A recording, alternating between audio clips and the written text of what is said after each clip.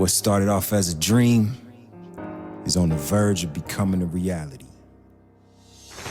From your youth coaches showing you how to put on your pads to you leading your high school to a state championship, you've come a long way, baby boy. All the sacrifices you had to get a game just to get a shot. From two-a-days to after-school workouts. Don't forget 7-on-7 tournaments and film session with coaches. You had to get up early in the morning to get the run in before school. But it paved the way for your early success.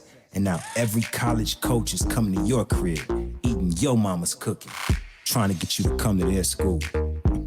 You got to choose the college you wanted to play for on Saturdays. And you made damn sure you worked your ass off every day, on and off the field to get your shot. There was no way you were gonna blow that opportunity. You stuck to the script, balled out, catching the NFL's eyes, and now it's go time. It's a long ways away from them Pop Warner games in front of family and friends. Eating oranges at halftime or Friday Night Lights being named the homecoming king. Hell, it's a long ways from Saturday afternoon games at the Collie against the crosstown rival.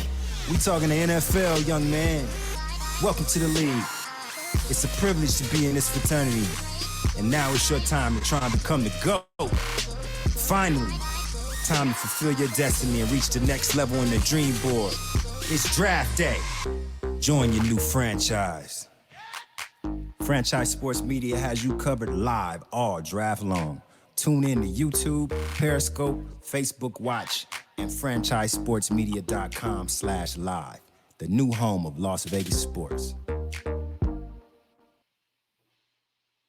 Welcome back to the Franchise Raiders coverage on the NFL Draft. Hello, Raider Nation. We are here at day 2. We've seen a lot of good talent shipped away yesterday in round 1. 14 players were taken from the SEC conference, which is an absolute record. Day 1 was a lot calmer than most expected. Last year, round 1 featured 6 trades between teams. Round 1 this year featured 4 trades total. It seemed, though, a lot of teams knew exactly what kind of weapons they wanted to add to their roster. But there was one trade that significantly stood out, completely dropped draws. We will get more into that. Will teams get more aggressive in day 2 to find the player who will fit their culture, or will they be patient and allow it to come to them? We will see. But the most exciting news of it all, Las Vegas will be hosting the NFL Draft in 2022. Get ready, Vegas. It will be explosive. In the meantime, sit back, put your feet up, and grab a cold drink because the franchise is live with you with your Raiders coverage on the NFL Draft. I want to welcome back the boys that we have on today. We got our boy Chris from Oakland. We got Knight, TQ, and Joe should be in less than 5 minutes. Welcome on, guys. How are you guys doing today? Doing good. Excited for another day. Good. Oh, Joe's in. All right. What's up, Joe? It was a surprise. I'm here. Nice. I like it. What's All going right, on, everybody? So I know this is Raiders coverage, but I want to talk about the trade again that everyone is going crazy about on ESPN, on the NFL Network. The Dolphins traded their 26th overall pick to the Packers and the 4th and final first-round trade in the 2020 NFL Draft, one which Green Bay used to draft Jordan Love of Utah State. Now, I want to discuss this because everyone's going crazy. Stephen A. Smith got into it with Spears on ESPN. It was a crazy battle, and it actually really interests me because Stephen A. Smith was actually on Joe's and I's side. He felt that Aaron Rodgers really needed someone to back him up, and I think that is just so legit that we think alike, Joe. We think like Stephen A. Smith. And Spears, on the other hand, was super mad. He's like, you can find someone in rounds 2, 3, or even 4 to be able to fit those needs. So I kind of want to get your guys' opinion on that again. I know we discussed it, but since it's the talk right now, let's make it the talk. Go ahead, Joe. Well, I'll start since I'm the resident. I'm the resident Packer fan. Look, yeah, and look, the bottom. If you looked at my reaction yesterday, I wasn't surprised, and I defended the pick. It's an organizational pick. Okay, you're not drafting just for one man, because when you do that, the organization gets screwed in the long run. It's a long-term pick. It's a long-term vision.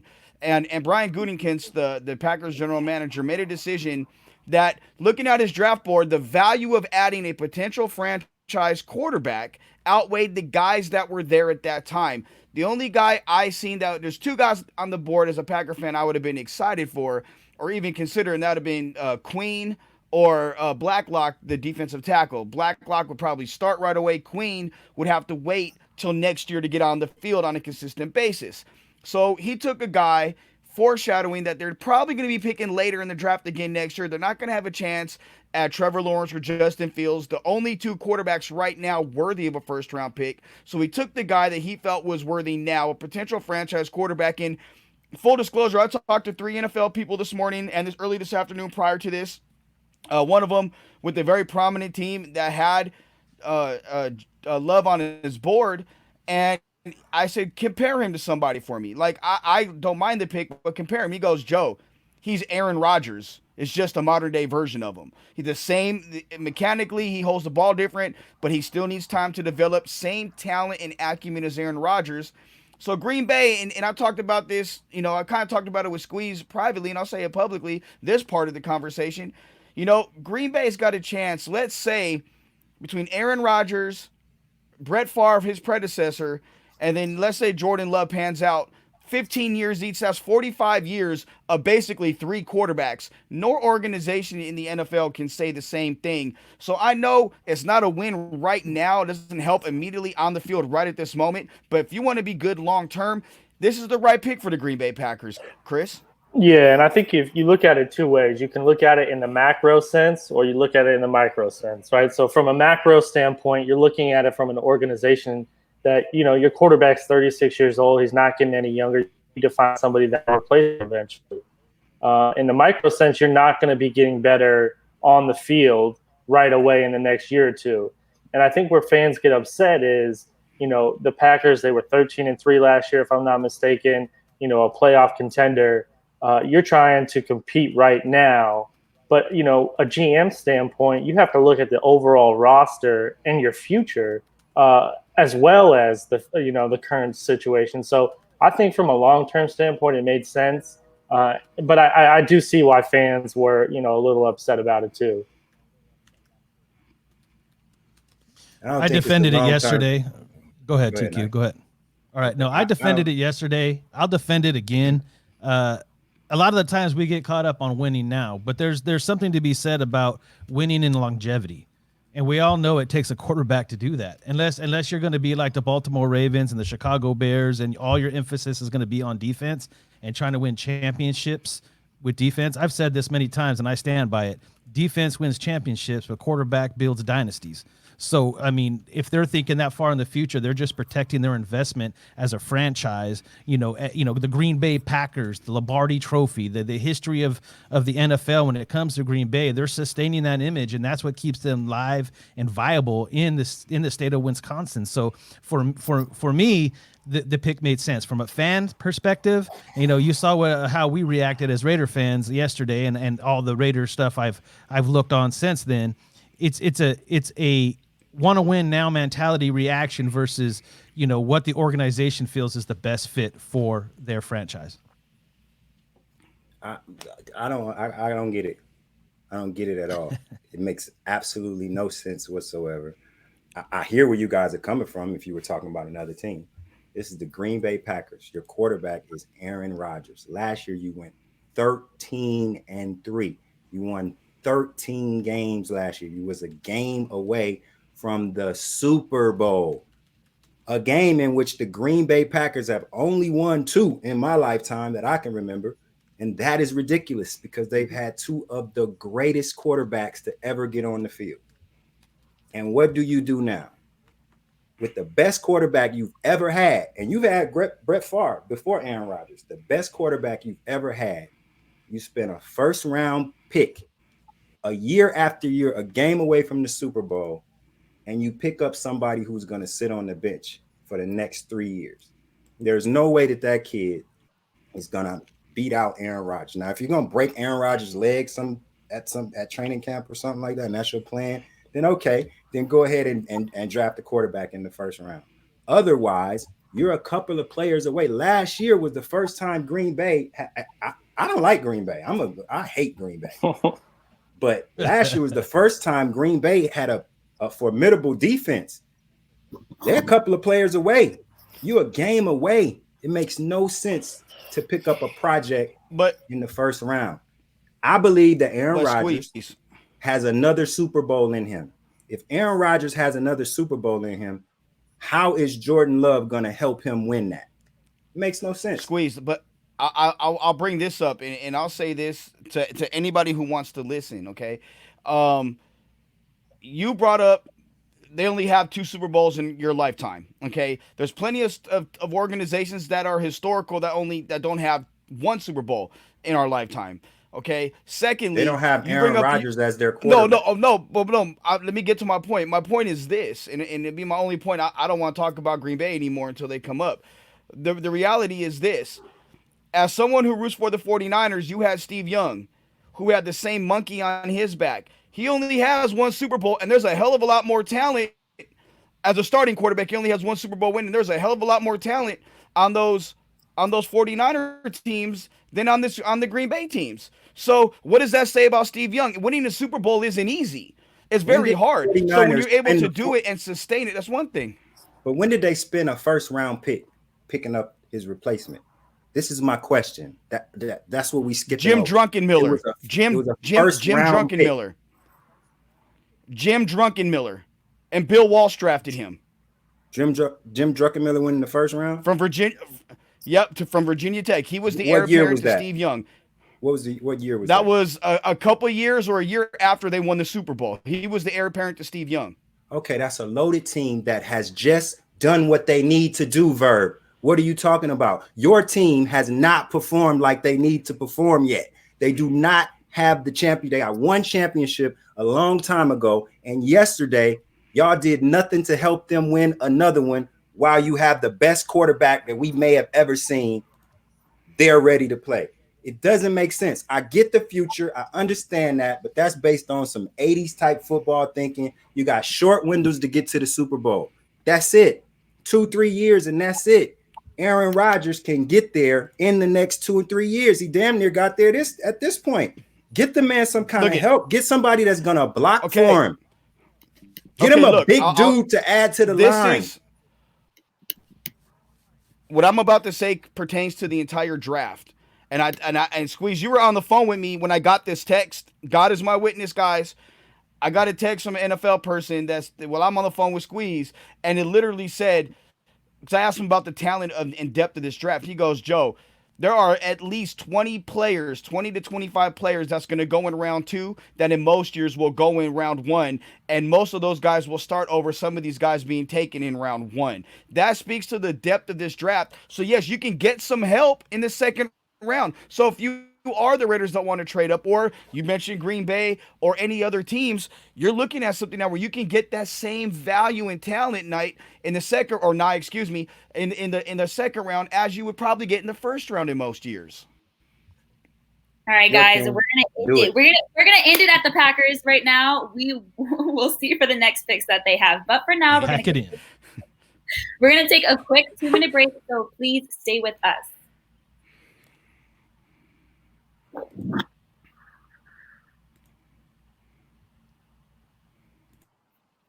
Las Vegas, Al's Garage is the perfect location for watching your favorite sporting event, including our UNLV Rebels, Las Vegas Golden Knights, and the brand new Las Vegas Raiders.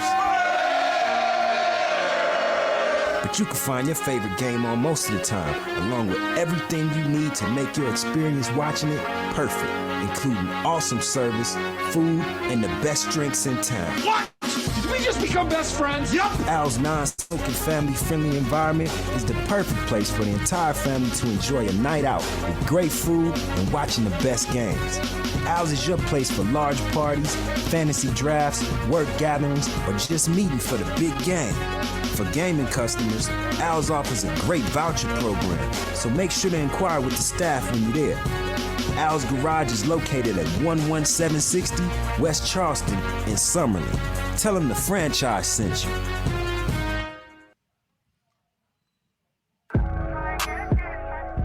John Cutter is a neighborhood drinking and dining establishment that tends to parched throats and empty bellies for breakfast, lunch, dinner, and late night noshing.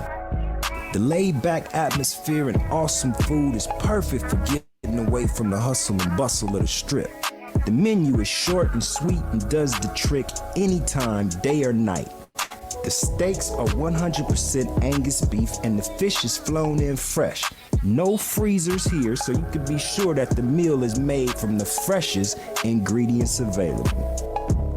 From steaks and seafood to sandwiches, wings, and salads, you'll have no quarrel with the food, trust me.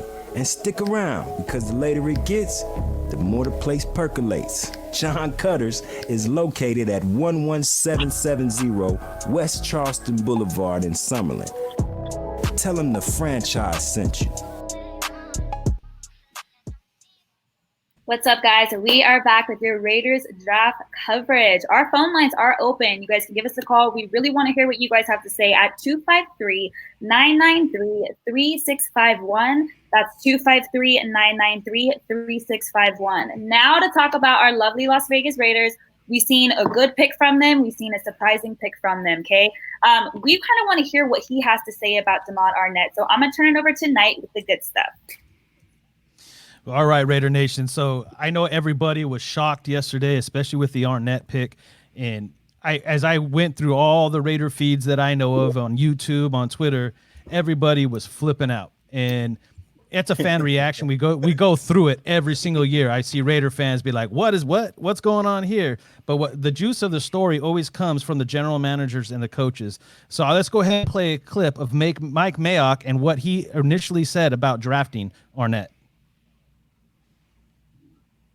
No, the reason he's not a reach is because of his grade in our system. Did I think we could have moved down maybe and still got him? Maybe, but we didn't want to lose him. What distinguishes him is, number one, he can run. Number two, he's tough as nails. And when you talk about competitors, he played most of the season with a cast on his arm. He can play inside. He can play outside. He can play left. He can play right. We just feel like this is one of the most competitive football players in the entire draft. So to answer your question, we don't feel at all like it was a reach. But were you? So for me, I mean, it kind of summed up what I thought about after I calmed down a little bit and had to figure out who this cat was.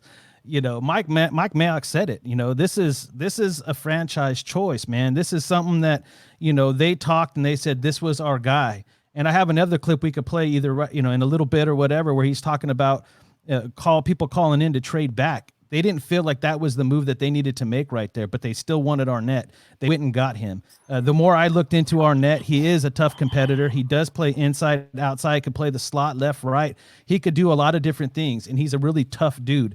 And the fact that he played on the other side of Arnett, that to me just it speaks volumes too, because we were talking about yesterday. I messed that up. Am I on the other side of himself?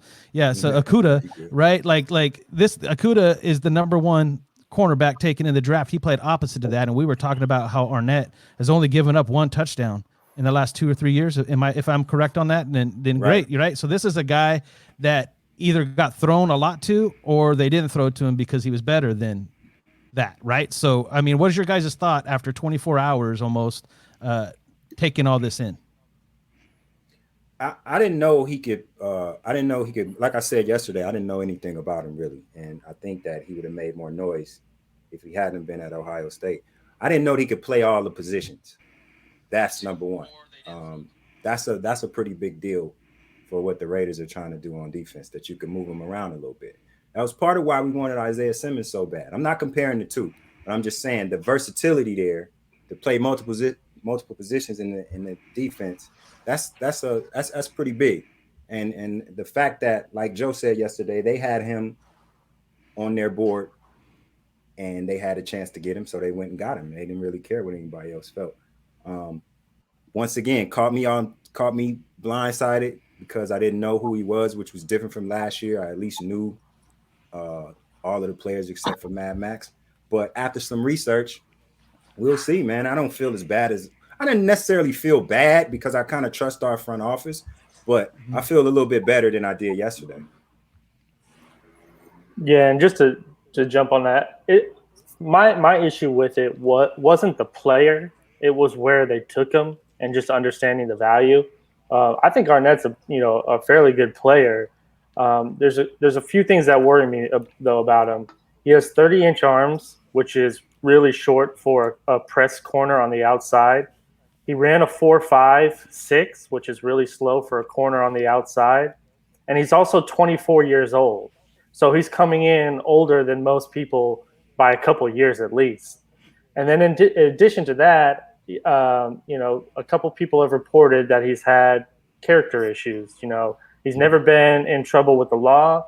So what those character issues are, I'm not positive. I'm not privy to that information, but it does make it interesting, especially when Mayock and Gruden have emphasized leadership and high character. So we'll see. Like as a Raider fan, I'm hoping for the best. So I do love his toughness and the fact that he's nasty. No doubt about that. All right, so sorry, Joe, I'm going to stop you here. We're going to finish this conversation. We're going to take another quick 2-minute break. Don't forget to subscribe to our YouTube channel, like us on Facebook, IGTV, whatever you can think of, Periscope. We will be back because round 2 is going to start in about 3 minutes.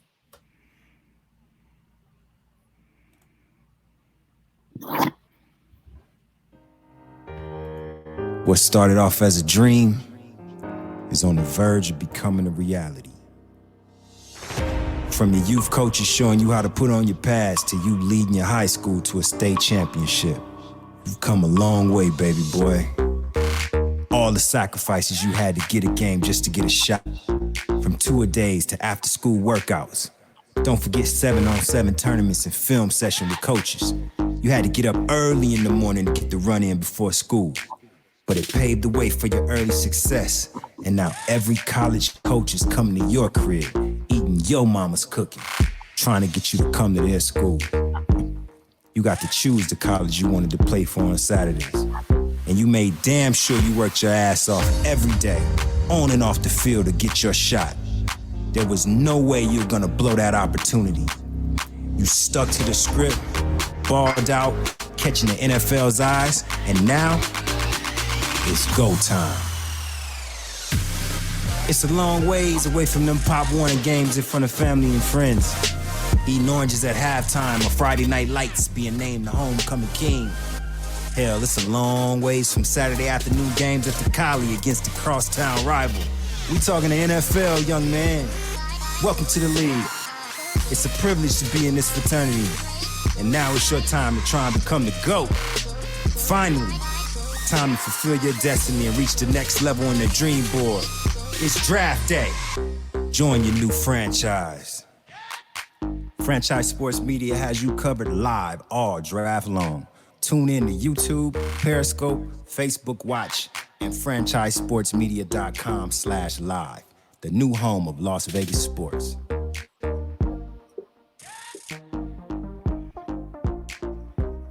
Welcome back, Raider Nation. We are back. The draft round 2 is officially going to start. But before we wait for them to actually warm up, we're going to finish this Arnett conversation. Because, Joe, I really want to hear what you have to say.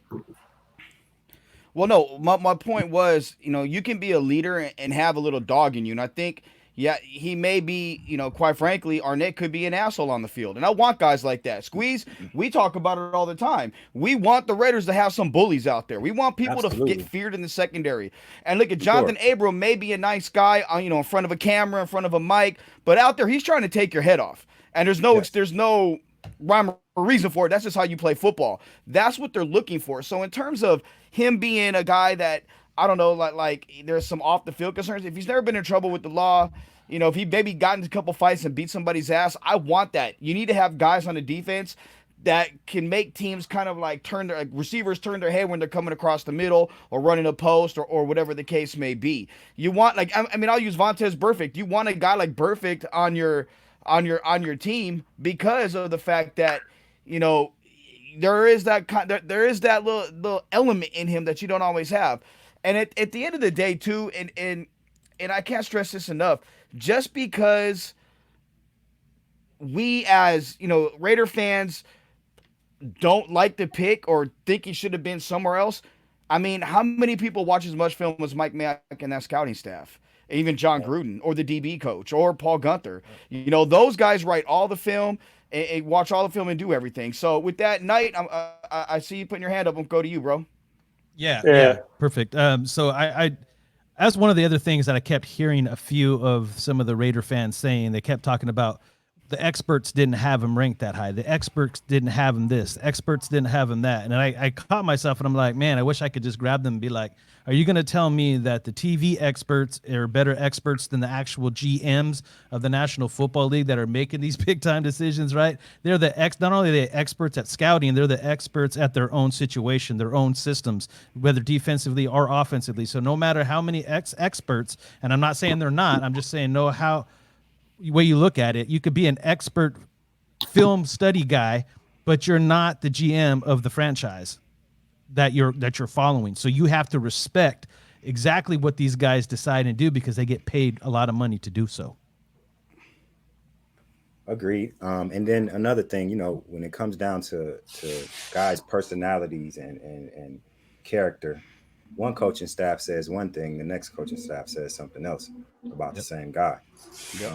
Sometimes it's just people rub each other the wrong way.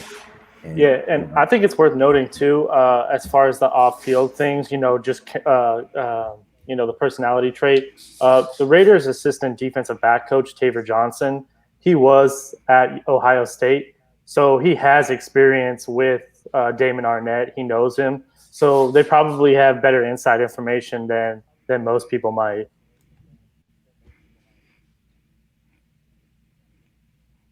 We got the ghost of Bo popping in. I was gonna say, dude, man, that was messing with my vision right now. I'm thinking, Joe, what are you doing, Joe?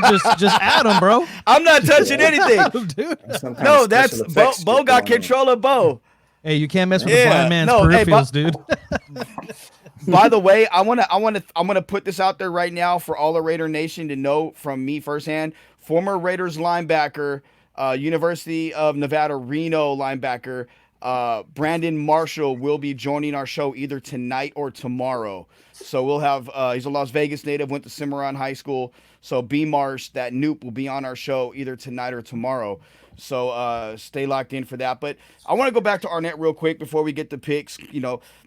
The bottom line is this, the Raiders know exactly what they want to do on defense. And Chris, that's an excellent point that the DB coach at OSU is now with the Raiders because he knows what this guy is. And we talked to Squeeze, you alluded to it earlier, or was it Knight, that with Okudah on one side, Arnett was on the other. To me, it looked like they threw more at Okudah than they did Arnett. So what does that say? Okudah may have the measurables, the long legs, long arms, high hip, good bend, loose hips, whatnot.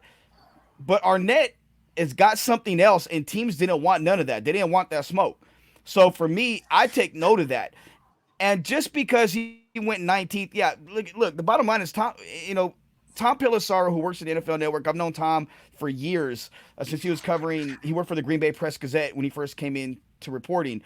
And Tom reported last week that Arnett was going to go somewhere in the first round to a surprise team, and he's going to go higher than what the experts think, and he's really looked upon favorably in NFL circles. So, and the most important thing, besides that broken forearm or whatever, the broken wrist, the guy's medicals are clean.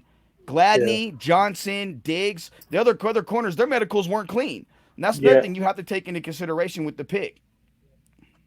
Yeah, and I will just say this too. Like after watching him play a little more last night, I think he would actually make a really good safety. So if it doesn't work out at corner, I just think his playing style, his tenacity, and usually you can afford to have a safety not be that 4-4 guy. So him being in the 4-5 range isn't a big deal. I could potentially see him getting moved to safety, and I think he could potentially be a good compliment next to our boy Abrams from last year. Yeah, so that's also a possibility. And it could be that maybe this is how they feel about Demarius Randall. Like basically, Correct, look, you have a 1 year, $3.25 million deal. If you're not getting the job done, we'll cut your ass, and we got the guy that we can plug and play right now, and then we can maybe next year because we like the other. We like Nixon, we like Johnson. What's the other dude's name whose birthday it was? The other kid though, the undrafted kid that they have. Keyshawn Nixon. I forget his name off the top of my head. No. I know Keyshawn, or he may have been a late round pick. Nelson? It was his birthday yesterday. Nelson? Nelson. Not Nick Nelson. Not Nelson. No, but there's another. Nick the Nelson. other one. You know what? No, but it's not Nick Nelson. I forget the dude's name. But I think it starts with an N. But he's there as well. You're talking about Nevin Lawson? They really have. Yeah, Nevin Lawson. Nevin Lawson. That's who it is. Yes. Yeah. So he's from the Lions. There's three. Okay, that's right. He did come from the Lions. But those are three guys right there that could come in and play, opposite of Mullen. And you still have Randall. You got Heath.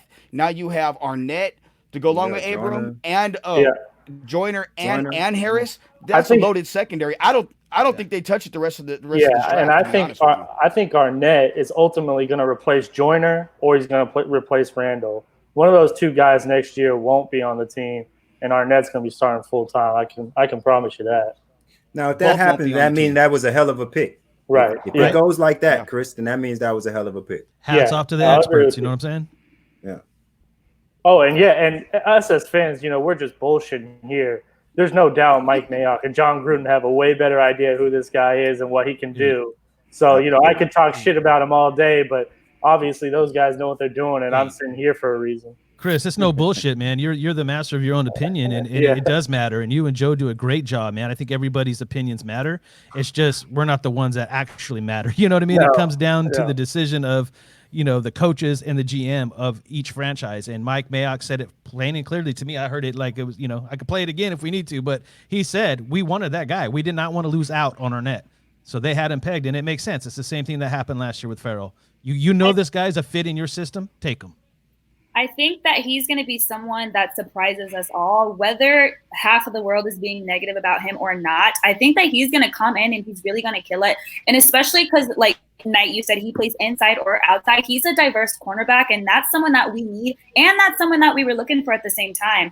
I believe that John Gruden and Mike Mayock know what they're doing, and I pray they know what they're doing, but Mike Mayock always preaches, you have to let it come to you. Like, you have to see what fits in your culture. And I think that they probably feel that, Damon Arnett fits in their culture. And I actually, before we got on, I watched a little bit of tape on him as well. And he's pretty legit. So I think that everyone can stop doubting him and we'll kind of just see how the game rolls. But I want to bring on Bo. He is our sports analyst. Welcome on, Bo, Raider Nation. Did he pop on? Boy, bring yourself there he is. There you go. You're not a ghost anymore, Bo. Bo, you acting like Jameis Winston. Stop it. All right, so welcome to the franchise Raiders coverage. Raiders Nation loves to invite you in here. But, Bo, we are going to go off of the Damon Arnett conversation. We're going to move on. I want to know how you feel, okay? Now, there are 7 teams that did not have first-round picks. Obviously in the first round. Who can they pick in picks rounds 2 or 3?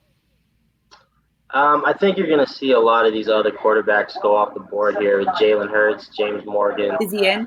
Did we freeze? No, he's good. Is he in? Yeah. Yep. Guys like that going off the board. I think you're also going to see a bunch of backs start to go. I'd like to see Tampa go out and get a guy like Swift or J.K. Dobbins. That would be nice to add to that offense.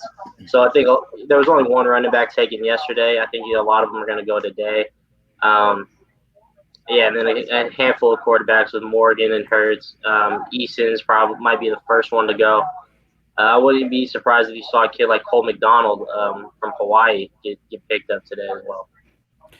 When you talk about quarterbacks, I'm thinking about I'm thinking about Jalen Hurts and keep an eye at 35 in the Lions for Jalen Hurts. I think that's a real interesting fit right there. And Bo, I want to point this out to you because I thought about this as you were talking. You're the only Bo that likes the Buccaneers because Bo Jackson sure the hell didn't. Yeah, so they not made good decisions in the past. They really screwed that guy. Whatever.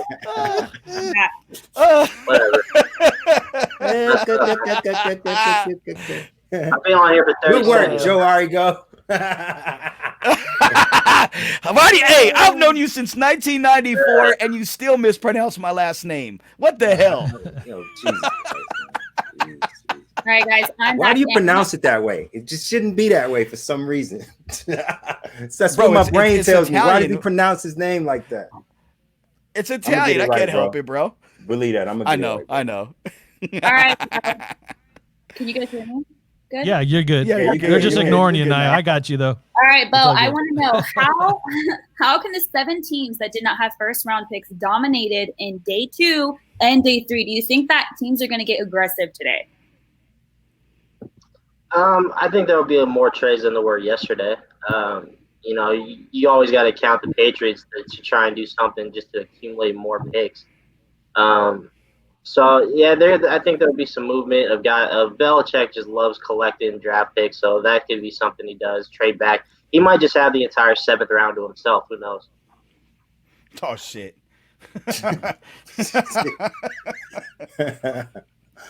But when I look at when you look at the running back, when you mentioned Swift, when you look at the running back, Swift, Taylor, Dobbins, there's a bunch of guys, that are there. J.J. Taylor, I think it's a sleeper pick, the kid out of Arizona.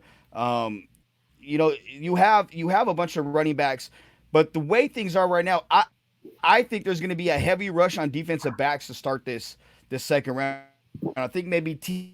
Higgins may come out the board quick, but then you're going to see the running back, the corners and the safeties, and then you may see the running backs because there really was the one taken and that was the last pick of the first round. What do you think, or why do you think the NFL is going away from the running game so much? And even though now it looks like it's starting to come a little more in vogue to have a starting caliber running back. I think they've gotten away from the run game because of analytics. I think it's similar to how the NBA has gone to this run and shoot threes. The more threes you jack up, the better chance you score, more points. I think it's the same with the pass game of just taking shots down the field and being able to spread the ball around and put stress on defenses. You saw a little bit of resurgence with the run game with Derrick Henry this past year. I just don't think guys are going to go right back to that kind of back, the big, heavy power back right away. I think having a guy like McCaffrey or Alvin Kamara who can do so many different things just adds another element to your offense. So having a running back like that really can change the game. So who is available in round 2 that you guys are surprised that is still even out there? I would have thought that it would have been at least one running back taken yesterday. So I would have thought Swift would have went. McKinney from Alabama, I would have thought would have been in the first round. So I expect them to go early today, like within the next couple of minutes here, to be honest. I'm going to say a guy that just got taken. I'll let you announce it in a second, Nye, but T. Higgins, he's a guy that on film for 3 years at Clemson was just dominating everybody. So I think really with Rieger sliding in, that kind of was surprising. So that made a guy like Higgins and Denzel Mims slip out of the first round. And those are guys that for a long time they were definite first round picks, Knight. Yeah, I see I think a lot of receivers. You're going to see a lot of receivers go this round. I think this is going to be a run on receivers, but I was really shocked because we talked a lot about him. I'm surprised that Delpit didn't squeeze in, at least in that background. And I'm surprised that he's still on the board. I think he'll probably go within the next few picks, but he was a shocker for me. Chris? I think Chris stepped away out of the mix. I'll just to piggyback off that, T. Higgins to the Bengals. My comp for him was the guy they got now, and of course AJ Green. Yeah, thanks. I think he's very similar to AJ Green. He's tall, lanky. He can run. I think people were hating on him a little bit for his slow speed, but I think he's like a 4.5 guy. Like it's not terrible. And those jump ball, contested balls, he's going to go up there and get it. I mean, and to pair him with Joe Burrow, man, that's nice. That's like I said, I think Joe Burrow is going into a really good situation right now. I think this is going to be. Go ahead, TQ. No, that was a great pick for Cincinnati. They building on what they did yesterday. And like I said from the beginning, I just didn't feel, and I still don't feel. We'll see once it happens, but I don't feel this big gap between the receivers that was taken yesterday and this next group that are here. Like you may have they might, check a couple of extra check marks, but these guys are about to get coached up. They're about to be on NFL teams this year. So I believe that that a lot of these guys will have similar production.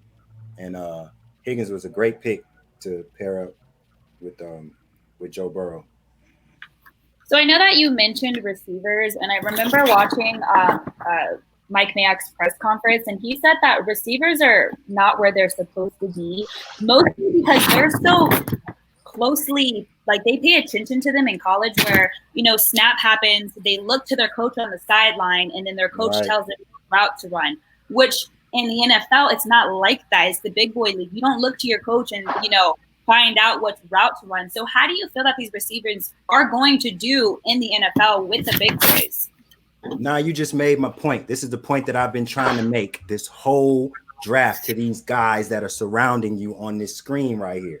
All of these dudes, it's going to take some coaching up for every single one of them for the reason that you said. They got to learn NFL playbooks. They got to get in tune with NFL quarterbacks. They've never done it before. There is no Julio Jones. There is no Antonio Brown. None of these guys are not in this draft. You got some good serviceable receivers that will add to somebody's team, but Calvin Johnson is not here. There is no Randy Moss. It's not necessary to make tons of moves to find a receiver because any of these guys can make your team a little better. I'm sorry, Joe. I got a good rebuttal to that. I got a good rebuttal to that. So you may be right. There might not be a Calvin Johnson, a Jerry Rice. There might be that one dude that's going to separate himself from the pack in that regard. So it really comes down to, number one, what do you need on your team, and which one of these guys fit the need the best to make other players around you better. So it's not about necessarily Ruggs being the best in this draft. It's the best pick for John Gruden's offense to make Josh Jacobs better, Waller better. And in fact, let's go ahead. If you guys don't mind, I'll play a clip and you can hear it from Mayock's mouth. He says it himself.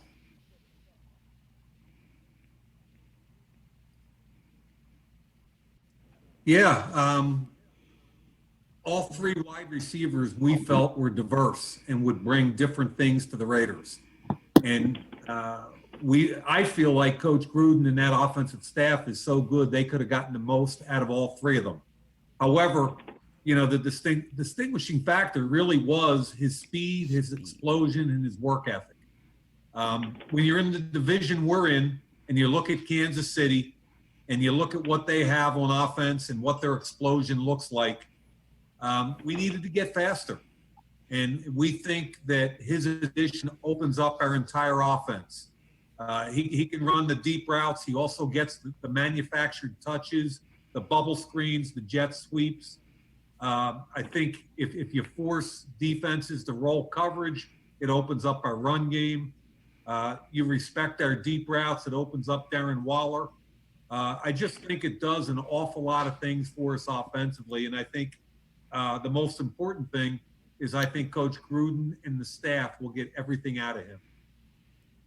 So that's what ringed in my ears when he said it. It's just that. And I heard our own Chris Sproles, say it about a month ago. And it makes total sense that it might not be one guy that separates himself from the rest, but this is an actual guy that this team can need. And it makes our offense that much better. And it helps us compete from a scoring point standpoint with Kansas City. Well, here goes the run on receivers. USC's Michael Pittman Jr. to the Colts. So Phillip Rivers has a big target in a guy who I really, really like. I mean, look, absolutely, he is a technician as a route runner, and he's a guy that, unlike some of the other receivers, has had good wide receiver coaching with former USC and former NFL receiver Kerry Colbert as his position coach, and Kerry's very good at what he does. And USC, up until last year, receivers had to learn route adjustments when they're based off of coverage. And even last year, they did a little bit of that too, which made their offense a little more different than most spread offenses. So with that being said, and Pittman was the guy I was going to bring up. Like, he's a guy that I think is a kind of an NFL ready guy right now. Yes, but those teams that run the guys that spread them out, when you see them run the Mike Leach offense, and what Cliff Kingsbury runs, those are guys that you do have to, the red flag has to come out on, because they're only asked to run one specific route, and that's really it. And it's just almost like the quarterback will go through his progressions, and it's almost like I'm going here, but I know my check down is right here. And it's like 1, 2, 3 check down. That's essentially what it is. So, but the one thing you can teach is speed.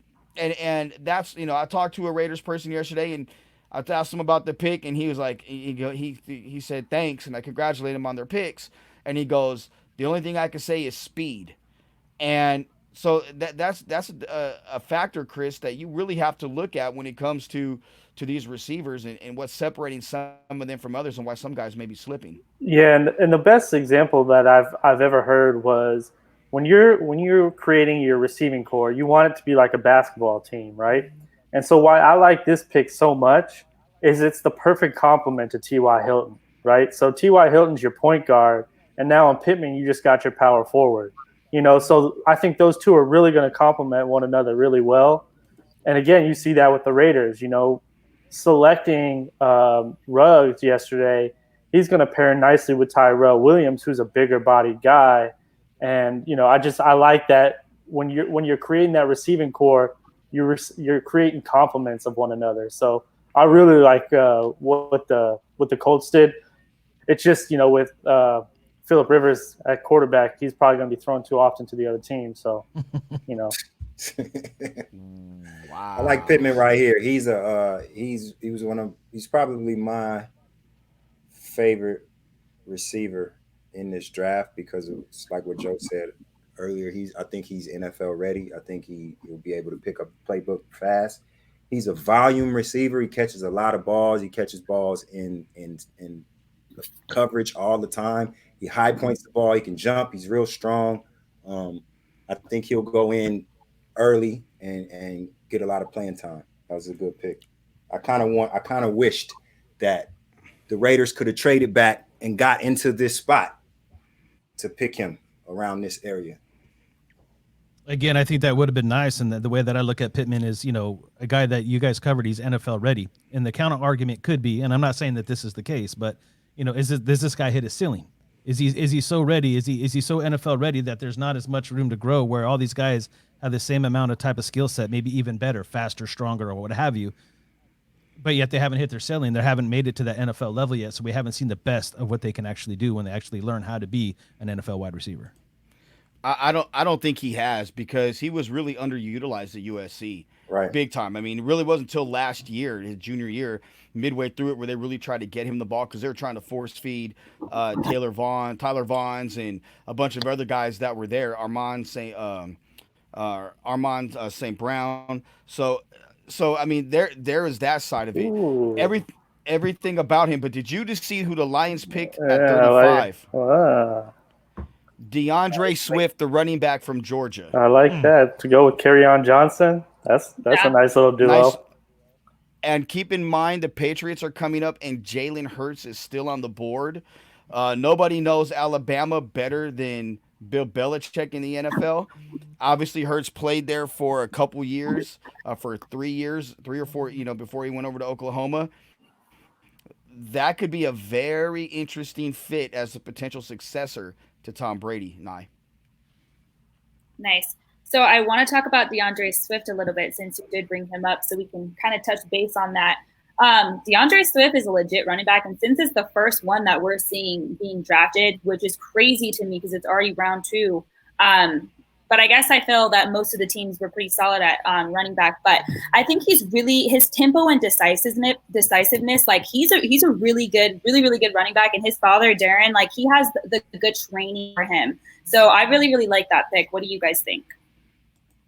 I think it's an excellent fit next to Kerryon Johnson, the former Auburn running back, who was kind of dinged up a little bit. So to get Swift right there, and some teams had him as the number 1 running back in the draft. I've talked to some that had Jonathan Taylor, and obviously the Chiefs had the kid from LSU who they drafted with the last pick of the first round last night. But Swift can do everything. Actually, the year that they went to the national championship game at Georgia was his freshman year. I thought he was the best player on Georgia's team. And that included, Calvin Ridley's brother and a bunch of other guys on the offensive side of the ball. Jacob Fromm and Swift was the one that really carried the load for him. So, Squeeze, what do you think about Swift right now? I like Swift. Swift can catch the ball. I think that's a underrated part of his game. He can catch the ball out of the backfield. He's a really good catcher, and that's going to open up the offense for them to do a lot of things.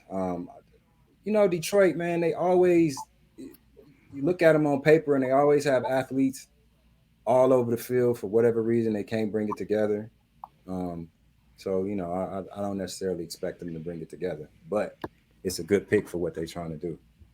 No, I think Pretty Swift. fast. I mean, he got good running back speed also. So No, and I think we were talking about the running back just losing its value through analytics and stuff just a little bit ago, and I heard somebody talking about what Dallas had grabbing CD Lamb, right? They said, oh, they got all these weapons now they could pass to, they could do all these different things, and you're going to see a more fresh Ezekiel Elliott in the fourth quarter, which can do some damages and stuff like that. And I'm thinking the running back might have lost value, but if you see some of the teams that have done it well, like the Saints, have a multiple running backs, come out of the backfield and take the load off each other, you always have fresh legs in there constantly. So you have that effectiveness all the time. And I think that's what Detroit just did for themselves. And if you look at Derrick Henry, I mean, he was a beast, but I mean, when you got him in the fourth quarter, if you're in the right defense, he's going to burn out a little bit, right? So being able to, if it's going to be a passing league, I think the running back still carries a lot of value, and I think Detroit just stepped up their game with Swift.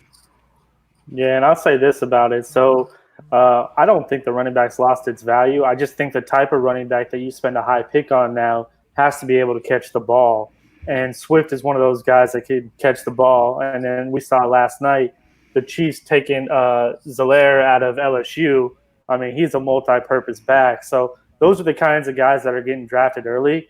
And, they're ultimate chess pieces for good offensive coordinators. So I really like the Swift pick. To team up with Kerryon Johnson, give him that 1-2 punch.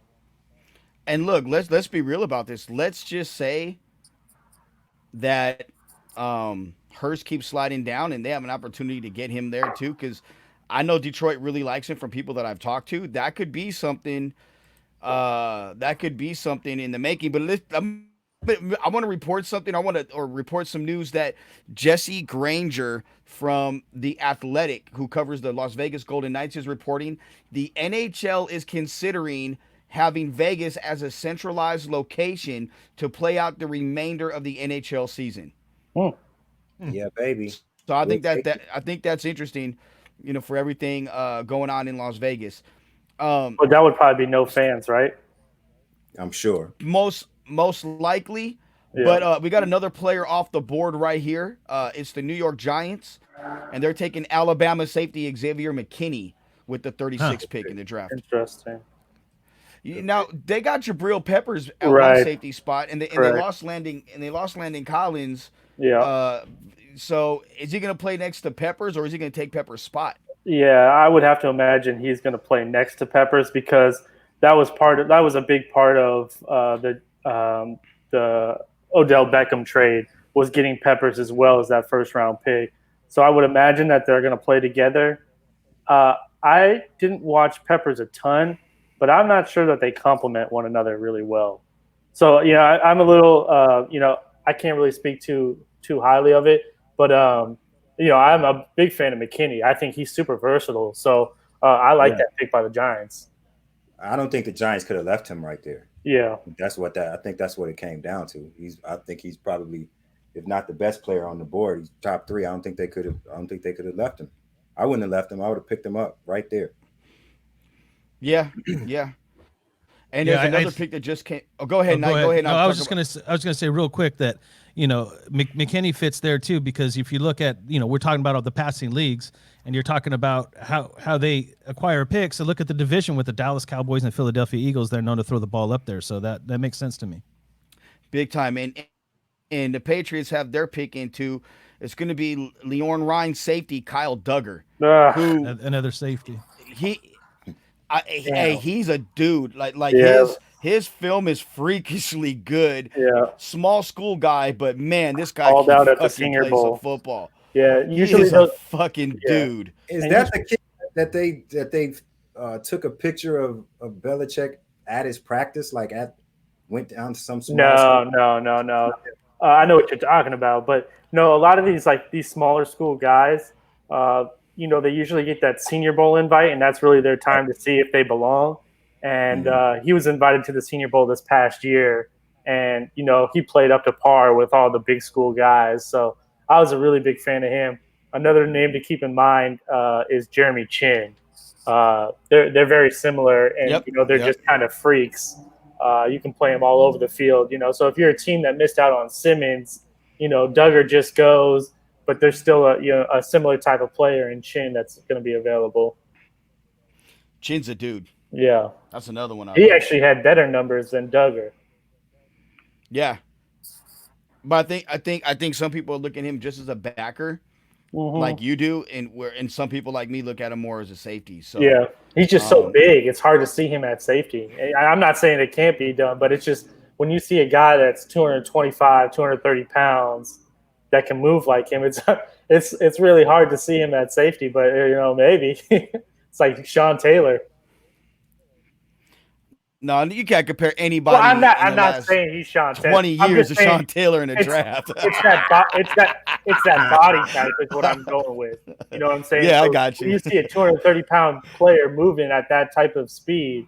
I'm not saying they're like players. I'm just saying it's very rare to see somebody of that size move like that. It's the hybrid players that I'm kind of looking for the Raiders and even the Broncos or even the Chargers to start to look for when you look at how Kansas City's built. You want guys that can play in the box and tackle and be big and physical, but yet can cover in the back end, guys like Kelsey and Hill that come out of the backfield. So I want the Raiders to find more players like that, guys that are more versatile all over the field that can not only pass protect, but rush the passer as well.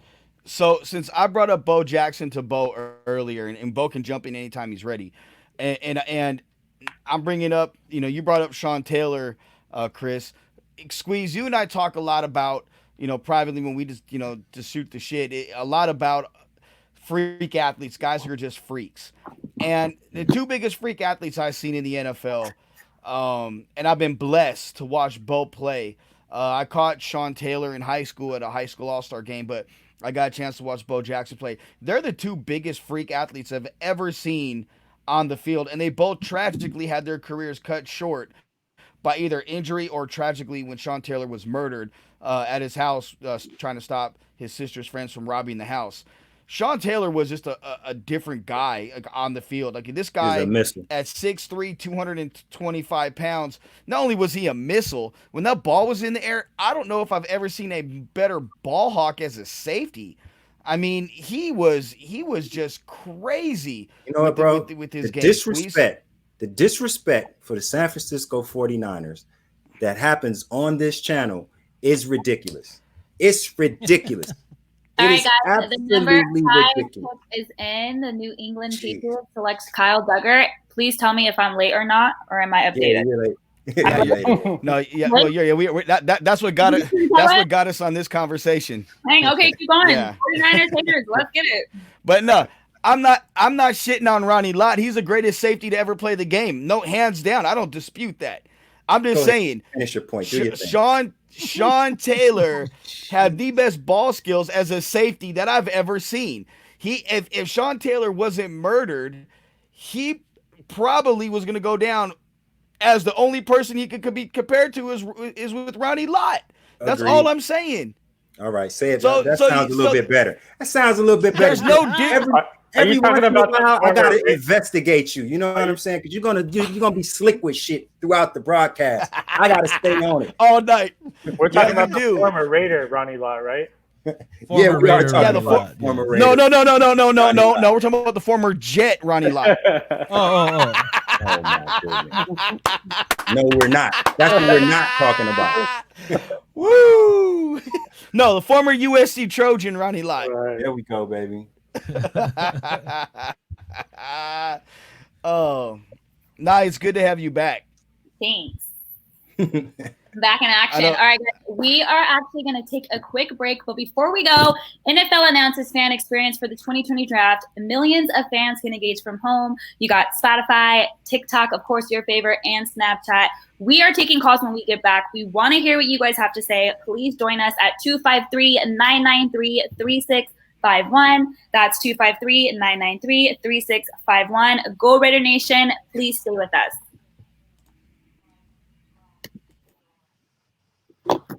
Las Vegas, Al's Garage is the perfect location for watching your favorite sporting event, including our UNLV Rebels, Las Vegas Golden Knights, and the brand new Las Vegas Raiders.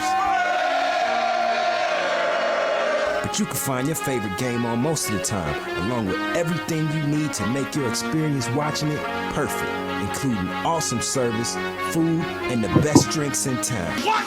Did we just become best friends? Yup. Al's non-smoking, family-friendly environment is the perfect place for the entire family to enjoy a night out with great food and watching the best games.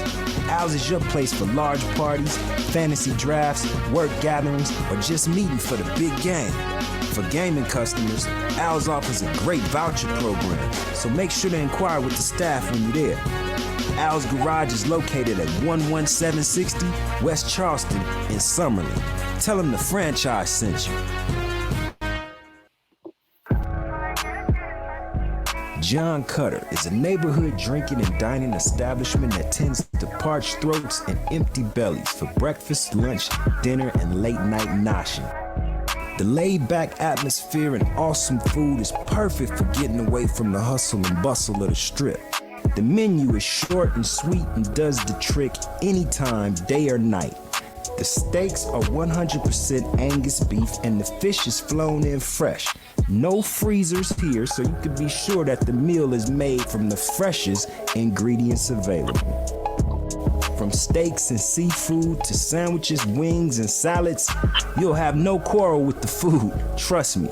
And stick around, because the later it gets, the more the place percolates. John Cutter's is located at 11770 West Charleston Boulevard in Summerlin. Tell them the franchise sent you.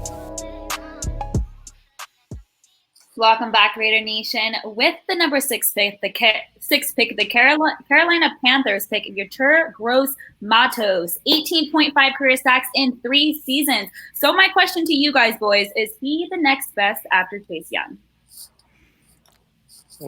He was my number 2 or 3 guy. So let me double check. But I love what Carolina did right there. To be honest with you, you put him next. Yeah, he was my number 2 guy.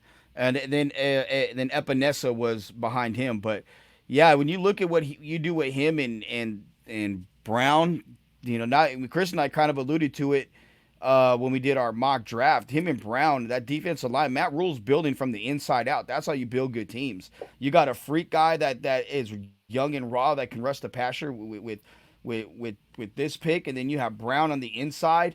I mean, that's a really good young D-line, Chris. Yeah, and he's one of those guys that's got a pretty incredibly depressing childhood. He fell into the water as a kid, and his dad went to save him, and his dad ended up drowning.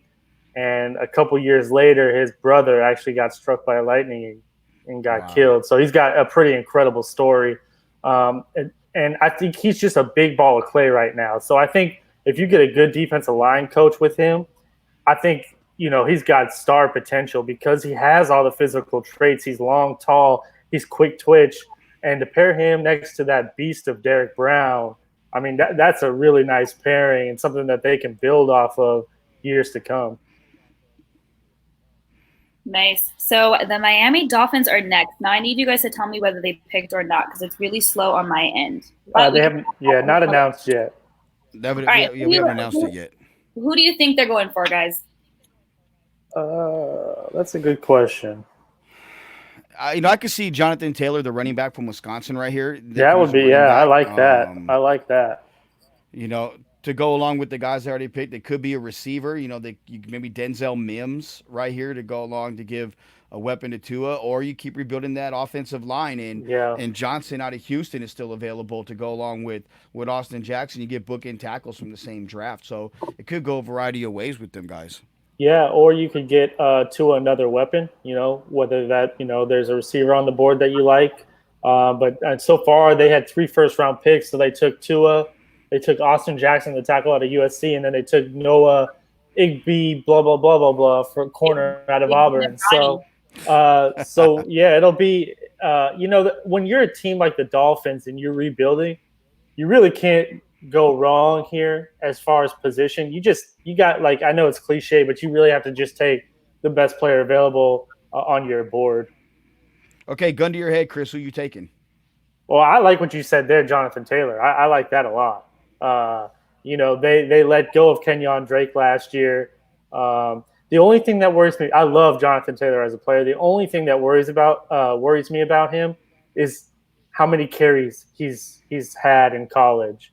I think he's a phenomenal running back, but that wear and tear just scares me a little bit. I like him. A name that I would keep an eye on is Robert Hunt. That'd be another guy I know they had a lot of interest in. So I would go gun to my head. I'm taking Taylor, but Robert Hunt is another name to keep an eye on. But yeah, I like the safety too. So Antoine Winfield. I love Winfield. Yeah, I love his game.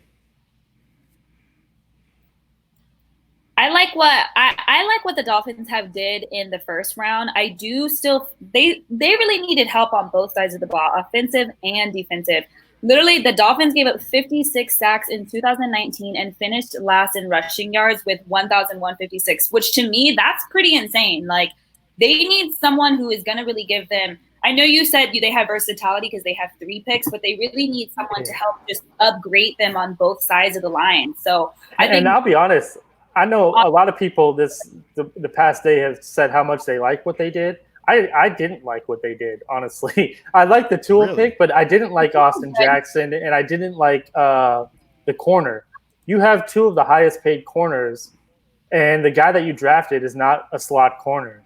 So where does that fit in? And then Austin Jackson, I just think he's raw. To take him that early, I thought there was better players available. I know you need to improve the offensive line, but I think that you could find, more impactful players at that spot. Just my opinion. Real quick, and I'll throw it to you in a second. The Dolphins pick is in. It is Robert Hunt, the tackle. But there also has been a trade. The Colts are now on the clock.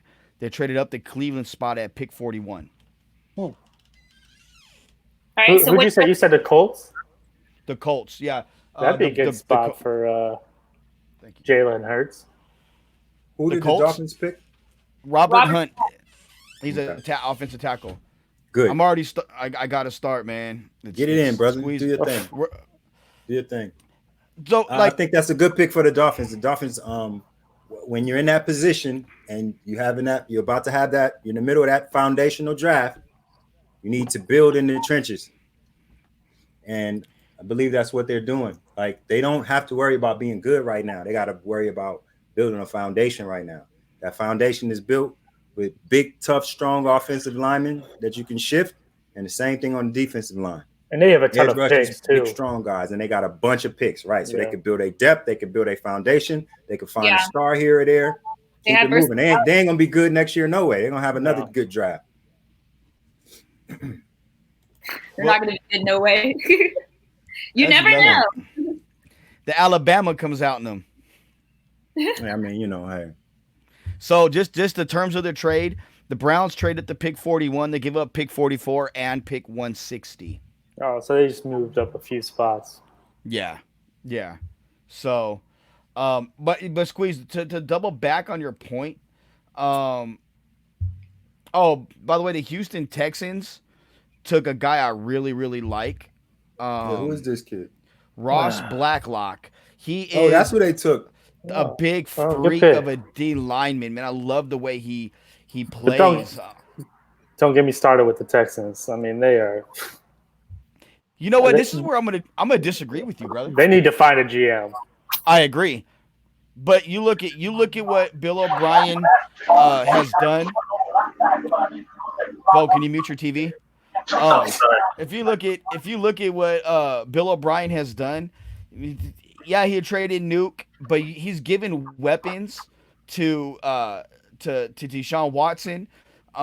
He locked in Larry Tunsil to the highest paid. I know, that's what I'm saying. Ugh. Yeah, but you got to do what it. What you don't like about that? What's the problem with Larry Tunsil? Because you have to get when you make that sort of trade and you trade 2 first-round picks for a left tackle, you better have a contract in place before you do that trade, because that gives the player all of the leverage. So he had the leverage already when they made the trade. It doesn't matter because your quarterback is getting killed. Yeah, but this dude's making $22 million now a year. He needs to make $22 million a year. He needs to quarterback's going to make 30 or 35. I know, but that's what I'm saying. There's only so much money to go around. Hey, they better, if they're gonna spend money anywhere, they better spend it protecting Deshaun's ass. They already got him messed up. Houston is notorious for getting quarterbacks murdered. I think that they got to get a line, man. I think they've gotten lucky in the fact in the division that they play in is hot garbage. So you know, I otherwise I think what's his name be in trouble. Okay. With the Colts traded up, they're selecting Jonathan Taylor, the running back from Wisconsin. The Colts? Wow. Yeah. That's a good pick. So they traded when they made that trade up with the Browns. Now, no, look, back to the Texans real quick. Wow. The way I look at it's like this. He added a guy that 2 years ago was arguably the best running back in the NFL in Johnson. He added one of the better slot receivers in the NFL at Randall Cobb. And he added a couple more pieces, which for all about the same price as what DeAndre Hopkins is going to get now from the Cardinals, right?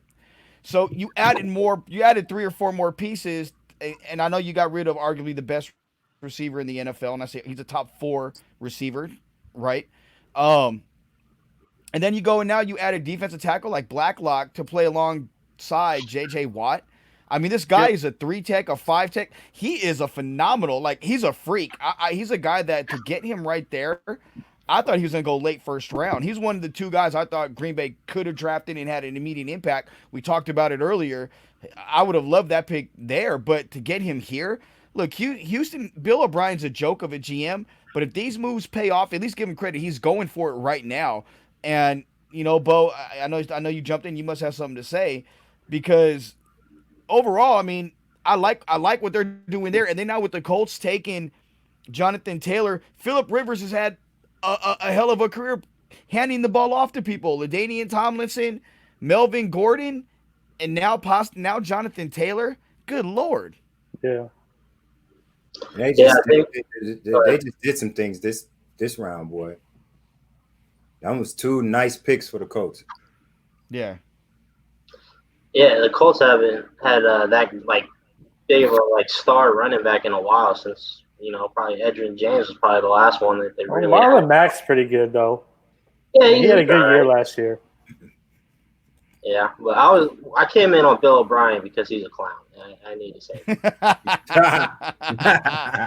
Go ahead, Bo. Unleash your Bill O'Brien fury. Bill O'Brien gives me hope though that it's possible. Seriously, that's the truth. They just fail upward. Yo. How does Bill O'Brien? He's from the Belichick tree. Am I right? He was with New England. Yeah, he was a receiver. Is that why he still has a job? He still has a job because of the division he plays in. Look at who's in the division. Because of his quarterback. They have no competition. Yeah.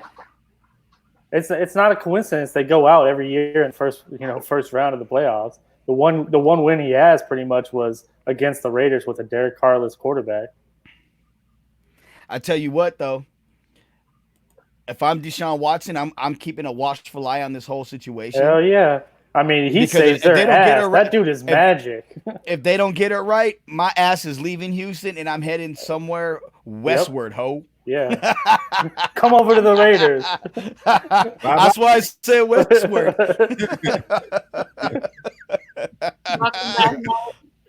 Squeeze to this side. Bruh. Uh-oh. Throwing the dubs. I hated that man going there, man. That man shouldn't have went there, man. Goodness. Shout out to that Newt. Real talk. Shout out to that Newt. Should have been. Welcome back. Thank you. What did I miss? It sounds like a bunch of. We're talking about Ross Blacklock first, and then Jonathan Taylor with the Colts. We're talking about hot garbage. Texas GM, head coach. But wait, think about this real quick with the Colts and Jonathan Taylor. Right. He's going to run behind Quentin Nelson.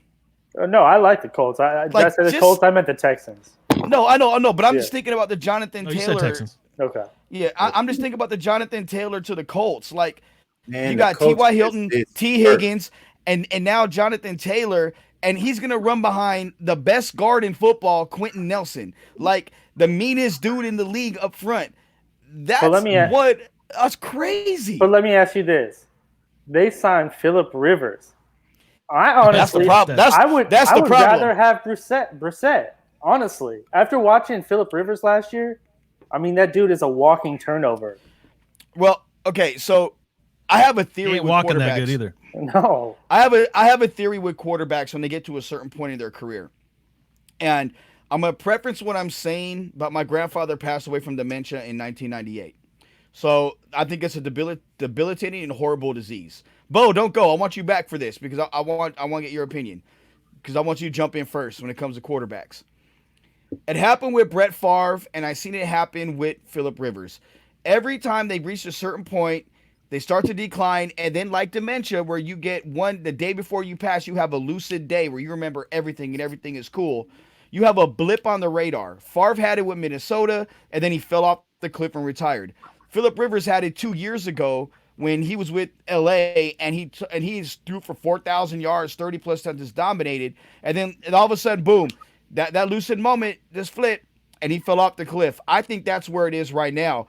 So I think, quite frankly, shameful analogy.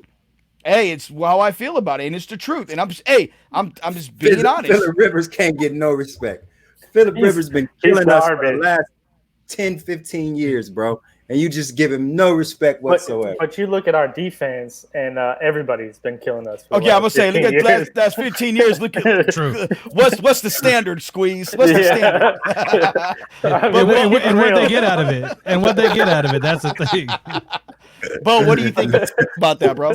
Why do you think that, Bo? Why do you think there's such a drop off when it comes to the quarterback position when they get to a certain age, and like even like Phillip Rivers, Brett Favre, even Peyton Manning the last year or two of his career in Denver?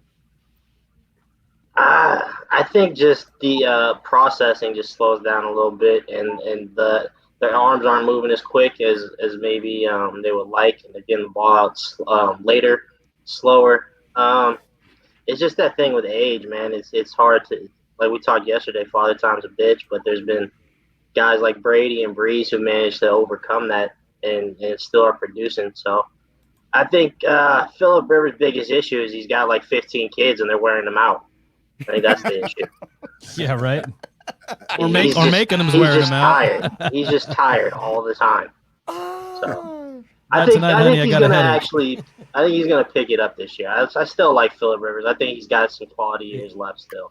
And with what the Colts have done in this draft and acquiring guys, they're gonna be all right. You got to give Phillip Rivers. I agree with Bo. I feel like age is definitely it's a really big factor. I mean, granted, I feel like quarterback is the highest age that a football player typically goes in. At any position, you see the highest age usually in a quarterback because they can usually last the longest. I would say that they're more healthier than anybody else. They're more healthier than a wide receiver or even a tackle. They're way more healthier. But I think that the age factor is really, really, really a big deal for sure. We can't expect them to be a star for the whole life, you know? Like, you can't expect them to be a star when they're 50 years old. Exactly. Hey, real quick, there's two picks that came in. The Jaguars selected Laviska Shenault, the receiver from Colorado, but that's not the one that has me laughing. The Chicago Bears drafted tight end Cole Kmet from Notre Dame. At this point, the Bears and their tight ends. How many fucking tight ends do the Bears need? What the? In defense, hey, Farrell, I'm laughing at you. In defense. Oh my goodness! Wow, Cole Kmet Joe is got a some good tight sleep. end, though. Oh, I did 8 hours Right here, this early? right here. Mm-hmm. Yeah. I'm sorry, Chris. Go ahead, bro. No, I'm just Cole Kmet's a good tight end. I think a lot of people thought he was going to go back to Notre Dame. Salute. He's a baseball player too, so I think he's actually kind of an underrated tight end in this class. He's a pretty good player. He's super healthy too. He literally only missed 2 games. That's it. 2 games in his last season. And The only thing he's broken is his collarbone. But I know you said that he plays baseball, and he actually has his helmet in the Hall of Fame, one of his baseball helmets. So I think that's pretty cool. That's talented. He's worked out with the White Sox. You got some type of you working out with the White Sox, so I give it to you.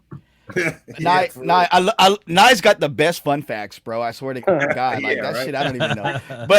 But I'm gonna say this. Look, he likes to fish too. If you guys want to know that, he's fishing and he likes to bowl. So 2 things that I like to do. Let's get it. Well, he'll fit in fine in Chicago because there ain't shit to do but fish and bowl when you're not partying downtown. You know, but but in all jokes aside, you know, he's only a 1-year starter, and his best game of the year was his first game this year. Opening week. And after that, he kind of tailed off. He came out because he's seen this is a very weak tight end draft, you know, and you took advantage of it. God bless him for that, for having some foresight. Make that money. But and he was my number 1 tight end, but it was kind of by default. If I would have put Chase Claypool as a tight end, he would have been leaps and bounds ahead of this cat. But for the Bears, and I'm more laughing at the Bears for taking another tight end. Yeah, like, they've not had the best luck there. At all. Like the smart teams make smart decisions. Clearly, the Chicago Bears are not the smartest team. And honestly, if we want to go back, you know, they drafted Greg Olsen and then traded him to the Panthers. That's probably the best tight end they've had in years. So, you know, I don't know what the Graham signing was all about. That's crazy to me. I mean, what are they going to run? 0-5 personnel all year because their quarterback sucks so bad? Yeah, I don't know. They could have taken Jalen Hurts right there. Yeah, Wow. You know, like, just think about that. He could have traded Trubisky and get something for that bum, you know, and you got Nick Foles, who's going to be like a folding chair. He's going to get hurt, you know, at some point. Bears make what would it be if you had your own team? I feel like you should be a coach. This is what you should really be doing. I'd rather be a GM than a coach. I'd let Bo coach him. Shit, you know what I'm saying? Like Bo, draft a tight end in the second round. You saying Joe should be the GM? I'd love to play against that team.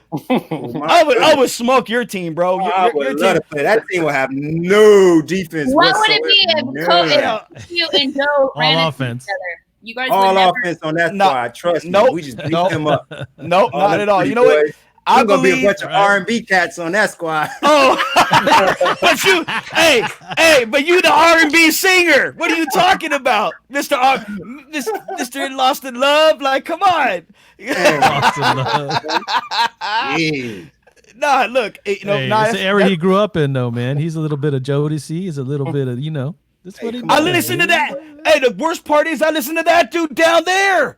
Like, that was the homie, so like I listen to his music. What does that tell you? Did he ever serenade you though? I'm just wondering. I've been nope, hell no. But we've been nope.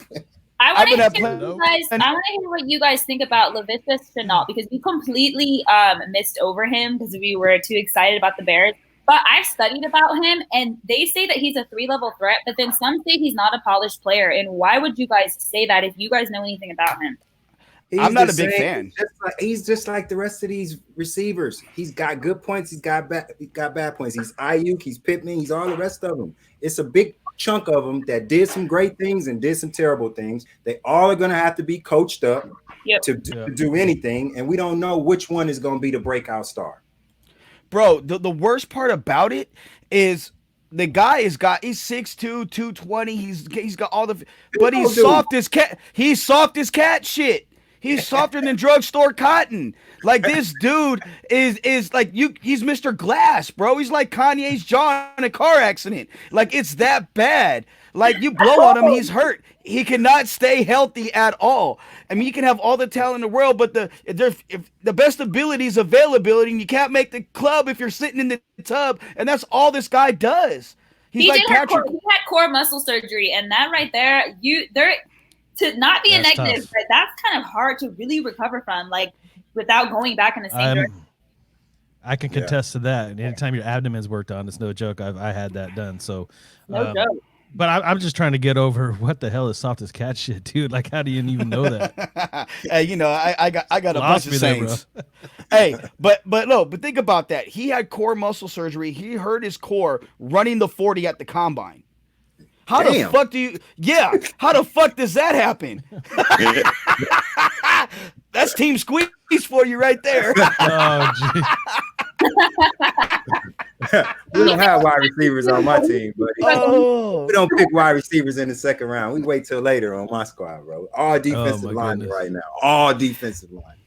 I feel like wide receivers can be taught, kind of how TQ said, like you get into the big boy league and you can be taught. And I feel like it would be probably have smart for them to wait into the later rounds to pick, because if you got a good coach, you're going to be taught the right way. So I think that's really important. I like your point. Yeah. No, that's an excellent point. No doubt about that, Nye. But if you're not on the field because you're hurt all the time, you're not going to stay in the league. Look at White. The Bears drafted him ahead of who's the other receiver that they drafted ahead of, and it was a head scratcher. And like, what the hell? And the guy played in like 6 career games. He was a top 10 pick, you know. And you're like, what? Like Kevin White, like you're coming out of West Virginia, and I forget the other receiver who was off the top of my head. And he comes in, and the other guys was more, you know, had more accolades in college, and White 6'3", ran a 4.3, 220 pounds, and then all of a sudden you're like, what the hell? So I'm not a big fan of it at all. Guys that are hurt all the time, I don't like them. It's crazy, but there's another pick Tua, though. And I do like Tua. He's hurt a good amount. He's been hurt. Yes, he has. And I do like Tua more than, and that's a very valid point. But the thing is Tua has guys to protect him. The ball isn't always in his hands, where with the receiver, you're running and you get hurt. Tua's getting hurt because he's getting lit up. He got lit up and hurt his hip. He got, the ankle sprain. He had the thing with the ankle surgery. It's crazy because he had the surgery so he wouldn't get any more sprained ankles. It's some type of surgery that they only do down there in Alabama with Dr. Andrews, I believe. And he invented some new surgery so you will never sprain your ankle again. So that's what that is. But another pick came in, and I love this pick. The Cleveland Browns selected Grant Delpit, the safety from LSU. He fell a lot longer than I thought he would fall, man. I thought he would go a long time ago. My number one safety on this board. He is a playmaker. I love everything about him. So not only did he have to wait this long, he had to go to the Browns too. I feel sorry for that guy. I know, right? Yeah. Maybe he can be that a part of a difference maker. We may never know. True. And look at it this way: like the Browns replaced Demarius Randall with Grant Delpit. And I think that's an upgrade. I'm going to be 100 with you guys. Randall, I like him for the Raiders if he's in a certain role, but they got to make sure he tackles, like he takes better angles. If he doesn't, he's going to be in Gruden's doghouse, and he will not last in Vegas. But I like Randall, but not as much as I like Delpit. Delpit, there is issues with his tackling, as far as angles, but he played hurt last year. The year before, he looked like he was a top 5 pick. The same issue you have with Randall is the issue with Delpit. I was never up on him for the top of the first round. I think this is about right, maybe a little bit less than this. He's a good safety, but I feel like he makes business decisions too. So what do you guys think when he was in college? He was awarded the Jim Thorpe Award, which is like the best defensive back in the entire country. Why do they project these things about him and you guys don't feel that way about him? I mean, it could be his game and the way that he plays, but if the NFL hypes him up, I want to know what y'all think. For me, I just feel like the SEC was down. Yeah. Like it was LSU and nobody else. Like Alabama was okay, else, but yeah, everybody else. So, it just wasn't, everybody talks about SEC being the best conference, and it is, but it hasn't been all that great. It's been one team that dominates the season. So, go ahead, Chris. Yeah, him getting the Jim Thorpe, that was kind of a joke. He had a really good sophomore year, so he had a lot of hype going into the year.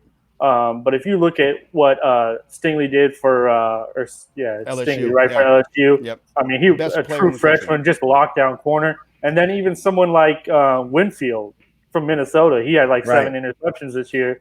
I think he should have been. Yeah, he's a beast. Funny. Go ahead. No, funny you say Winfield because Tampa Bay just took Antoine Winfield Jr. with their pick. Great pick. Nice work. All right. Go ahead, Bo. I know you got something to say. We know you got something to say. Go ahead. Buccaneer Bo. I can't be mad about it. Michael Thomas is going to be dunking on him year in and year out. All right. All right. He dunks on everyone, though, man. You can't guard Mike. I would have liked to see them go with maybe Cam Akers or J.K. Dobbins there, but that's because I'm an offensive guy at heart. So, but we do need help in the secondary. Like I said yesterday, that's probably our weakest point. So, I'm happy about the pick. You said Winfield, right, Joe? Sorry, I'm really delayed. I didn't hear it. Yes, you did. Cool. Yes. Yeah, he did say that. The interesting thing about Winfield, so I watched his combines too, and he's literally 5'9", so he's probably a little bit taller than Joe. He's a shorty. and just real quick, like I know 5'9", he's a lot taller than Joe. Yeah, he's Shaq to me. Me included. Sorry, Joe, I had to pick on you there. I've been waiting for this since I watched his combine. Hey, that was good, Mini Me. All right, Dr. Evil. Sorry, Nye. Nye is so delayed. She jumped back. We can't, man. Keep coming with it, Jason Kowski, Sebastian Janikowski. Oh, I think it's kind of interesting too. Like as a fan yesterday, I was kind of pissed off that we took Arnett that early. But it's kind of interesting. Christian Fulton, Jalen Johnson, two corners that I would have liked to see pick ahead of him, are still on the board. So why did you say? Why are you saying you're upset that they picked him that early? Would you have rather than pick a receiver then, or maybe a better cornerback that in my opinion, I didn't see the value. That I like the player, I just didn't see the value at 19. Yeah, I didn't think he was the 19th best player, and obviously for the Raiders he was. So just a difference there. I have a question for you guys. We're still on Winfield, right? I kind of got cut out. Yeah. All right. So as a redshirt sophomore, or even just a sophomore like Antoine Winfield, do you guys feel, because on a woman perspective, okay, I'm imagining me having a kid, do you guys feel it's okay for sophomores? I know that they're allowed to enter the draft, but do you guys feel like they're mentally or physically prepared to do so? Kind of like Caleb on Jason, and there's a few others out there.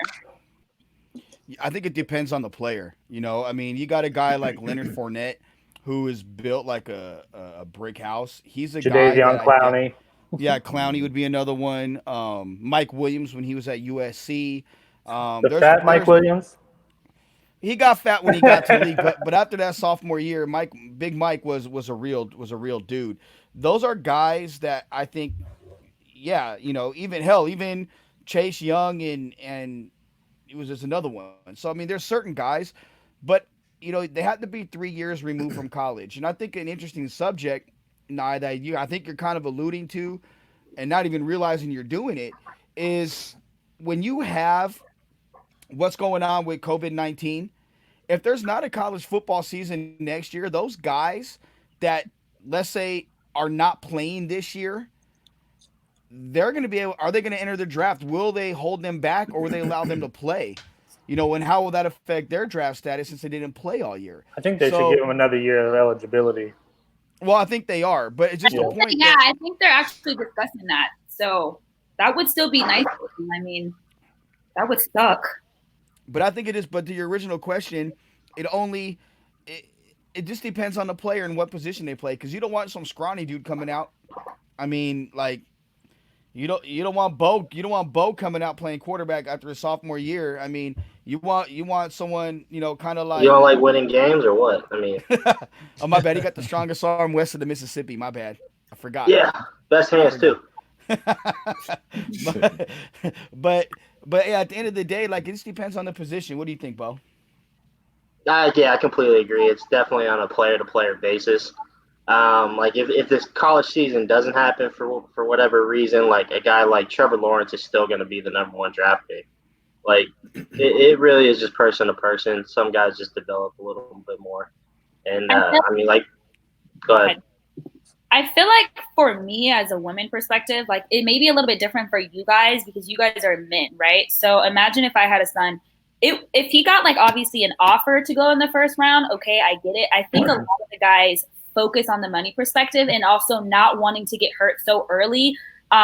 in obviously college, because who's going to look at you if you're hurt for the most part. But I feel like if you were to wait till you get to the NFL, imagine if they were to get hurt, then they have nothing. They have nothing to back up on, you know, as far as like a degree or anything like that. That for me as a woman, I'd be like, no, you're gonna finish school and you're gonna get your degree. I mean, unless you're just Chase Young, I guess. I don't freaking know. Let me jump in. Let me jump in real quick because he is a redshirt sophomore that came out. KJ Hamler from Penn State. He was just drafted by the Broncos. Yeah. Also, cool. I thought this was pretty interesting too. Adam Schefter just tweeted, Antoine Winfield Sr. actually intercepted the new Bucks quarterback, Tom Brady, back in 2001, and now Antoine Winfield Jr. is going to go play with him. I think that's pretty cool. That is cool. That is. But that Broncos offense. But yeah, I like KJ Hamler. Wow. I think he's a good player, good route runner, you know, and that's. I mean, they're building something. That's what I'm saying. The AFC West is getting better. This is exactly why the Raiders need to be focusing on their defense. Or do you load up on the offense to keep up? Hey, the Raiders still have time. We got 3 picks. We got 3 picks in the third round. We can see what we're coming with. Do you guys realize that there's another side of football?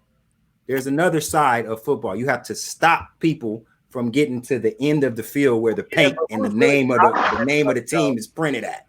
Come on, man. You got defense. We got to stop people. Oh my goodness, you guys, bro. These guys. Well, let's talk about that for one quick second, Squeeze. Like, what do you see us doing? I mean, I know we talked earlier, but biggest defensive need right now. First, third round pick. What is it? You know, I'm starting to feel like we've pretty much built a secondary. I'm starting to feel like the secondary. I want to see what this secondary could do as is, right? Linebacking core is pretty good. What I believe builds your championship culture is the ability to shuffle defensive linemen in and out throughout the whole game, so that when you come down to the end of the third quarter, the beginning of the fourth quarter, you got fresh legs coming in to go get quarterbacks. That's how you win consistently and get to Super Bowls. That's how you build a squad. That's how you start over a culture. You got to have depth along the defensive line. Raiders are doing their thing. I feel like their best moves were made in free agency. They did a lot better in free agency than I was expecting. I was expecting for them to build onto the draft more, which I feel they've done.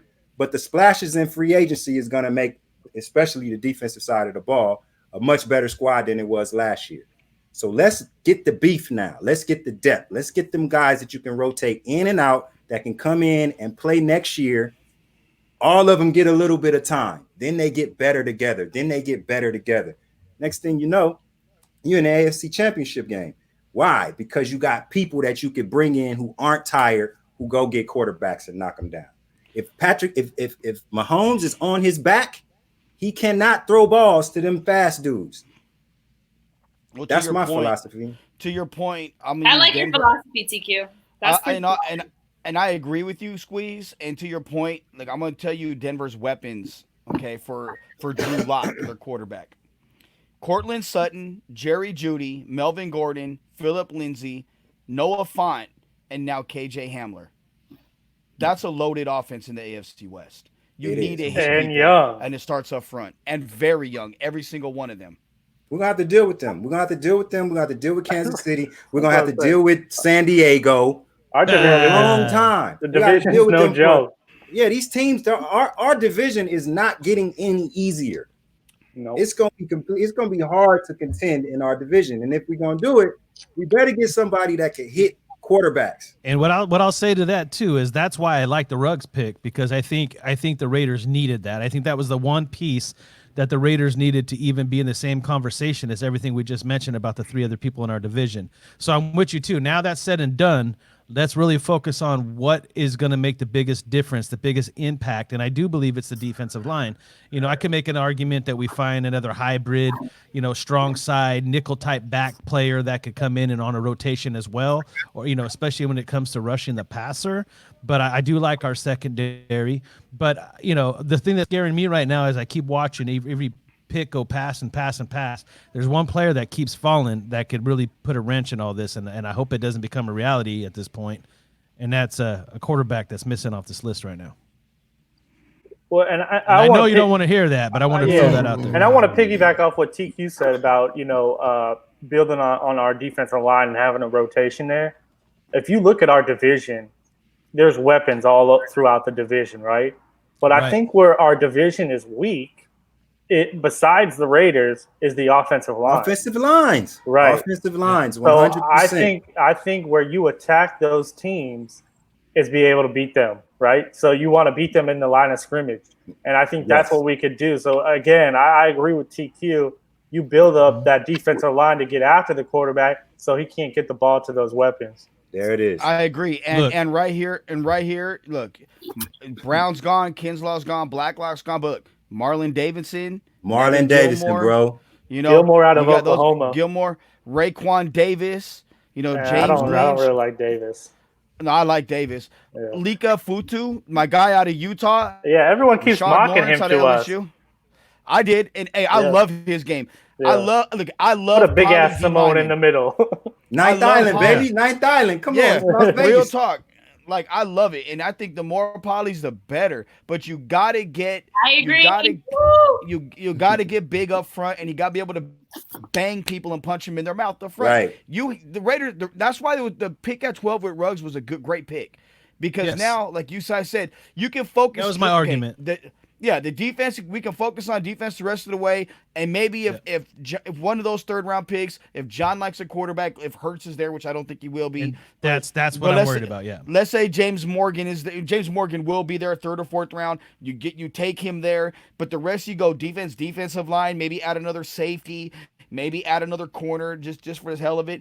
Add my guy Willie Gay Jr., add Chip Gay, Mike Mack. Add him. Good one. Now you're cooking with some real fire right there. Now it is. You're really cooking with some soft cat shit right there. For me, I take the gamble on Terrell Lewis out of Alabama.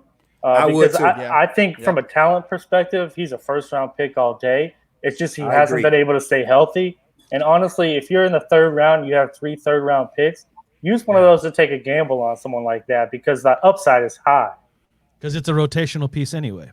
Real quick, guys, there's been a trade in the draft. The Seahawks traded up to get the 48th pick. They gave up the 59th and the 101st pick. The Seahawks are on the clock. So we'll see where I think they're going to go. There goes Davidson. There goes David. So, Marlon Davidson to the Falcons at 47. Damn it. He played defensive end at Auburn. He could probably slide in and play that 3 technique. He can move all the way up and down the line, bro. Yep. All right, guys, we are actually going to take a quick minute break, Raider Nation. When we get back, please join us on our phone lines, 253-993-3651, 253-993-3651. I see you guys building the comments up. I love the comments. Call in. Comments when we get back. Please subscribe to our YouTube channel, like, share, subscribe. Follow us on Instagram, Pinterest. I was going to say Pinterest, guys. Follow us on Instagram. Women. Hey, get your Raider recipes here. Is this where I put my Pinterest plug in?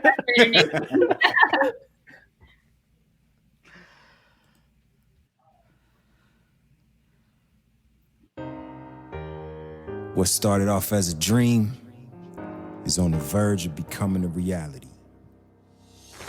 From your youth coaches showing you how to put on your pads to you leading your high school to a state championship, you've come a long way, baby boy. All the sacrifices you had to get a game just to get a shot. From tour-a-days to after-school workouts. Don't forget 7-on-7 tournaments and film session with coaches.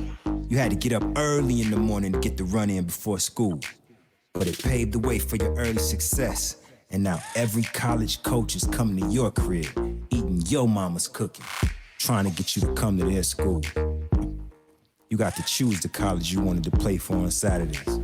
And you made damn sure you worked your ass off every day, on and off the field to get your shot. There was no way you were gonna blow that opportunity. You stuck to the script, balled out, catching the NFL's eyes, and now it's go time. It's a long ways away from them Pop Warner games in front of family and friends. Eating oranges at halftime or Friday night lights being named the homecoming king. Hell, it's a long ways from Saturday afternoon games at the Collie against the crosstown rival. We talking the NFL, young man. Welcome to the league. It's a privilege to be in this fraternity. And now it's your time to try and become the GOAT. Finally, time to fulfill your destiny and reach the next level on the dream board. It's draft day. Join your new franchise. Franchise Sports Media has you covered live all draft long. Tune in to YouTube, Periscope, Facebook Watch, and franchisesportsmedia.com/live, the new home of Las Vegas sports. Welcome back, Raider Nation. Before you left, we were talking about some good Raider stuff. And while we wait on the next pick to come in, I want to finish this conversation. And I want to take a look at some of these comments. They're all rolling in.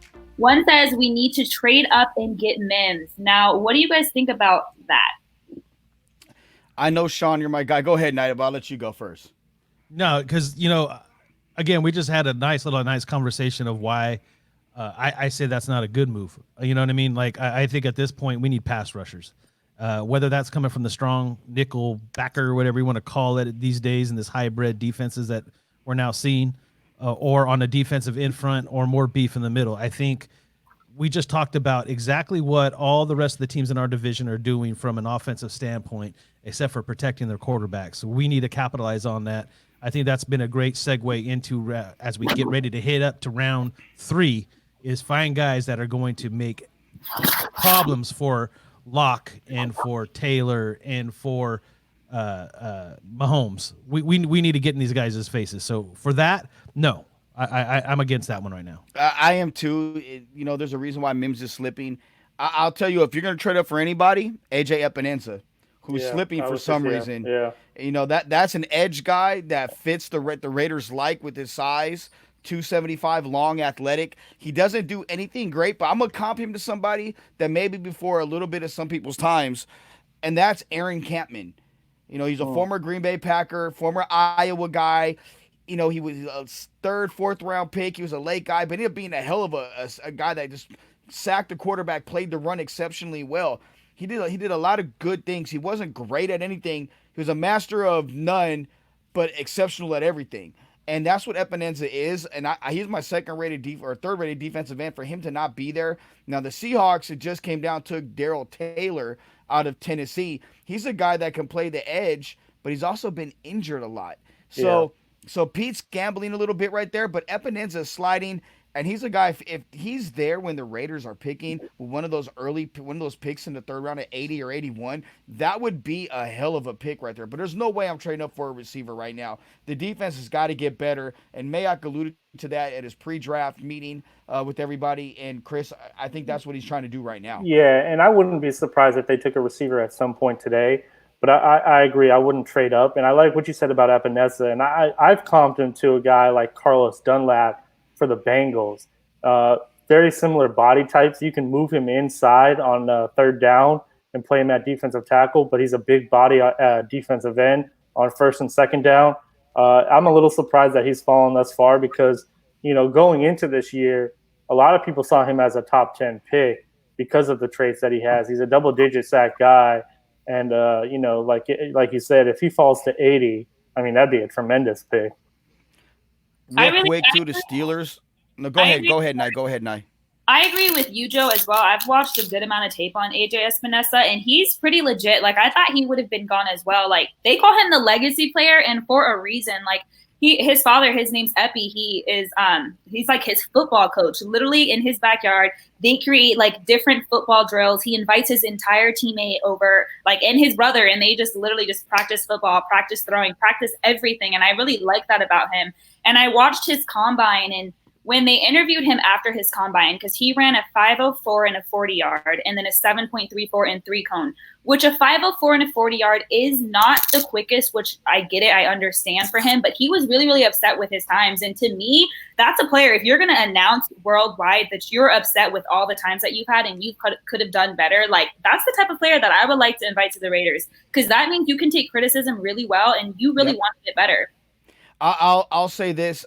I want Epinesa to end up in Green Bay, But I'm gonna tell you right now, I've seen Gus's comment Epinanza's probably going to Pitt. That's not that's not the case. Pittsburgh just took Notre Dame wide receiver / tight end Chase Claypool with their pick. Interesting. So they're trying to get some weapons. They need a quarterback. They need a quarterback.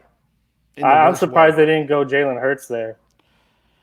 Hurts keeps slipping, and that's what scares me, Joe. That scares me big time because, and it's not because it doesn't of all scare the rumors. me. I would love for the Raiders to get him. Well, I mean Hurst.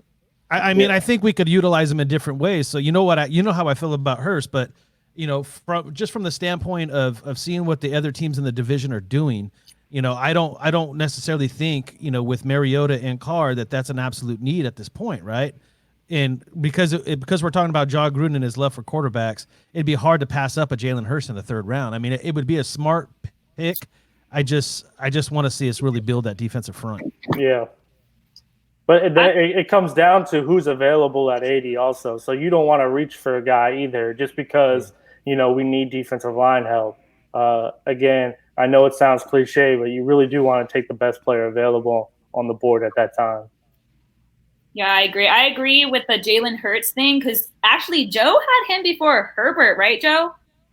I had Jalen Hurts. I'm pretty shocked. I'm pretty shocked by that. And real quick, just the corners are the ones that are surprising me. You still have Christian Fulton. You still have Trayvon Diggs, Jalen Johnson. True. Those guys are all still available. So, obviously how us, people that just follow the draft, we're a lot higher on those guys than maybe the NFL guys were. I think those guys I think they're COVID victims, man. They all got medical issues, right? Right. Yep, and where we may have been low on our net, maybe, the NFL guys were a lot higher on him than we were, or I was at least.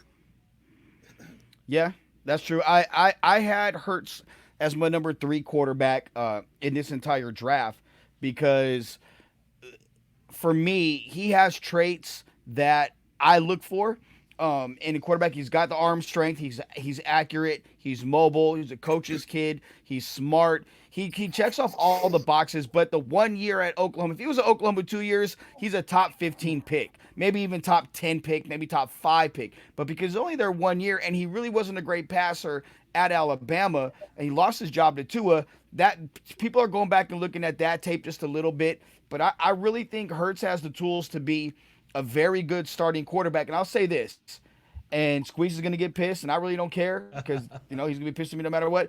And Knight, you may not like it either. If he's there in the third round, he's the only offensive player or quarterback I take in the third round.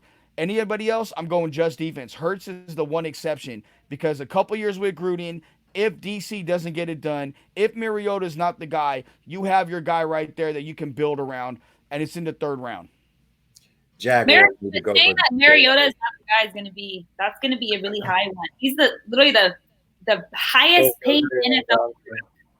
Like he's coming up. Yeah, the thing is that me and I this is a guy, Joe, that I talked to you about early on when we started doing this stuff is and talking about these players. I was really big on Jalen Hurts. If we were going to move on from Carr, I knew that they shouldn't move on from Carr. I didn't want them to move on from Carr. But it made the most sense as far as his athletic ability, especially where we sat in the draft. But again, I could make all the case all day about how he could fit. I said it yesterday. This is a guy that you could put in the backfield. You could maybe even line him up on the outside so he could take a look at NFL defenses, get used to the speed of defenses, and that's just going to help him prepare. He's not one of those guys that you're just going to sit on the bench for a few years. He could actually be implemented into this offense as a gadget guy. So if it's going to go down, I can make the case all day that it would be a good move. I'm just saying that, seeing what the rest of the division is doing, I think there needs to be a more of a pressure of emphasis on defense right now. So Squeeze has got me on his corner right now. Come on, man. So speaking of corners, one just got taken by the Dallas Cowboys. Trayvon Diggs is now and Jalen Johnson the pick before that. So they both went back to back, huh? Yeah, back to back. I should have kept my mouth shut. You and your that's big twice. That's mouth. twice, by the way. That's twice. That's twice. So and Jalen Johnson went to the Bears. Just so I like Jalen Johnson a lot. He's got that injury history, and that's what. He got his ass beat by Pittman, but I really like him a lot, though. I like his. I see his attitude is what I thought would fit well with the Raiders. Because he's a feisty dude, and he's from bumfuck Fresno. You know what I'm saying? There we go, man. Hey, lucky for you, I'm actually from just a few miles where you're at right now, but I do reside in Fresno, bro. Come on, man. California's butthole. It's more like the armpit. We're the armpit. No. The butthole is Bakersfield. The armpit is Fresno. Okay. Hey, our economy is a lot better than Oakland. Hey, just let them stimulus checks keep going. We support our sports teams here. I know. I just threw that out there. Fired. Hey, thanks, Libby Shav. Wow. Shots fired and kill shot. She's getting rid of all of our teams over here, man. So just to be clear, I really, I like Diggs a lot, and going to the Cowboys, Diggs is a guy that I think is going to fit in well there. He's long, he's lengthy. If he's healthy, he's got star potential, and he's really raw. Sorry. He could be. No, you're good. Jump in. Yeah. I think he's really just super raw, like you said. So I think it's just a ball of clay. You get him with a good defensive back coach, and like if you're playing at Alabama under Saban, he's a defensive back coach at heart. So you have to show something to be starting for them. But like you said, he's got all the athletic ability in the world. He came in as a receiver, so he knows how to play the ball. But I think it's going to take him a couple years to develop. And the Rams selected a guy I liked a lot, and it's 2 rounds earlier than I had him. But Florida State running back Cam Akers, he's going to be the replacement for Todd Gurley. It looks like good pickup, really good pickup. Yeah, and if Akers can cure his fumble problems. He's got special ability. On top of that, he played for some very, very, very bad Florida State teams with their offensive lines, and when Jimbo left, and it's a situation where he could be something real special for the Rams. So I really like that pick for LA. Yeah, no, I like that pick a lot, especially with getting rid of Todd Gurley with his arthroscopic knee. Cam Akers is a really nice player. And like you said, Florida State, their team has just not been the same the last few years. And, so it's hard to evaluate someone like that when there's not much going on around him. So you had him in round 4, Joe? I had him going in round 4, round 3, round 4. When I look at my running back rankings, I'll pull them up real quick. Cam Akers was my 5th best running back. I have him going in the 2nd round high, 3rd round low. So he went midway through the 2nd round, right where I projected him. Yeah. But J.K. Dobbins is still out there too. And that would be my only thing. It just surprises me that he went ahead of a guy like J.K. Dobbins, who I think is really a great running back. I mean, he went over 2,000 yards this year. But again, he had a lot more talent around him too. Yeah, it really helps when you have a lot more talent. You can learn from these guys. That's for sure. Right, and I think you have to take that into consideration too when you're talking about like receivers or quarterbacks, or you really are as only good as your weakest link. And when you see some of these receivers, it's hard to evaluate them if they don't have the quarterback play. So someone like Pittman, while he went in the 2nd round, if he would have probably had better quarterback play around him, he may have gone higher. Yeah, and I want to say this, and it's not on this subject, but I want to talk to San Francisco Squeeze to my left. So just so you know, I'm going to break some news to you, San Francisco Squeeze. The 49ers are in on possibly trading for Redskins offensive tackle Trent Williams. Oh my. I don't mind so that. I don't know if that's been reported yet. That's a win now mode. That is, and I'm putting that out there, so I mean, that's the same mode. That team that expect to win now, like the 49ers. Does that mean you think Joe Staley's going to retire? Joe Staley's he's at the end of the rope regardless. Because where would he play? Where would he play? Bench. He'll play on the bench. Yeah, but Joe Staley's he's been a perennial Pro Bowl tackle.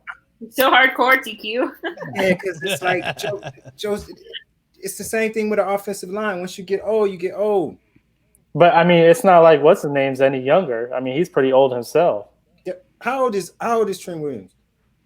He's in his 30s. But he's younger than Joe Staley, though, right? Can someone Google that? Because I don't want to take down he's how 31. He turns 32 in July. What do you want to Google? Well, no, it's how old Joe Staley was. Yeah, but 31 right now, 32 in July.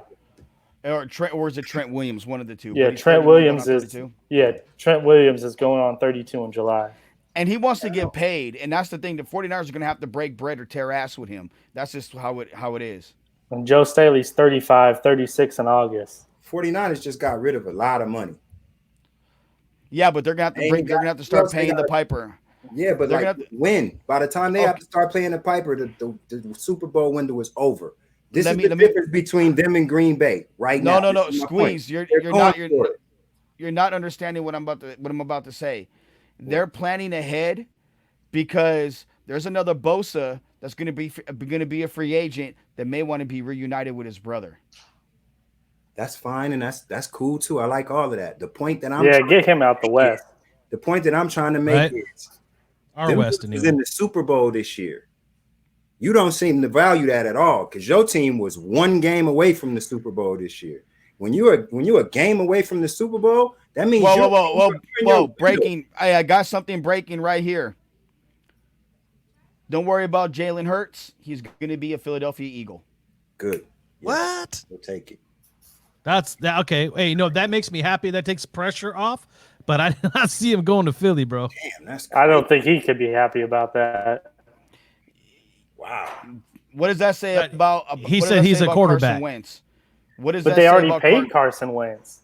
But what is that, exactly? What does that say about Carson Wentz now? Now that Jalen Hurts, I don't like that if I'm the Eagles. I do not like that if I'm the Eagles. Contract. Is that pick in, or did someone hit you up saying that's the pick? I got someone I have there telling me it's the pick. That someone that's with the NFL that's feeding me the picks. So yeah, like what's left on Carson Wentz? Because the time goes faster than we think. They just signed him. It was like 2 years ago. They just signed him. Big contract. 2 years or 3 years ago. Yeah. 2 years ago. This is year 6 of his career. So it's year 4. He got it. How much money did? But was his contract like fully guaranteed or something? Right. Go to the. You got rid of the quarterback that took you to and won the Super Bowl for you. You got rid of that guy. Kept Wentz. Now you're drafting Hurts. It's crazy. It's crazy. And then the cold part is now like you got a team like the Buffalo Bills that have a ton of options, and the Bills can get better. Carson Wentz is signed through 2024, and he's making over $20 million a year. Wow. I mean, that helps us out though, Squeeze. Like, remember that. That's like, I mean, on the bright side of that, I mean, screw Philly, right? Like, I'm looking from a Raider perspective. I'm like, we'll take it, man. You just took, now there's no excuse for Gruden to say, hey, I need that guy. I really like what the Dallas Cowboys have done. Getting CeeDee Lamb at 17. And then getting Trayvon Diggs in the second round. I think that's a really solid draft for a team. Like I said, when we talked about going into this draft, that I thought had the most pressure because of all the players that left. I think they've done a really good job of selecting players thus far. I completely agree.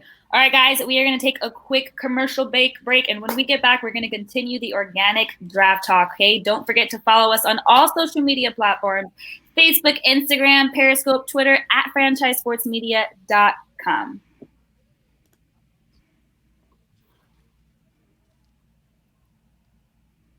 Las Vegas. Al's Garage is the perfect location for watching your favorite sporting event, including our UNLV Rebels, Las Vegas Golden Knights, and the brand new Las Vegas Raiders. But you can find your favorite game on most of the time, along with everything you need to make your experience watching it perfect, including awesome service, food, and the best drinks in town. What? Did we just become best friends? Yep. Al's non-smoking, family-friendly environment is the perfect place for the entire family to enjoy a night out with great food and watching the best games. Al's is your place for large parties, fantasy drafts, work gatherings, or just meeting for the big game. For gaming customers, Al's offers a great voucher program, so make sure to inquire with the staff when you're there. Al's Garage is located at 11760 West Charleston in Summerlin. Tell them the franchise sent you. John Cutter is a neighborhood drinking and dining establishment that tends to parched throats and empty bellies for breakfast, lunch, dinner, and late night noshing. The laid-back atmosphere and awesome food is perfect for getting away from the hustle and bustle of the strip. The menu is short and sweet and does the trick anytime, day or night. The steaks are 100% Angus beef and the fish is flown in fresh. No freezers here, so you can be sure that the meal is made from the freshest ingredients available. From steaks and seafood to sandwiches, wings, and salads, you'll have no quarrel with the food, trust me. And stick around, because the later it gets, the more the place percolates. John Cutter's is located at 11770 West Charleston Boulevard in Summerlin. Tell them the franchise sent you.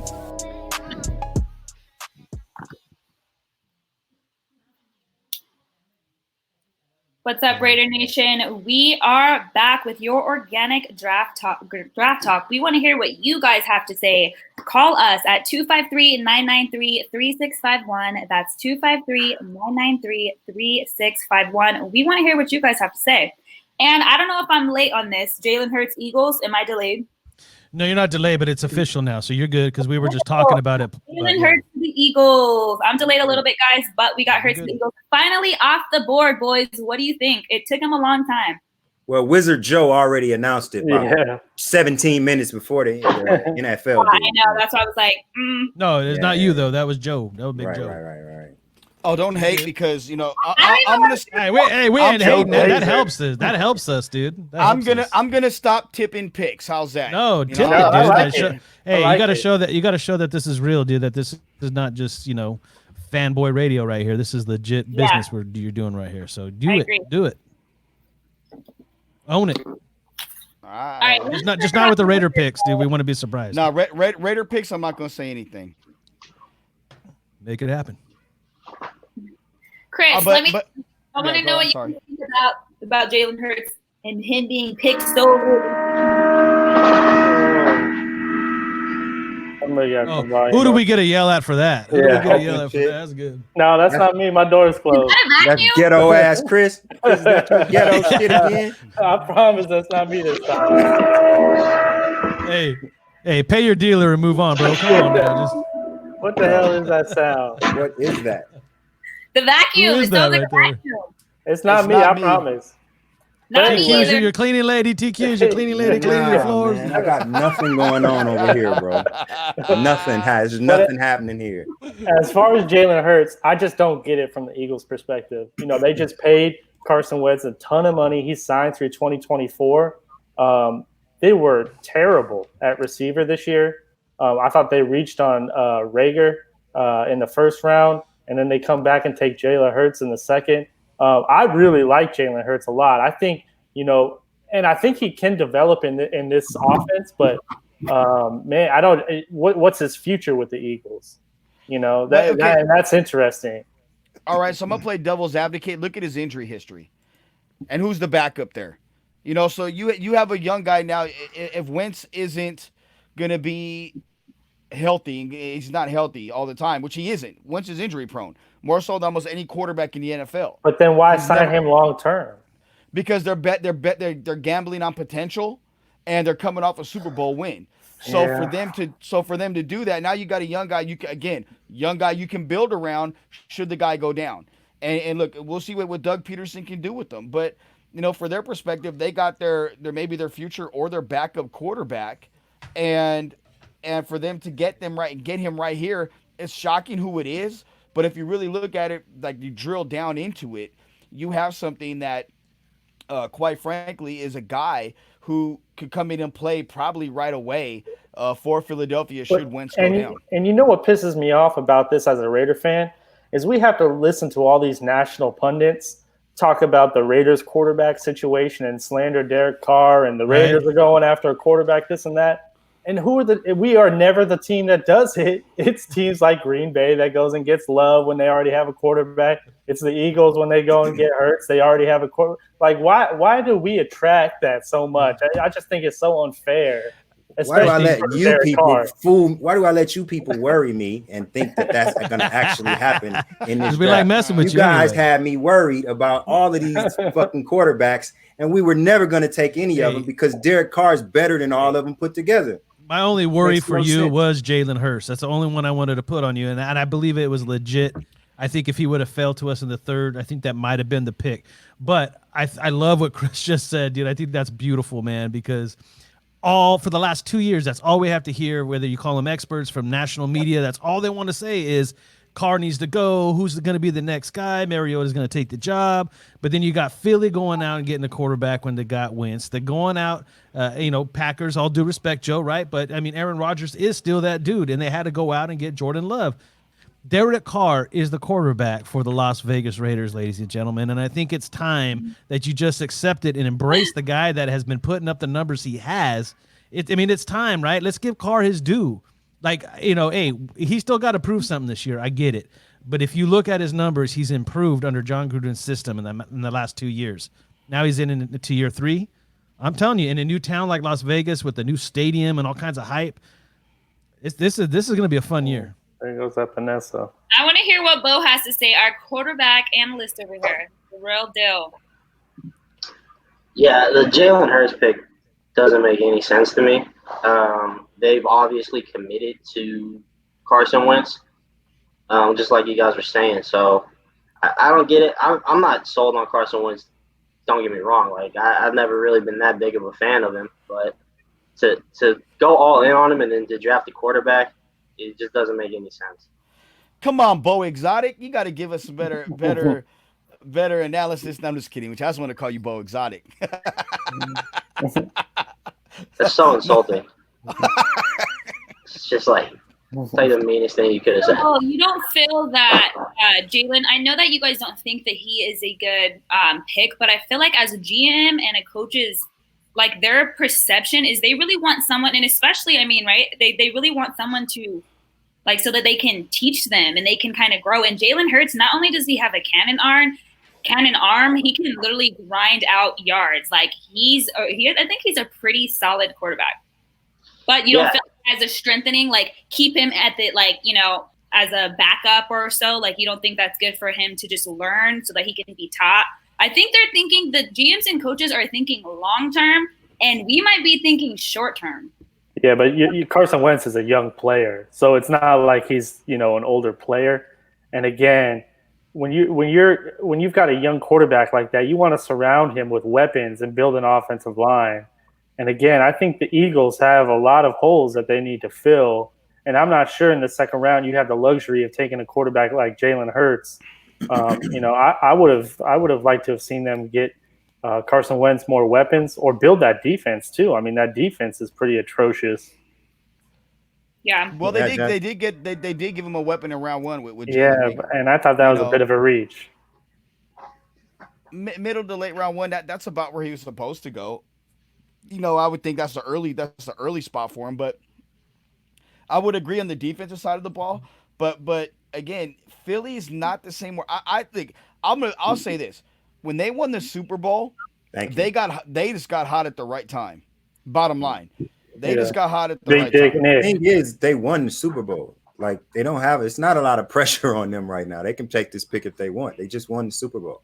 Like they saw their window and they went and got it. A bunch of other teams that are in their window, like the Green Bay Packers, are not going to get it. They making this kind of move like they won the Super Bowl already. They haven't won the Super Bowl. Philly just did. So if you want to spend a pick this high on another quarterback who's not going to get on the field, you can do that because you got a ring. You just got a ring a couple of years ago. Guys, I want to just give out 2 picks real quick. The Buffalo Bills they took AJ Epinesa, the defensive end from Iowa, who we were just talking about, and the Ravens just added J.K. Dobbins, the running back from Ohio State. 2 guys they were just talking about. Wow. That's scary.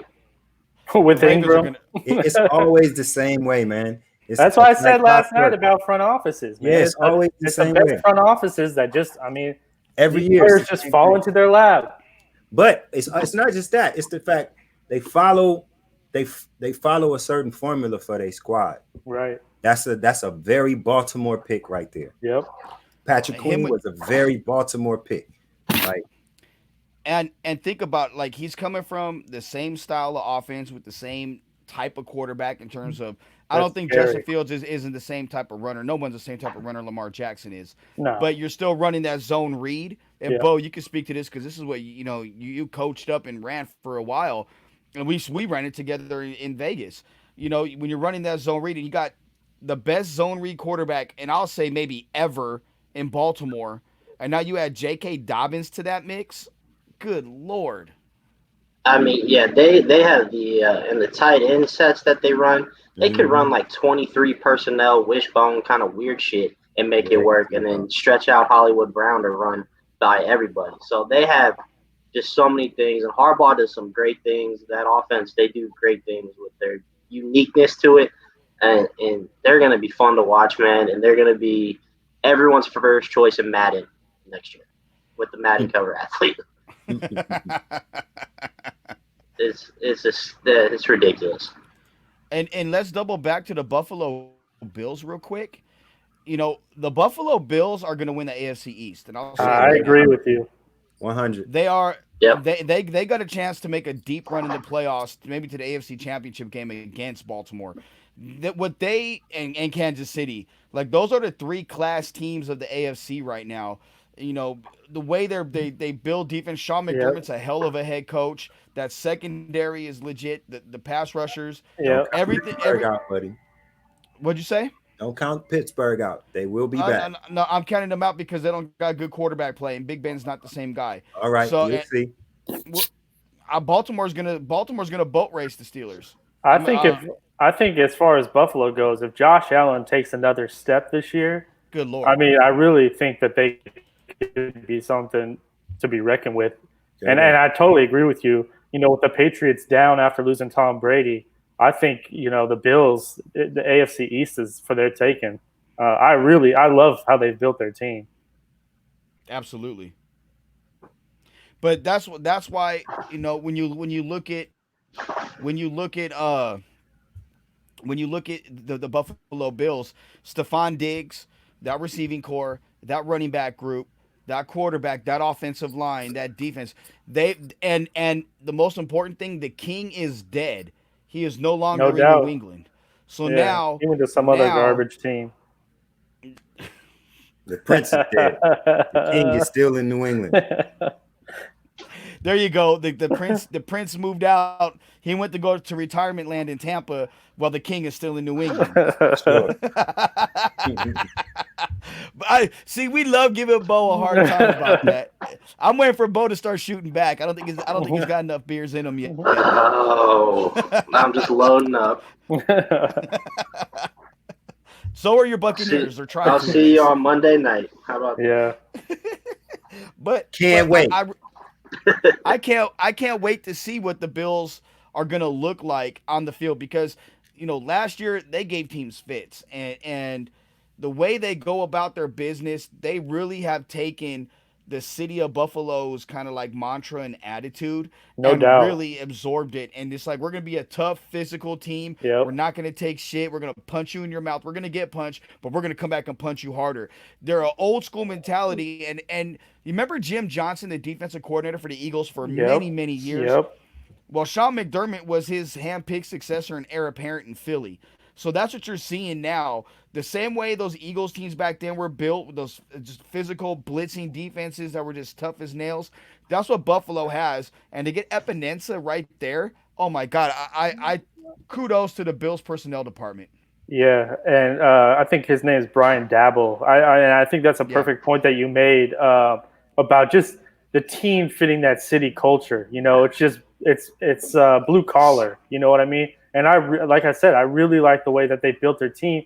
And, the Raiders should look at that because they've done it in a couple of years. I mean, the Bills were a laughing stock. And in the last few years, they've built that thing right, and I think they're going to make a push in the playoffs this year. So let's talk about the AFC East real quick. With the Bills, I like what the Dolphins have done in this draft. I do too. And they're coming up to pick again real soon. I would think, a defensive tackle. I think Raekwon Davis would make a lot of sense there. I like what with to go along with what they've done with Brian Flores and what he likes to do on the defensive side of the ball. Raekwon Davis fits big time what he likes to do. And then you got the Jets who got the tackle and they can add some weapons for Sam Darnold. I think the biggest hindrance for the Jets is their head coach, to be honest with you. And then you still have the Patriots and Bill Belichick and what he's done. Where do you see the AFC East as overall, just between those four teams? Yeah, I think you can never count the Patriots out just because of Bill Belichick. He is the greatest coach of all time, and they still have a good defense. But like you said, I really like what the Bills did. I think that's the favorite right now. I really like what the Dolphins are doing. It's kind of a slow rebuild, but they've got a ton of picks. And then I think it's an interesting division. I think maybe one team comes out of there for the playoffs, maybe two. But yeah, it'll be interesting to see what ends up happening. Tonight, I seen you. You seemed like you wanted to say something. Yeah, always. I'm a talker. That's what I do. So when I look at like Miami, I'll give them another year. They got to let this young team develop. They're bringing in a lot of pieces. They got to see how it's all going to fit together. But I like what Miami's doing. I think by next year you're going to see an insurgence from the Miami Dolphins. Buffalo Bills are getting a lot of the attention right now, and rightfully so. But this is going to make Bo happy. Last year you saw the Patriots do just as well, and they fizzled out in the playoffs. And we talked about Father Time all day yesterday, and we talked about Brady and Belichick, and Belichick has been the constant in that organization. So this is going to tell a lot, right? Like last year, people said, well, Brady didn't have all the right weapons, he didn't have all the right receivers, and he didn't have a running game, he didn't have enough of this or that. He has no excuse over there in Tampa this year, right?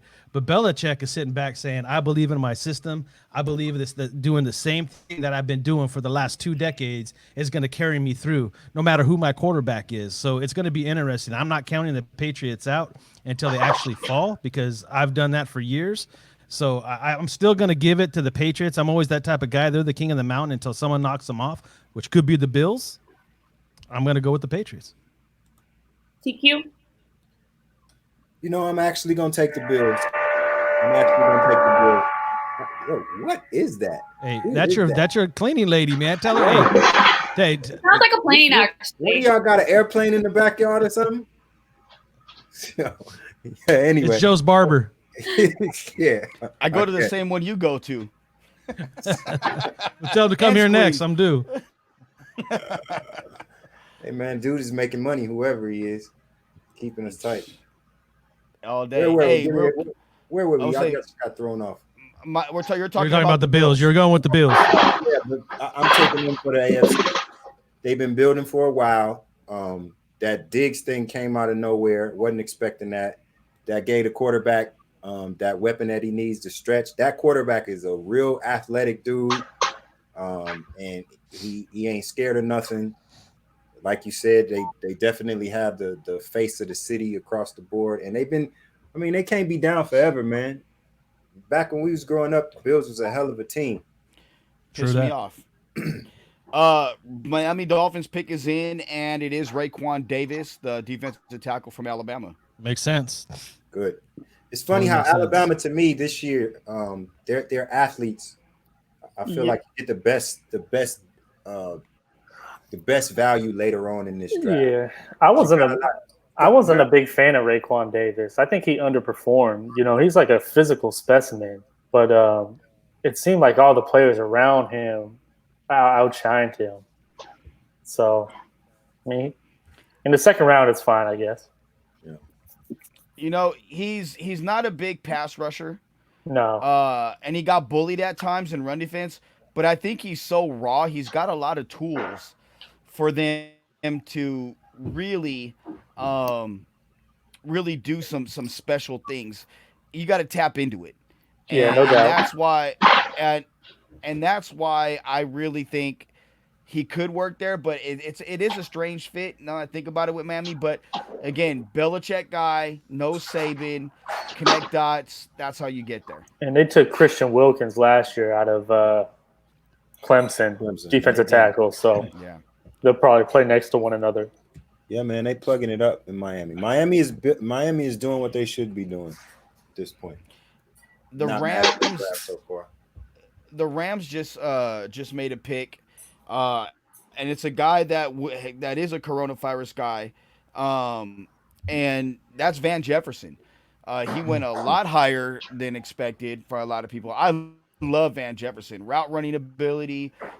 This was the pick that traded Braden Cooks to. This would have been the Texans pick. So, Texas also had Braden Cooks on that roster. We were talking about them earlier. Now the Rams have Van Jefferson to go along with Robert Woods, and that receiving core. I like the fit Van Jefferson right there. I love everything about his game. If he wasn't hurt, this guy probably would have gone a little bit higher than when he was drafted today. And I think he was lucky because, honestly, before the whole COVID thing, he got to participate in the Senior Bowl. So teams did get to see him. And like you said, he's a pristine route runner, probably the best route runner at the Senior Bowl. And it's funny that you brought up Robert Woods because I can see similarities in their game. So it fits the kind of mold of receiver that they like. Makes sense. Cooper Kupp, again, too, also a pristine route runner. Yep. I love Robert Woods. I was a big time Robert Woods guy when he was at Sarah, and I was a big time Robert Woods guy while he was at USC. And Buffalo gave up on him too soon. Baby. Oh yeah, I forgot the guy down there. Went to freaking Gardena Sarah High That's School. house, baby. That's house. Hey, from the vacuum to the kitchen, who's making noise now, man? No What's clue, going man. on in there? Well, doing dishes now. My mic was on mute before when all that noise was going on, so I know it's not me. I'm in a soundproof room right now. I ain't tripping. You really gonna call it a soundproof room? Outside, do you? I was gonna say I'm at the stadium right now. You're about as soundproof as me, dude. So I put the thing on the board right there from Gus, and that said, my guy Willie Gay is still on the board. Yes, right? Please. Not after Baltimore come up in the next couple of picks. Yeah, you're right. Oh shit, yeah. That would be. We still got 20 picks to go. Right, and we're coming to the end of where Mayock said he really liked the guys in this wheelhouse. So let's see if the Raiders make a move. There had to be someone he was targeting. Right, I know they're just going to draft Jacob Eason for TQ. Come on, man, stop.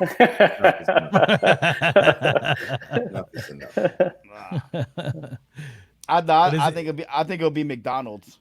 McDonald, the kid from Hawaii. Someone's hungry. Oh God! Don't. Yeah. You got that Phillip River ass throw. Like, please no. I do not want that. Yo, have y'all noticed like the younger coaches' cribs, bro? Like, it's ridiculous. Honestly, all these places, like when they show these people's house, it makes me feel terrible about myself. McVay and Kingsbury are pimping, man. Yeah, I want to move out. And Kingsbury, he's single. Yeah. Like, and not for long. His house. Yeah, someone coming up at his house with a shovel real quick. Kingsbury's got so much. Can't tell me he's not crushed. Oh, bro, that's the bachelor crib of all bachelor cribs. You kidding me? He's having a life right now. You understand? But I don't have a TV in the room I'm in. I haven't watched anything of draft coverage live. I went back and watched it a little bit last night and this morning when I first seen Cliff Kingsbury's house.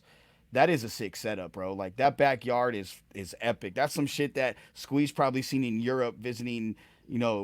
Posh Bison and David nuts. Beckham. It's nuts. It's nuts. But I'm saying McVay's was sick too just now. He had a hell of a spread he was working out of too, for real. It's the young ones, man. They got all the swag. You know what I'm saying? They got right. They got the swag. And it's funny you said that because if you look at coaches like Bill Belichick and Andy Reid, if you saw their houses, it's like night and day, man. Yeah, they got the. Well, you're talking about Andy Reid. He's probably got a couple. But those recliners. are the dudes that are winning, though. So to be fair, Andy Reid's got a couple of recliners, some homemade blankets over the top of it and stuff, with the pipe next to him. Old school TV with dials. You said a pipe next to him. What do you think? Is that Squeeze's house? Why you snitching out my business? Damn. Hey, do you got a red velvet smoke robe too? Yo, this guy. Yep, he does. No, it's blue. It's blue velvet. It's blue velvet. Oh, it's blue velvet. My bad. Yo, stop it. He's on that Prince shit. I'm sorry. Van Jefferson is John Jefferson's son? Yeah. Oh, I didn't know that. Like, look at Mike Zimmer's house. This man looks like he lives in the Midwest. Yeah, man, he got real shit. Deer heads and shit all over. Real shit. Hey, my mom just texted me. She said, quote, Squeeze got some swag, end quote. I love her. What's up, Mom? Oh, good pick by the Vikings. Vikings just picked Ezra Cleveland. Fits their system well. He does. Very movable, loose guy. For him to that zone running scheme. That fits real well for them. I'm surprised he went this late.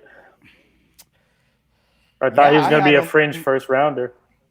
I thought he was going middle of the first round. He was my fifth best offensive lineman. Yeah. So, I mean, you figure Matt Pert, he's still available, and Prince Hago.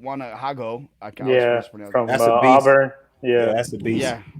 Yeah. You know what? If I'm the Raiders, I wish we could have got in this round, man. My goodness. But if I'm the Raiders and he's there in the third round, that may be a way I go too. Because you could plug him in at guard if need be, and you can also teach him how to be a better tackle. He hasn't played a lot of football in his career, and he's a natural zone fit. Yeah, right. It's funny you said that because Josina Anderson put out a tweet this morning talking about when the Raiders were on the clock at 12 that they were talking about potentially taking a tackle. And really? that kind of surprised me. I was well, that's what it made it sound like.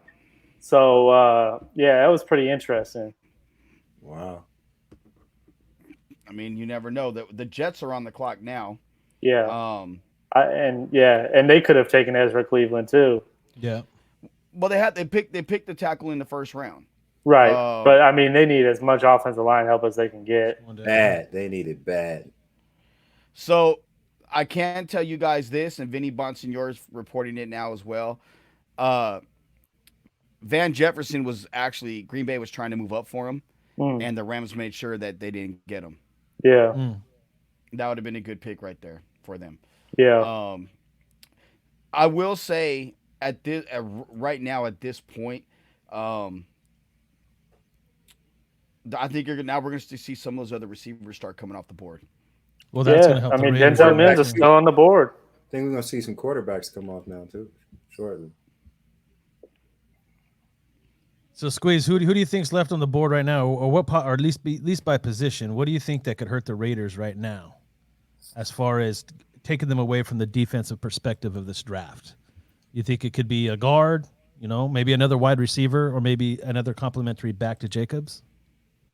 I once again, if that makes sense, that I don't know if it makes sense or not, but if what Chris is saying is true, then I could see them taking another lineman here. But especially if Jackson's on the block, Right, but it's still some guys that I would love for the Raiders to pick up. I don't know if they'll still be around. I think a name to watch is Josh Uche out of Michigan. He's been like a defensive end linebacker. I know they met with him at the combine. He's a speed outside end linebacker type. He could be a name that they may be able to get in the third round. That's the type I'm looking for. Yeah, that's kind of a guy I'm looking for right Uche, there. Sure. I like him. Yeah. I just think of that '90s hip hop song, Uche, Cooche, la la la. Uche, oh shit! You remember that squeeze? Yeah, I do. Hey, what do you think about this, though? What about in the third round going to Meek Robertson, even though you took Arnett in the first round?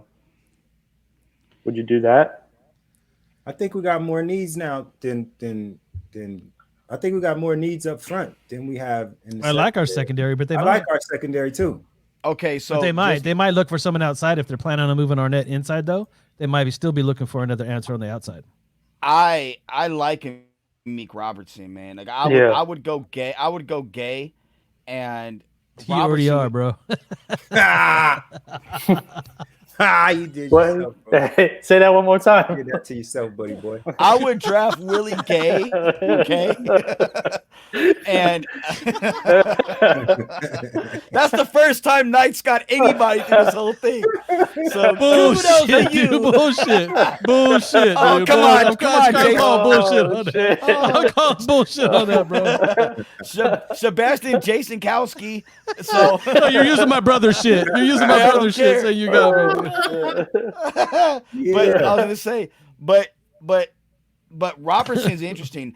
I love his game, and they got another dude there that's a hybrid safety corner. I think he's more of a corner at the NFL level, and that's Snead. He's another guy that in that secondary, I like him a lot. But Denzel Mims to the Jets right here.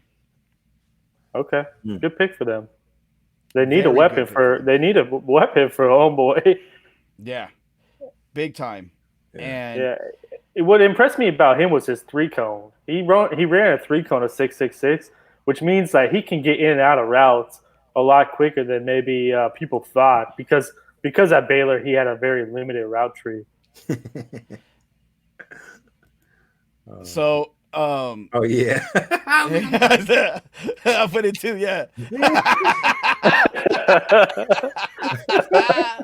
What happened, man? What am I missing? So Gus put on there, Joe, I'm getting you a gay Raider jersey. Oh, what? No, see, I could say something very mean right now. Don't do it. Oh my goodness. But I'm not going to. But no, I'll throw something out there that could be very interesting. You take William Gay and you get Jeremy Chin at 80 and 81, and then come back with the offensive tackle. Sign me up for that. Sign me up. Now, pretty nice. That would be right. That would be a pretty damn good. Yeah. Dang, dude. The problem is we have another 20 picks to wait. I know. That's not gonna happen. Well, I think as we enter the third round, if the Raiders really want somebody, that's where they'll move up. I don't think they're going to jump into the second at this point. So no, they might. And if they have somebody on their board that they have to have, the second round's almost over here. But how quick do they jump up in the third for what? What are their picks on? What's the pick in the third? What's the first pick? 80 and 81. 80, 81. And then 91, yeah. Yeah. That would be interesting if they did jump up. Jennings or Terrell. You said Denzel Mims here to the Jets? Yeah. That to me is I like it for my guy Sam Darnold. You know what I'm saying? Like honestly. No, I agree. Yeah, I do too. But he's just gotta, the thing that I worry about when it comes to Mims is, I know he played with a broken hand last year, most of the year. Yeah. But his releases and his limited route tree really worry me. But those are things you can work on. Absolutely when it comes to physical traits, you can't. I mean, there's only so much you can do, but you get with a good receiver coach, you can work on those releases. You can work on your route tree. So in the second round, this late, I'm gambling on a guy like that, and he's got a freaky arm length. Yeah, big time. What, did Arnett break his hand too? Yes, he broke his wrist. He broke his wrist all year. Played with it like that all year. Apparently, he's real close with Chris Carter, the receiver. Someone said that was his father. No, not his dad. Stepdaddy or something. No, he's just real close with him. Kind of like that mentor type. All right, guys, update me on the pick because I'm still a little delayed. Is it the Titans or am I late? The Jets are just about to make their pick, and that's Denzel Mims. Yeah, they announced the pick. Okay, perfect. Oh, okay, there they go. So Patriots next. I'm seeing. Correct, and their pick is in. Next. They haven't announced it yet, though. Cool. Yeah, they traded up to number 60. So they gave up picks, pick 129. Or no, excuse me, the Patriots 129 for 71 and 98. Yeah, that's what it is. So you guys were saying that you like that Mims pick? Yeah, we do. Yeah, for sure.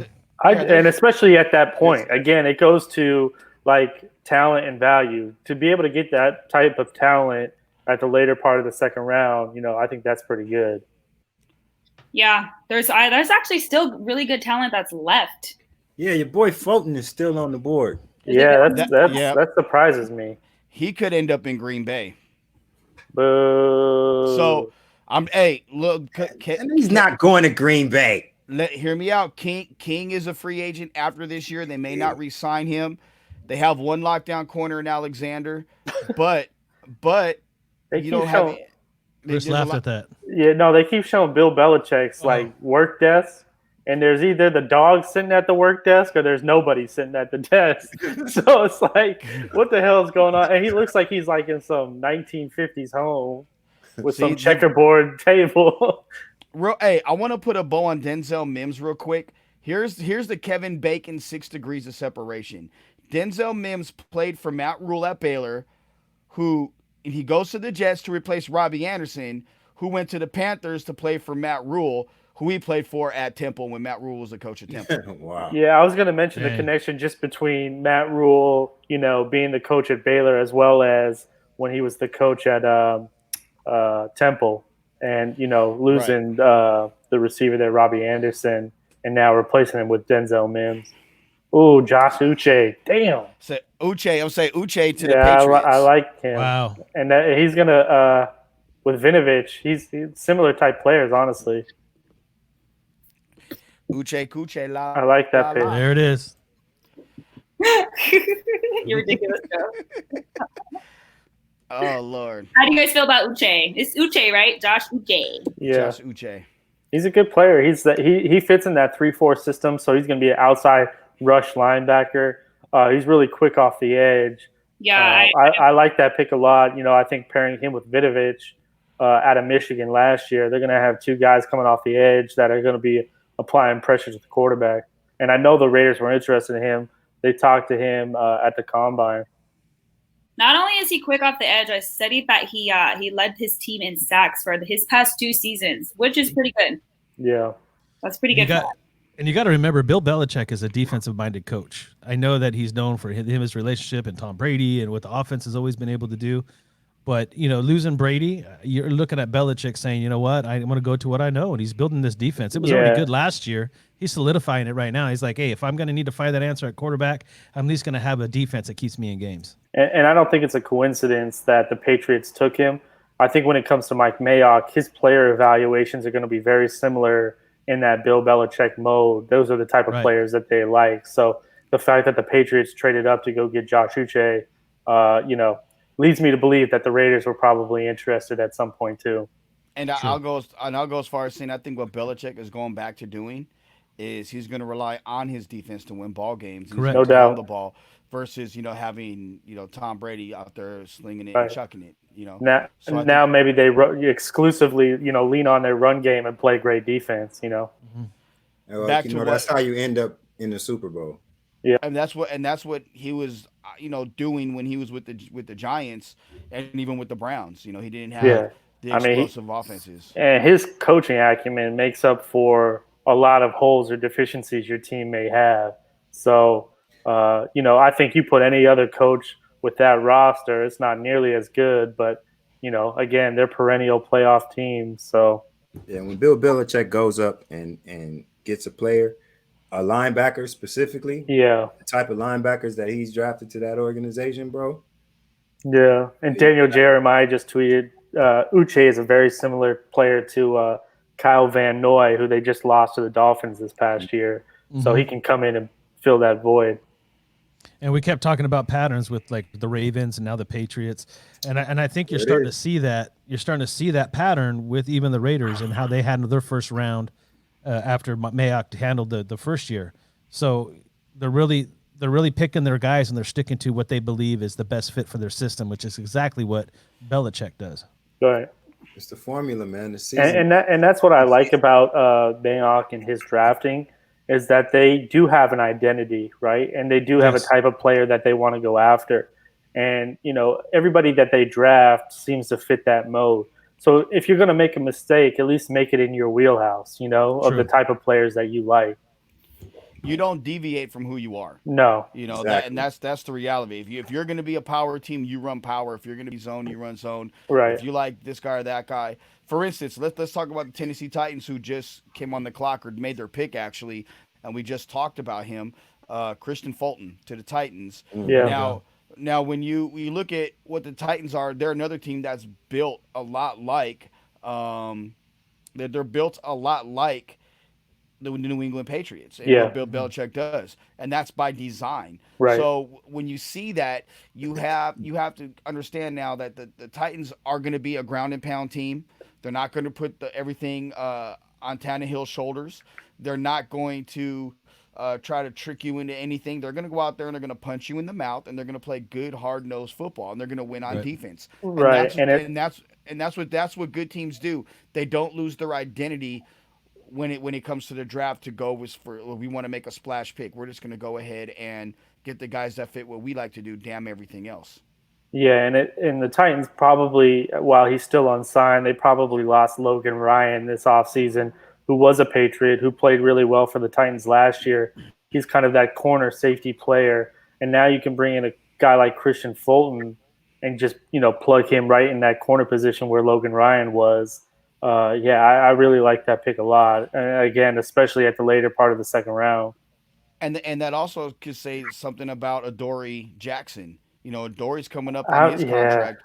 And Adoree's had a last year, Adoree played out of his mind. People don't realize how good he played, especially in the slot. And Adoree could be a guy that a lot of teams have interest in the very near future. So you have to, again, look ahead. Oh, another Gardena Sarah guy, no doubt. And he was one of the freakiest high school athletes I've ever been able to watch in person and cover as well. Yeah, I think he was the only dude that caught Christian McCaffrey last year. Christian McCaffrey still scored, but it's the only time I saw him get caught from behind. Dory's back to Christian Fulton for a little bit. I want to talk more about him because he got a 2-year suspension because he failed a PED testing because he said he smoked a little bit of marijuana, whatever. He had someone actually use their urine for him. The NCAA found out, and he was suspended for 2 years. Now, I know, Joe, you were telling me, we had the conversation the other week about now marijuana being used and how they don't get tested on it anymore. How do you guys feel about that? Do you feel that they should be getting tested? No, I don't, because it is something that helps with alleviate the pain. If it's legal in states now, there's no reason for it to be tested across the board. It's a gateway drug thing. It's a joke. And I just feel at this point, as someone who has family that play in the NFL and they use it pretty actively because they are in pain. That makes to me, it makes a lot of sense for him to do that because when it's not, it helps him. It helps alleviate the pain. I'm not a person that partakes in it personally, but I don't begrudge anybody that does. So what if a player smokes before practice and comes high? Because a lot of people, when they smoke, they don't feel that they look high. But what if that were you as a coach? Is it affecting the way he's playing? If it's affecting his play negatively, then he need to quit smoking or get fined. Outside of that, if you come out here and ball out, because from the stories that I know from the 80s and the early 90s, right. Bruh, it was a lot worse stuff than smoking before you go on the field. And guys was playing out of their minds, completely zooted out of their brains. So, it just depends on the situation. Some people handle marijuana differently than other people. But the point is, if you ain't testing for alcohol, what you testing for weed for? True. Well, very, very, very true. And the thing is I understood it from a corporate perspective when it was illegal, regardless of how you believe whether it's a harmful drug or not. It was illegal. So as a company standard, I could see okay, but I mean it's legal in pretty much everywhere at this point. There might be a few hot spots that are not legal, but this is actually something that's good. It's safer for them to have marijuana than it is some of the pills and shots they up these guys with. So, now that it's legal, there's no sense to put restrictions on it at all. Let's just be real about the situation. Like, I'm just gonna be conservative about it. 40% of the NFL actively smokes weed. That's a low number. I would say 40% of the NFL conservatively doesn't smoke weed. Okay, I know a lot of dudes in the league, and I would say the vast majority of them, and they know when they're getting tested, so it's not a big deal. And I would say 95% are up in the White House. Just saying. I'm not getting into politics, but hey, the Packers pick is in, and they took a guy that I had mocked to the Raiders, running back AJ Dillon out of Boston College. Wow, big dude. Big. See now you're cooking with soft cat shit, because that's you need some running backs. That organization's always needed some. No. Aaron Jones had 19 touchdowns and ran for almost 1,300 yards last year. Like, Aaron Jones is a legit but he's coming up on a contract. But that's more for Jamal Williams, their power back, a guy they're probably not going to end up keeping him. LaFleur likes to have multiple running backs to do multiple things. You got to keep Aaron Jones healthy. He's one of the elite running backs in the NFL. So you have to do a good job of keeping him upright and make sure, should he go down, that the drop off isn't that bad. Now, the problem with AJ Dillon is he doesn't do any. Like 15 years ago, he's a top 15 pick in the NFL. I mean, he's got the old school skill set. But in today's NFL, he doesn't do some of the things in today's NFL particularly well, what coaches are looking for. So for me, AJ Dillon right here, I don't know. I'm not a big fan of the pick, but I understand the reason why. I probably would have gone with the receiver or a trade back. Or hell, I would have taken Willie Gay or Jeremy Chin right there, to be honest with you, to get that defense a little bit of extra juice. But, it is what it is right there.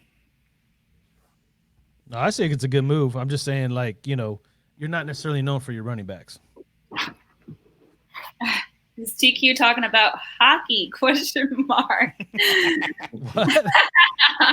What is he talking about? What is he talking about? Kalani Lua, are you talking about the marijuana situation? I think it's talking about the 40%. Oh, yeah. Yeah, for real. Hey, don't underestimate hockey. Everybody probably does it right now, so. Yeah, for real. You know what it is? I know I got too many relationships. I don't want to be sitting up here dry snitching nobody out. You know what I'm saying? No, never. So we're gonna leave it on 40, as far as I'm concerned. All right, TQ, we didn't get your opinion about this pick, right? The Packers, I don't know what the Packers are doing. I have no idea what the Packers are doing. They're not acting as if they was a 13-3 team. I don't. I mean, I guess he's okay, but it's like you guys they got a serviceable running game. The team was 13-3. They were 13-3. It was a game away from the Super Bowl. I don't know. Matt LaFleur, I know when he said LaFleur, I was like, he's gonna have to prove himself a little bit better than this, man.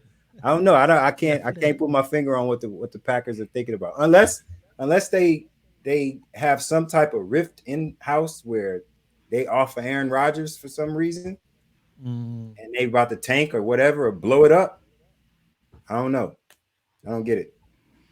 This is Joe's true team, so Joe should feel the most. I understand what they're doing. They're getting a guy again. I think it's more for Jamal. They're gonna have to pay Aaron Jones, and once that happens, they're going to have to make some tough decisions. And I know a guy like Jamal Williams, who I think the world of. He's from the same area. He's from the IE. So one of my close friends I played football with growing up, Darnell Pugh, was his position coach at Summit High School in Fontana, California. They're going to have to let Jamal walk probably. And you have to have somebody back there. Jamal, This is year 4, so it'll be after this year. Okay, so I have a question.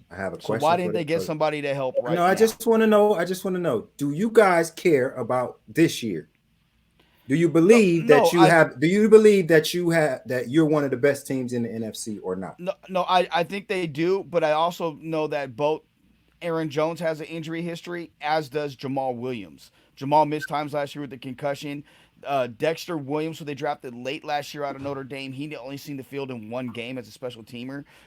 He didn't really show a lot. So I think what they're trying to do is protect themselves, and they want to get, and maybe they just want to get a power back. So you believe this kid's gonna get some PT this year? Potentially, if something should happen to Aaron Jones, yeah, he very well could be. I feel like Aaron Rodgers is sitting at home like, what the hell is my team doing to me right now? Well, I could tell you something else right now. The Raiders need to watch out because the Kansas City Chiefs just traded up, and they selected Willie Gay Jr. God damn it! There it is.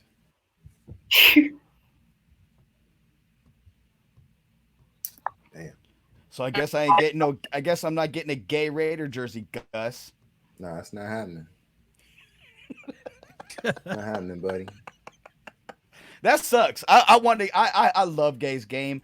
The only knock on Gay has been, there's some off the field stuff with him. Nothing that I would be doesn't bother the Chiefs at all. Never. Right. That's one organization that nothing bothers when it comes to that. Chiefs are they're getting stronger. No matter, doesn't even matter who they pick right now. Like they're pretty strong. That's terrible. That is terrible. But I mean, that's what I'm saying. What do you have to say about this?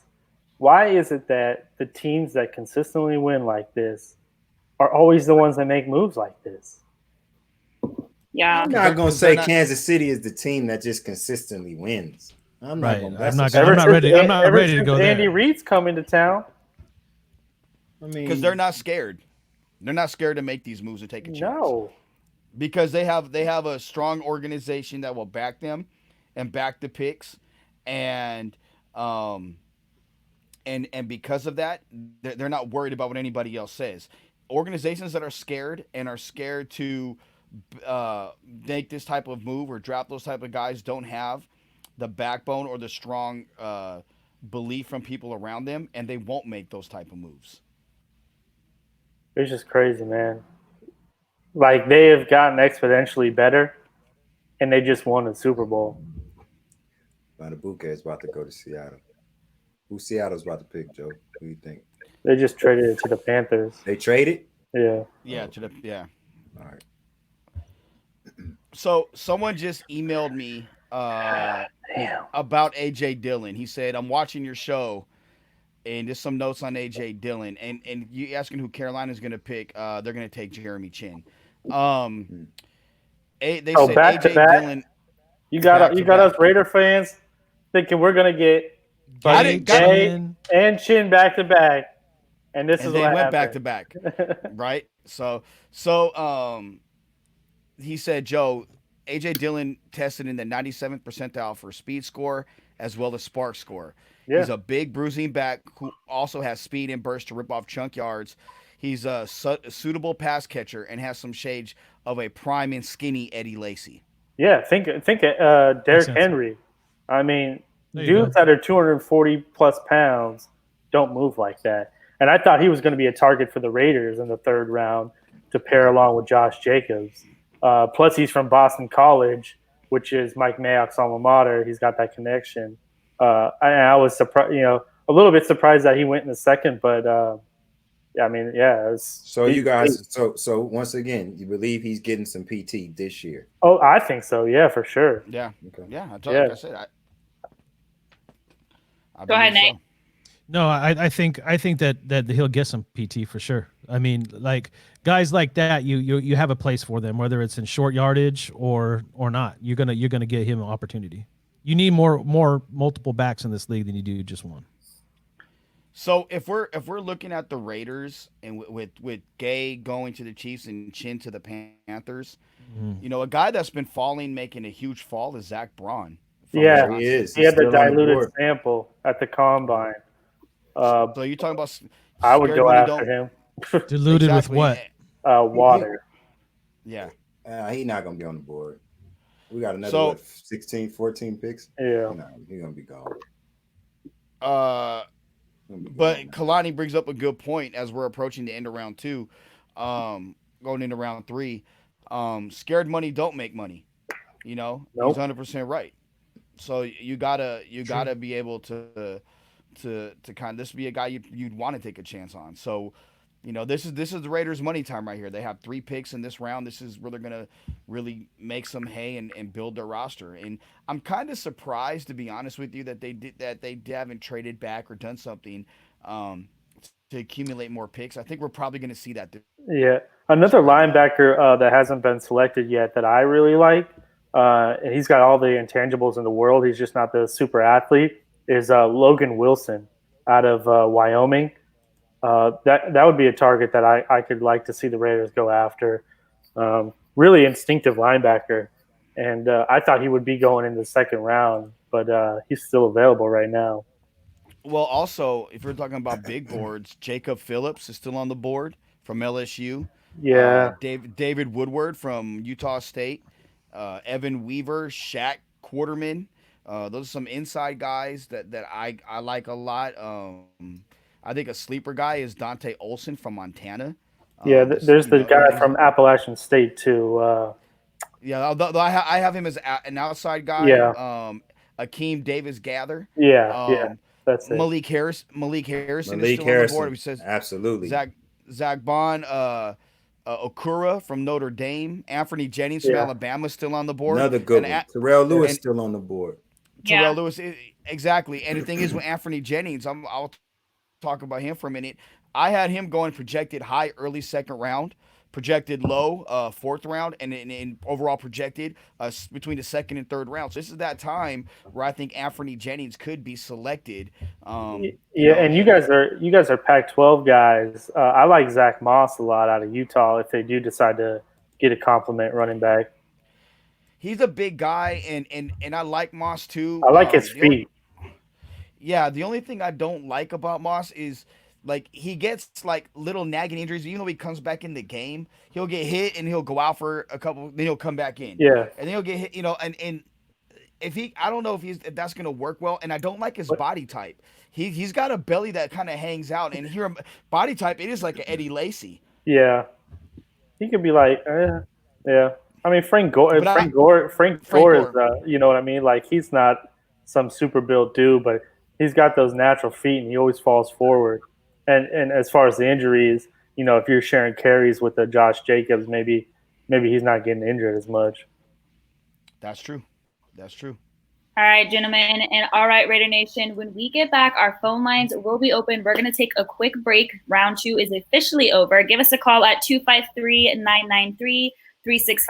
That's 253-993-3651. We really want to know what you guys have to say. Third round is the Raiders' time, our time. We'll see what we do.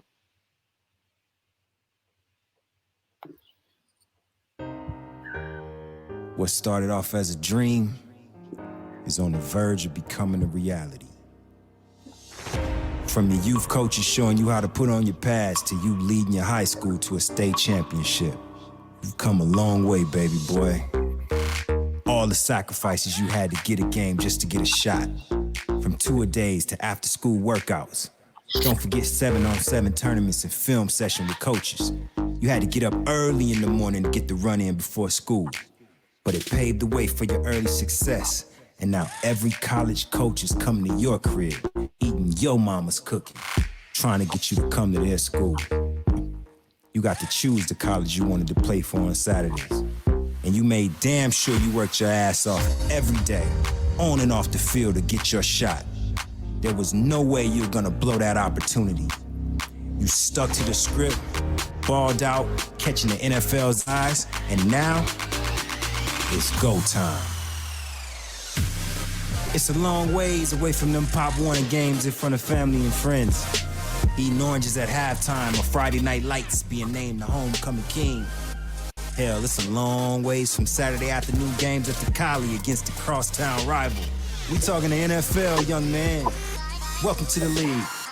It's a privilege to be in this fraternity. And now it's your time to try and become the GOAT. Finally, time to fulfill your destiny and reach the next level on the dream board. It's draft day. Join your new franchise. Franchise Sports Media has you covered live all draft long. Tune in to YouTube, Periscope, Facebook Watch, and franchisesportsmedia.com/live, the new home of Las Vegas sports. There goes my linebacker.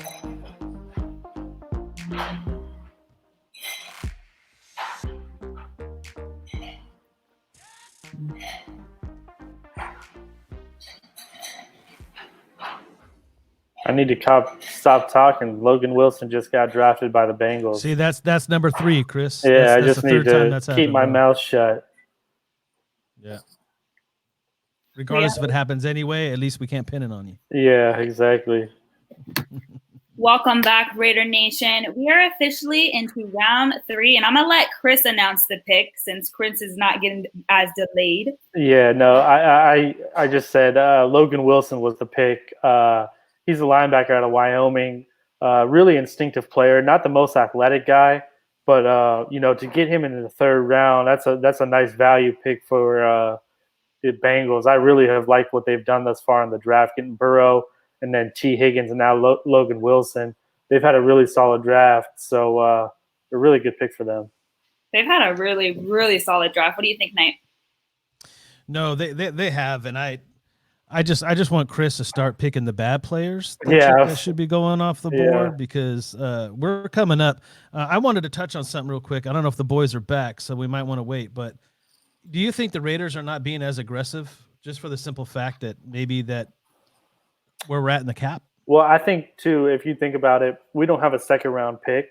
So I think if they were going to be aggressive, it would be to move back, honestly, to accumulate more picks.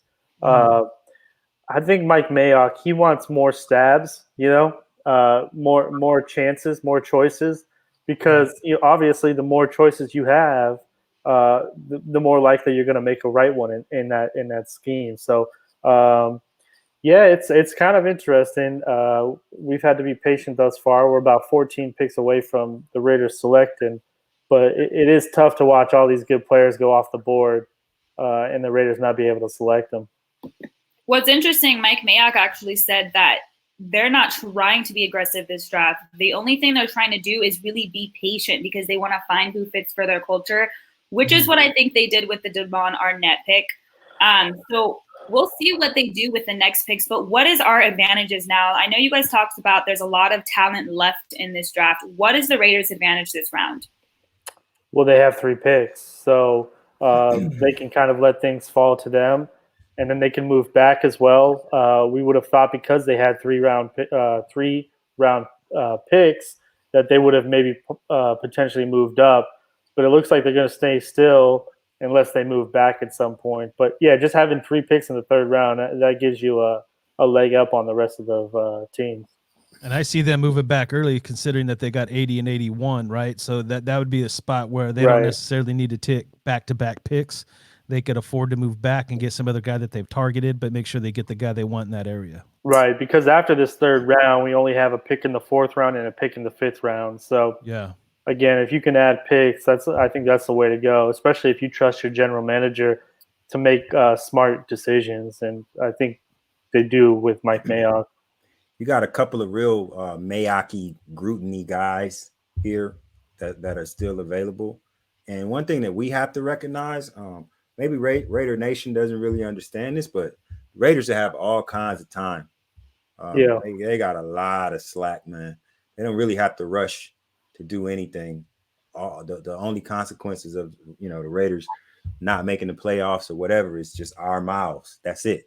At the end of the day, they right back in it. So I thought at the beginning that they would be more aggressive to try to get into this 2nd round, but looking at the players that are left and the things that they need to be doing at this point, considering what they did already in this draft and what they did in free agency, which was a big surprise for me.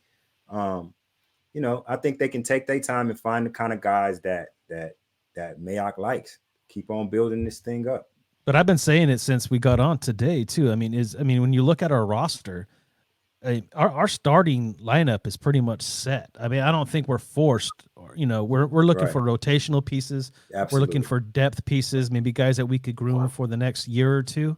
So I think that's the other reason why we're not being as aggressive, because we really don't have to at this point. Yeah, it's about getting the right guy to develop. Yeah, and where I would push back is I think our offense, I think that starting lineup is pretty much set. It's True. On defense, I think there's a lot of moving pieces, a lot of guys that are unproven because there's a lot of young players on that side of the ball. So again, like TQ was saying earlier, I think, if there are defensive players worth picking in this range, that's where you got to look at, because, our defense for years now has been abysmal. And to keep up with these offenses now in our division, we've got to get better on defense. We're talking decades. Decades. And we just went up. We just missed a whole round. And it's tough to watch as a fan to see all those guys go and get picked. Right. And everybody in our division, man, looks like they all got better. Totally. Well, I'm gonna be confident in what we've done too. I think we've gotten a lot better. Yeah, we've gotten better. Absolutely right. I think in one pick, and I know this is your favorite pick so far, TQ, but Ruggs, right? I think in that one pick, it just didn't make our receiving core better. It made our running game better. It's going to make Derek Carr better. It's going to make our tight end class better. So, I mean, that's why I still stand behind that personal pick. So I think our offense is in a really good position right now. Like I said, you want to add maybe a backup back. I don't think it's necessarily necessary. I think you can get an undrafted guy to fill that need. And if you want to try to find that other diamond in the rough receiver, I guess you could do that too. But the focus should be on defense. And I think as long as we find the right development, depth, rotational pieces in this third round, I think we're sitting pretty well to compete with these guys. And and explain this to me, because what I don't get, and I've had this conversation with Joe several times. Okay, what's you guys read on the Zay Joneses and the Keelan Doss and these guys? Like, do you guys feel like that we have some receiver talent already, or no? As I don't feel like we need another receiver out of this draft. With the Keelan Doss, we got talent there. Oh yeah, we got talent. Yeah, well, I feel like we got some talent with Zay Jones also. Right. He could play all three. And then we also got Nelson Aguilar, who's a speedster. I know he has his issues, but he's going to be a situational type guy. Could you imagine being in a 4 wide receiver set where you got Ruggs, Nelson Aguilar, Williams, and then you got Renfro coming across the middle somewhere? It's exactly what I'm saying. And we're not even talking about Waller. So that's our 5 wide receiver set right there. So we set right there. I feel like let's see what that looks like. Renfro's a speed guy that gets over the top too, but Doss is more of an all-around guy, and players make their biggest jump between year 1, year 2. He got some playing time. He showed a lot of talent. He wasn't ready for this past year, but Doss is one of those guys that could be a surprise in camp if we have a camp, unfortunately. And all I'm seeing is, and all I've been seeing is Derek Carr and Zay Jones at the park working out. That's a speedy guy right there, man. That is a speedy guy, bro. Too. That's a speedy guy. So, this was partly my issue in the beginning about the receivers. Listen, I'm not down on Ruggs. I'm cool with the pick because of the circumstances. Mm-hmm. Obviously, we couldn't get up to get Simmons. That's who I wanted. That was a pipe dream anyway. But I feel like getting Ruggs with all of that speed should solidify this wide receiving core, because I feel like we wasn't that far away. We was Antonio Brown away from the playoffs. As far as that's why I think Ruggs is the pick. Mm-hmm. So there it is. I think Ruggs is a pick as well, but I feel like we are talking about the same positions. Like, we're talking about receivers, we're talking about quarterbacks, but I know you guys said we need to pay more attention on the defensive inside. So how about maybe a linebacker to sit alongside Littleton and Kwiatkowski, or maybe a safety to sit aside, Abrams. Like, what do you guys think about that? Yeah, I believe in these two Alabama guys coming up here are some real good athletes, and they fit into that rotation that I was talking about. I feel like the Raiders need to get deeper in the front 7. That's kind of where we get tired at the end of games. That's the part that I'm trying to that we really need to address. At times, when you're playing against certain teams that have you on the field forever, right? They playing that type of ball control offense, and you're on the field all of this time. Come the end of the third quarter, the fourth quarter, your defense is out there gassed. We lost a lot of games like that. So I'm looking at these guys that we can bring in rotationally. You platoon the defensive line, have fresh legs constantly coming in, getting to the quarterback. So that's what I hope we do for the rest of this draft. And I'll take it a step further, and I agree with everything you said, right? So, you talk about safety, we talk about defensive line, linebackers. That's why I'm looking for more of these hybrid guys that could play that strong side linebacker that can come up to the line of scrimmage and rush the quarterback. I think that's where we could benefit the most, because we're playing nickel primarily. That's just what this league has become. So to right now in this draft, in this part of the draft, to go out and get a strong side linebacker type guy that can cover, rush the passer, I think that's where we need to go right here. All right, guys, I want to pay attention to make sure that we're paying attention to the picks as well, because everything's delayed on my end for the phone. So if you guys get picks, definitely announce them so we're not falling behind. But I think we are falling behind, right? Yeah. Who's moving the fastest? I'm having some technical difficulties. I'm pretty delayed too. Chris, are you having technical difficulties? Because I believe that we're on the clock is Miami Dolphins at 6, so that means we're behind by a lot. The Seahawks they're about to make a selection right now. Yeah, my thing is just okay, cool. Yeah. All right, Chris, tell me what you think. We're talking about Raider talk right now. I think maybe a linebacker would be a good fit for us. Let's dissect it a little bit more. Yeah, I would look at defensive tackle. Yes. I think that they may have interest in filling the defensive tackle position. I think there's a couple names, Gallimore out of Oklahoma, who grew up in Canada and came on to football late. There's Jordan Elliott from Missouri, who's a 3-technique defensive tackle. And keep in mind, Rod Marinelli is now the defensive line coach. So if you have somebody that's kind of raw at the position, you're entrusting Marinelli to be able to come in and develop that raw guy that has a lot of potential. And so I could see them going that route as well. I don't think Matabuki will still be around, but he's a dog. He is. Not too big, but he's strong and he's fast as hell getting off the line. Damian Lewis of the Seahawks went to the Seahawks, the guard out of LSU. Mm-hmm. So what do you know about him, Chris? He's just a big physical guy. Big dude, He. I mean, SEC offensive linemen are just big nasty dudes. He got beat up kind of bad by Derek Brown, who went to the Panthers. Everybody got beat up by Derek Brown. Yeah.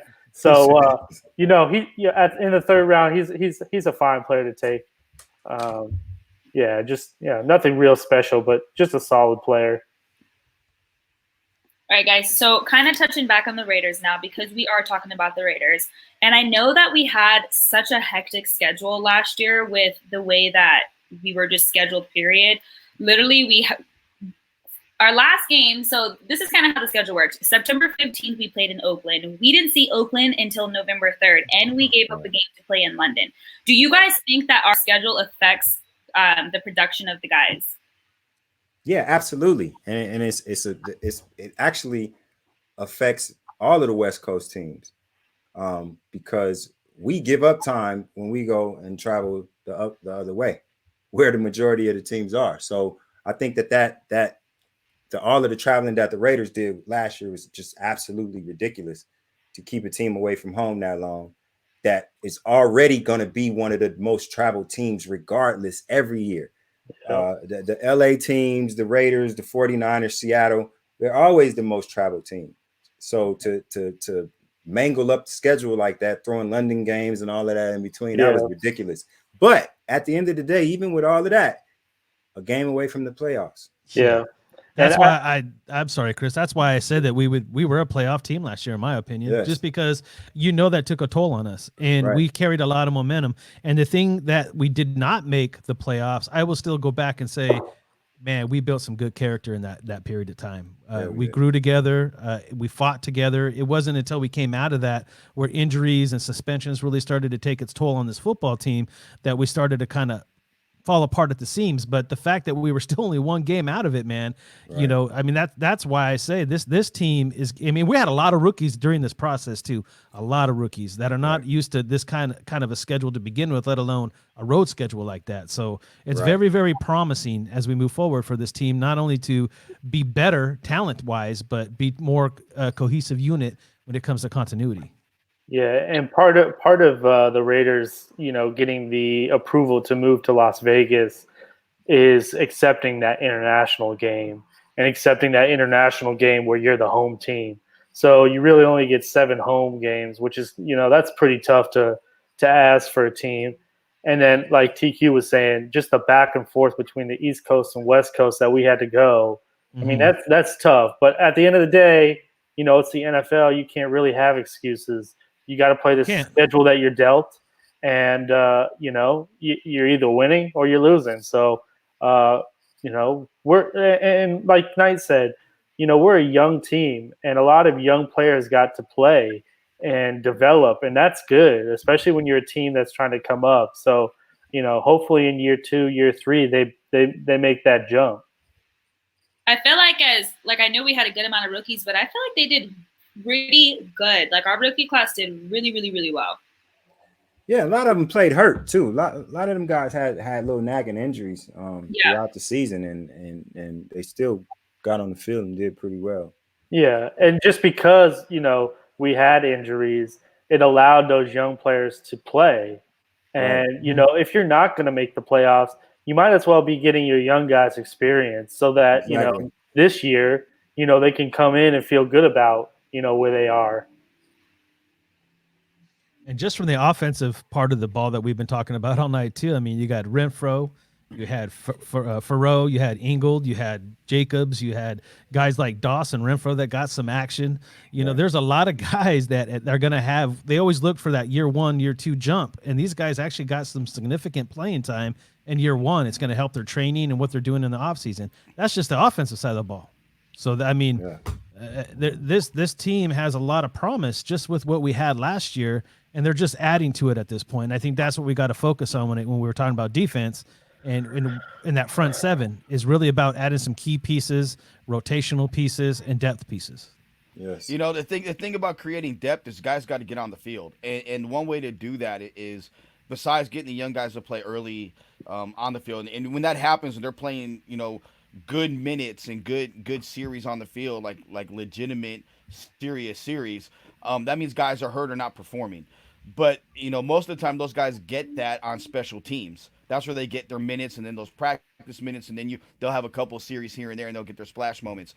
The Raiders last year were able to get some guys on the field, and really, I don't want to say it was a throwaway year, but it was a year you can afford to make mistakes because you were so young and because you had so many draft picks. And then you had guys like Evan Ingold, like Keyshawn Nixon. You had these guys that were undrafted that were coming in, and they were getting good minutes. I mean, look, and I'm not saying this because he's a good friend of mine.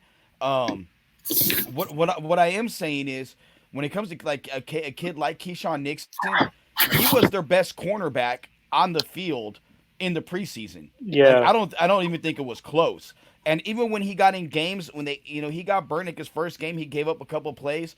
But after that, he settled in, and I can make the argument he may have been and graded out as their top corner for the entire season. Yeah. Like, he's a legit dude. And for him to get that time is invaluable for a young team like the Raiders.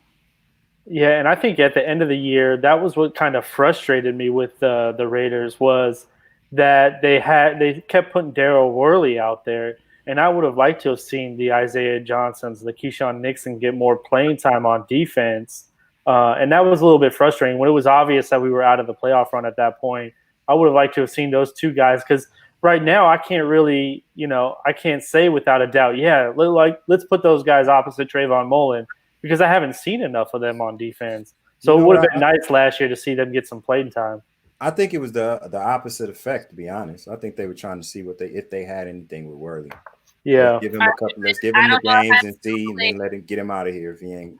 The Miami Dolphins pick Brandon Jones. I don't know if I'm still delayed. I don't know if that already came in. No, you're good. I just read it right now too. Yeah, that's good. Okay, cool. All right, Brandon Jones, gentlemen.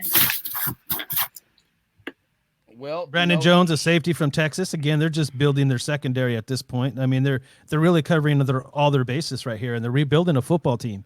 So, let me be real. I don't have a lot on Brandon Jones himself. I'll kick it over to Joe, but I just like what they're doing from a position standpoint. They're really spreading it out. They really are. Yeah, and I like what they're doing there. I mean, they're just taking their best players. Brandon Jones, I had as my 6th best safety. Had him going projected high in the 3rd round, low in the 5th round. So I kind of put it in the middle at round 4. He's 5'11", 198. He ran anywhere between a 5'3" and a 4.57, depending on who you talk to. TQ, the Ravens just took your boy. I knew it. They do it every year. That's why I'm sitting here quiet. I'm like, the Ravens are up. I know they're going to take a player I want. The Ravens just took Justin Matabuke from Texas A&M, the defensive tackle. Every year, man. Every year they take somebody I want. Yep. But he could drop the Niners and become a Raven fan, bro. No. We ain't going that far. But it goes back to the theme that we've been saying. They draft a certain way, man. Yep. They just do. The rich get richer here again. Yeah. Yep. But they also they're smarter. You can't Right. blame for that. Keep in mind they picked up Calais Campbell for, oh my peanuts goodness. this year. So, Is that ridiculous or what, bro? And Zach Bond is still on the board, the outside linebacker out of Wisconsin. It's obviously, that diluted sample from the combine. Like you said, Joe, earlier, scary money don't make money. I'm if he's available there at 80, I'm taking him all day.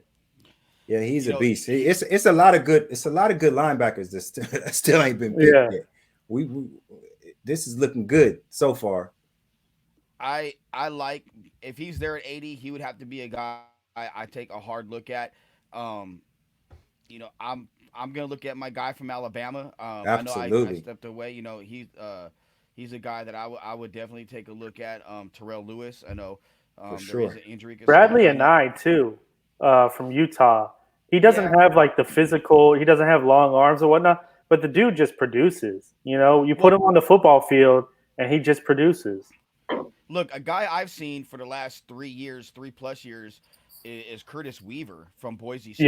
Yeah. And he's a freak. Yeah, he cut up. Yeah. We watched him. He cut up bad. And he's a guy that I would definitely, again, 80, 81, somewhere around there, take those picks. Yeah. That would be the guy that I personally, would. But I like Terrell Lewis a little bit more. I think that's when those scared money don't make money. And he's a freak. Anthony Jennings is still there too. Both of them. I'll take either one of them, man. Yeah. I'll take either one of them. So those are guys. And you know what? And I may go a little bit different here too. I know you're talking about D tackles. Leke Futu from Utah. Yeah. He's a guy. I mean, Big he's dude. 6'5", 330. Big dude. I mean, man. you put him next to Malik Collins, we got action. We got some serious action right there. And lastly, and I know they already took the corner in round 1, but my guy who I think the world of, if he was 2 inches taller, he's a first-round pick, Amik Robertson from I like him too. Tech. He may be my favorite corner, like outside of. He's a dog in this draft. All right, guys.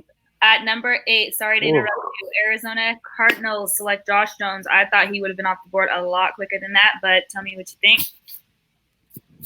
Go ahead, Chris. I mean, he's super green. He's going to take some time to develop, but you need offensive line help if you're the Cardinals. You got to protect that young quarterback. So it makes a lot of sense. I think a lot of people saw him as a fringe first, second round player. So to get him early in the 3rd, that's a nice pickup for the Cardinals. Mm. I actually got him as my second-rated guard in this class. I have him as a guard, not a tackle. So, I mean, I had him projected first or second round. Low projected was honestly second round. The projected was late first to second round. So, to get him there is really that's good value across the board. That's good value for them. He was a 4-year starter too, so I think that's good. I haven't seen a lot of 4-year starters at all. I mean, granted, he is a tackle, but he only allowed 4 pressures and 325 pass blocking snaps this year. So I think he's pretty solid overall. And another player for the Raiders to look at that I could see is Terrell Burgess out of Utah. He's kind of the safety, nickel corner, versatile defender. I could see them going after him. And if they do decide to go receiver, a guy that I like a lot is Antonio Gandy Golden out of Liberty. Kind of a freak athlete, 6'4", like 225 pounds. So we'll see if those guys are still available too. I know we're speaking not Squeeze's language, but the name to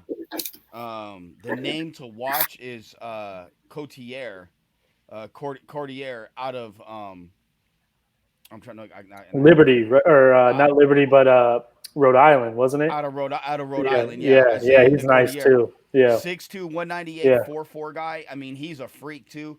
And I'm gonna tell you, and you guys may not like it, I could see the Raiders doubling up at receiver, adding a receiver with one of these next 3 picks. I know they will. I know they will. Yeah. Yeah. You got Aguilar, you got Jones, you got Dosh, you got Renfro. Too many receivers, man. We got tons of receivers. Ruggs, we need no more receivers. Williams. But the other name I would say to keep an eye on when we're talking about defensive backs is L'Jarius Sneed out of Louisiana Tech. He played with Amik Robertson. He's a guy that's a hybrid safety type corner. I think he projects more at the corner level in the NFL than a safety, but he's also a nice little freaky type athlete right there. That he'd probably be like in the 4 to 5 range versus the 3rd range. Right. All right, gentlemen, we are going to take a quick break. When we get back, we'll talk more about what is the best fit for the Raiders and overall. Give us a call at 253-993-3651. That's 253-993-3651. Join us live, Raider Nation. We want to hear what you have to say.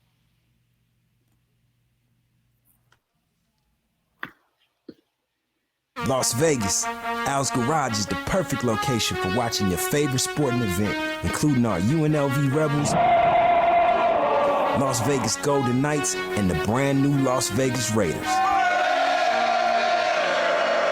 But you can find your favorite game on most of the time, along with everything you need to make your experience watching it perfect, including awesome service, food, and the best drinks in town. What? Did we just become best friends? Yep. Al's non-smoking, family-friendly environment is the perfect place for the entire family to enjoy a night out with great food and watching the best games. Al's is your place for large parties, fantasy drafts, work gatherings, or just meeting for the big game. For gaming customers, Al's offers a great voucher program, so make sure to inquire with the staff when you're there.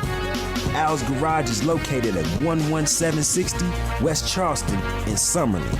Tell them the franchise sent you.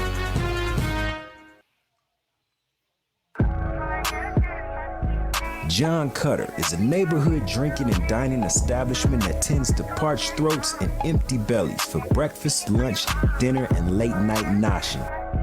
The laid-back atmosphere and awesome food is perfect for getting away from the hustle and bustle of the strip. The menu is short and sweet and does the trick anytime, day or night. The steaks are 100% Angus beef and the fish is flown in fresh. No freezers here, so you can be sure that the meal is made from the freshest ingredients available. From steaks and seafood to sandwiches, wings, and salads, you'll have no quarrel with the food, trust me. And stick around, because the later it gets, the more the place percolates. John Cutter's is located at 11770 West Charleston Boulevard in Summerlin. Tell them the franchise sent you.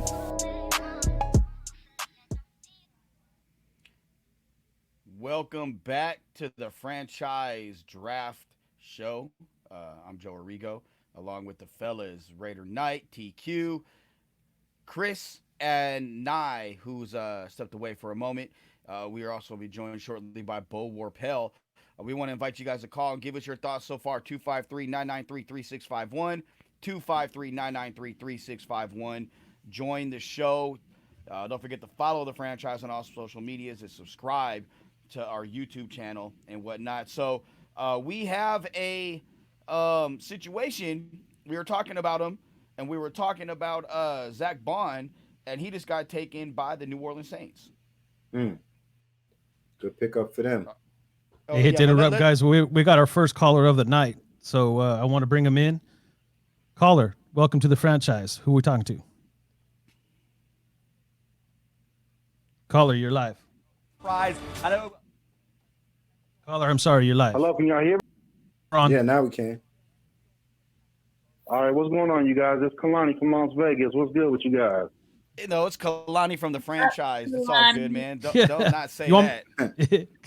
Kalani from Las Vegas or Kalani from the franchise? Thanks for keeping us company. I'm so used to calling in saying where I'm from. Yeah, you're good, brother. I got you, brother. What's the word, homeboy? What you got, bro? Hey, good show as always, guys. There's two names I'm interested in that I'm not hearing a lot of, and maybe it's because they're a little bit lower ranked. But coming up with our pick, linebacker Troy Dye out of Oregon. I understand that he's a little bit undersized, and yes, we did get 2 linebackers in the offseason. But when you got the receivers, Judy and Denver, and you got the passing attack of the Kansas City Chiefs, it doesn't hurt to have some extra bodies out there to cover those guys down the middle, and he's fairly good in the passing game. And then also, if we want to double up in the secondary, cornerback Bryce Hall from Virginia, pretty good at man-to-man coverage out there on the island by himself. And, you know, it's one of those positions where we've had some pretty good draft picks from there. They just didn't work out. So it wouldn't hurt to have some depth there, especially if Marcus Joyner continues to struggle a little bit on the field. We're trying to figure out where he goes. Wouldn't be a bad move to maybe pick up somebody to add to the secondary with Arnett that we got in the first. Let me start with Troy Dye, since he's from my neck of the woods where I grew up in the Inland Empire. I've watched him play in high school, and he was a really good football player at Norco. His brother ended up going to Oregon too. His dad was a coach at Norco High School, still is. But the problem and the reason why Dye has slipped a little bit in some people's eyes is there has been a lot of rumors about him testing positive for steroids early on at Oregon. So I'm not sure, whether or not that actually happened. That's all allegedly. So let me throw allegedly out there. But he slipped on a lot of boards because of that. And he's been dinged up a lot at Oregon. Let's not make no mistake about it, bro. And one of the things that if you're a linebacker and you're getting dinged up with college receivers and running backs, what's going to happen when grown men run at you, and whatnot. So his size, there is limitations there. And I like Hall from Virginia. Honestly, I do. I have him as my 10th best corner in this draft. He's 6'1", 200 plus pounds. He's in a 4.4 range, 40 wise. But the thing about him is, he's another guy that, quite honestly, he was dinged up a bit at Virginia. He got hurt here and there. So that's one of the problems when it comes to some of these guys. Now the medicals are coming into play. Yeah. But I wouldn't, if I'm a Raider fan, I wouldn't mind, Chris, either one of these guys. Yeah. Wearing silver and black. And I'm not a big Dye guy. But going on Bryce Hall, he's a press corner. He's an outside corner. I think it was his leg or his foot that he broke this year. Otherwise, you're talking about a first, second round player. So if you can get him in the third, I'd be all over that. And again, I don't think Arnett is an outside corner. I think you're going to play him inside or move him to safety. So if you can add Bryce Hall, I think that would be a great addition because, again, he fits that scheme really well.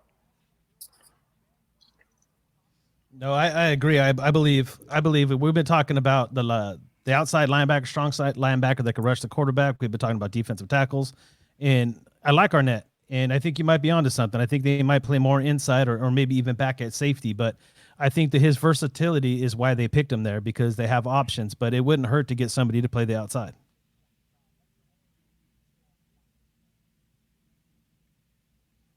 Are you still there, Kalani? I guess you could say that's part. Oh, yeah.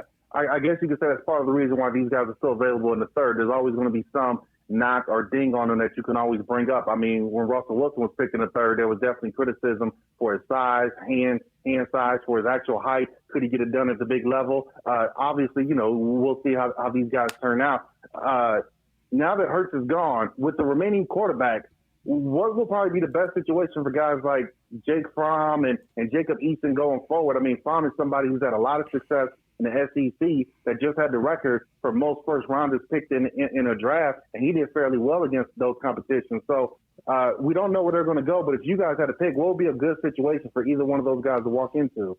Man, Fromm for me is the Saints. He has the same skill set as Drew Brees. Not he doesn't have a cannon for an arm, but he's highly accurate.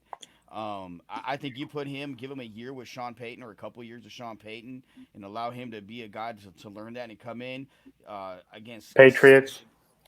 Patriots could be good, but see what I think that Easton is more of a Patriots guy because of the arm strength, and you got to deal with you got to deal with Buffalo and New England in the winter, and that's stuff that I think about. Even New York too. So you can't have balls that are up there floating. I think with Fromm you'll see that in the cold weather his ball will float. That's why I think a lot of cold weather teams backed off of him. But a dome team like the Saints, and again, and I think New England and Easton, and I think James Morgan. And I'm gonna throw a name out there. New England and the Raiders. To be honest with you. Yeah, I think James Morgan's the name to watch with the Raiders. I think they thought really highly of him. He went to the East-West Shrine game and was one of the better players in that game, which earned him an invite to the Senior Bowl, and he played really well there. I think he caught the eye of a lot of scouts and general managers. So I think I know Vic Tafers reported this of the Athletic that the Raiders are high on James Morgan. I wouldn't spend a third round pick on him, but if he's available in the fourth or fifth, I might pull the trigger on him so you can develop him.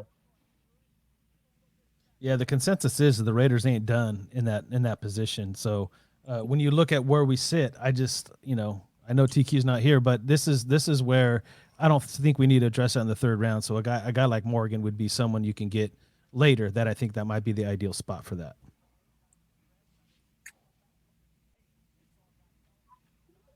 Kalani, you still there? Yeah. I was going to ask, my final question is there any player that's still available that you guys might be surprised has fallen this far and not gotten picked up yet? Again, obviously with with whether it's injuries or size, there's a reason these guys are still here. But is there any surprise to either one of you that's like, man, this guy's still here? I gotta check my board. I'll say Brian Edwards out of South Carolina. He was injured, and he was supposed to play in the Senior Bowl. I think if he's not injured, he's probably going in that second round, and he'd be a nice pickup for somebody. Yeah, you could. I'm actually gonna say Fromm. I thought he'd be taken somewhere in the second round. He just reminds me too much of Alex Smith. Yeah, without the mobility. Yeah, but Smith was the first overall pick, and I think there's that side. Jacob Phillips is still there, I believe. You know, and that's Malik Harrison. Malik Harrison, that's another good one. And again, Amik Robertson. I have him going third, but I've talked to teams that thought that he's a guy that could probably sneak into the second round. So there's a few of those guys that are still there. But I think this round you're going to see some of them quarterbacks, those later quarterbacks from Eason. I even think Morgan could sneak into the back end of the third round. I think this is the round where they're going to start coming off the board pretty quick. Yeah, and if there's anything else you got, Kalani, I ain't got nobody for you, bro. I'd love to tell you a name, but I just don't have one. I'm not going to try. To be real. Nah, you good, brother. You good, man. Hey, good stuff as always, man. Thanks for the questions, but you guys doing a hell of a show. Enjoy listening to y'all. Thanks, brother. We appreciate it. Appreciate you, bro. Hey, and if you guys haven't checked out Kalani's article, he wrote a badass article that's really thought provoking on the Last Dance series that ESPN put out for the Chicago Bulls '98 team. I'll have to read that one. I'll have to check that out. We released it last week. I think on Monday or Sunday we released it right around there. And very good thought provoking article. So if you guys get a chance, visit franchisesportsmedia.com. Check out Kalani's article regarding that. And Kalani also covers, besides football and stuff, he's a big MMA boxing guy. So he's our combat sports, one of our combat sports journalists. All right, gentlemen, we are down 2 picks. So Detroit Lions at the 11th pick went with Jonah Jackson, and number 12 Tampa Bay Buccaneers went with Keyshawn Vaughn. I'm not a big Vaughn guy. I'm surprised. Yeah, I'm surprised at that. Go ahead. When he played UNLV, he tapped out at one point. I was talking to UNLV players, guys that are some still on the team, some are no longer with the team, and he got banged up by them. And there was one point in the third quarter where he tapped out and didn't come back in. I think the tight end did that in the first, and he's a guy that's going to get drafted too. He's a guy that did that in the first half against UNLV. So I'm not a big guy. I know he was a transfer. I want to say he transferred in from Northwestern. I believe it was a Midwest school. I'm not. So that one's kind of surprising, especially with some of the other backs that are available. But he may fit what Arians likes to do, and so I mean, this is preference in running back. Chris, what do you think about Vaughn? I'll be honest, I'm not too familiar with him. I've not done enough background on him to even really comment on him. But so who's your? I think there was other running backs that might have been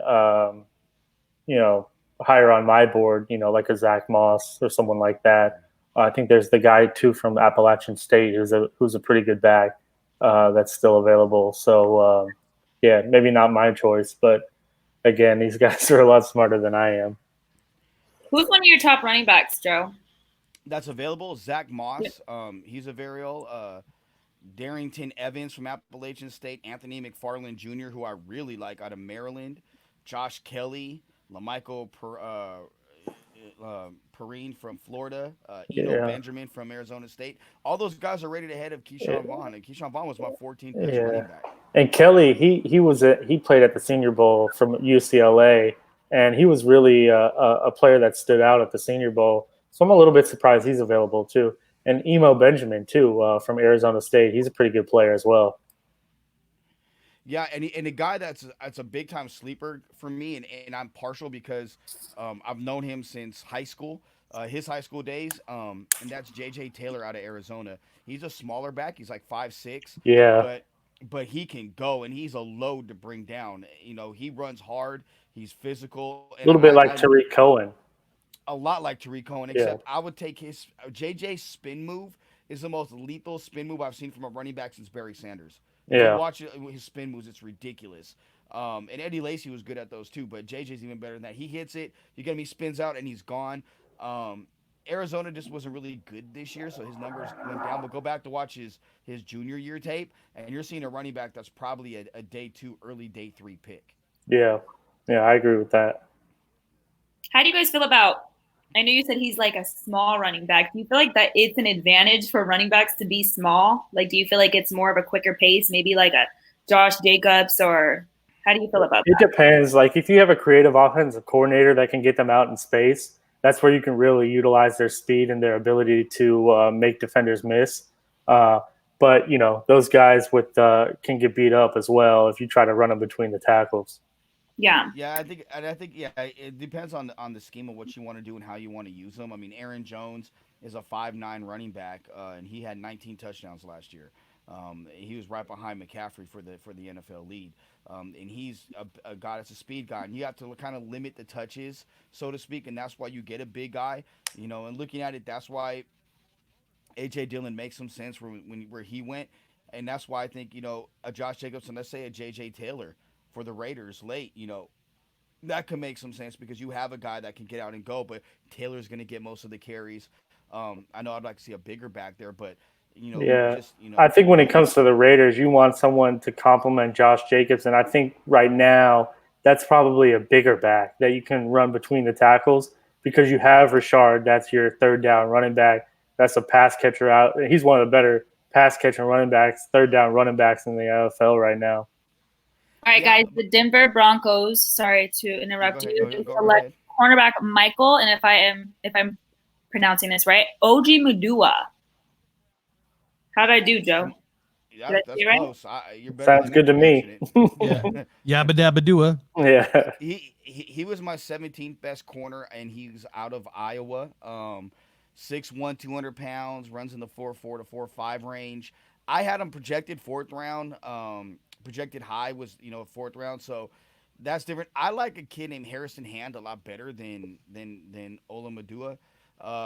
But again, it's all about scheme, and he's big. He's tall and long. So, if they like it, I love it. He's a guy that is kind of raw, and to me, he's only a boundary corner, and he's more of a zone guy than he is man press. So, we'll see how he fits what Vic Fangio likes to do on defense over there with Ed Donatel.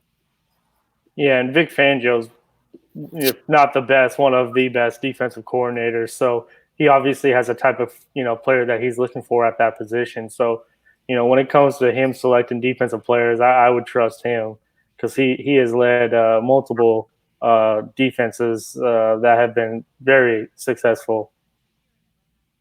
How about you, Knight? Yeah, the analogy I'm going to start giving to our division when they draft a corner is, are they faster than Ruggs? I'm playing. No one bid on that, but that's all good. I thought it was good. Anyway, they can get size all day. Corners are hard to get. It's really a scheme fit. Are they press man? Do they play off man? And it's really designed by the defensive coordinator. So I think that's still a good pickup for the Denver Broncos. But I think you're going to start seeing a lot of secondary picked up in our division. How about you, TQ? I'm starting to feel more and more like opposing defenses in the AFC West don't necessarily want to see the Raiders right now. So this guy's going to have his hands full with the rest of the ponies, as far as I'm concerned. Pony up. I agree. All right, so go ahead.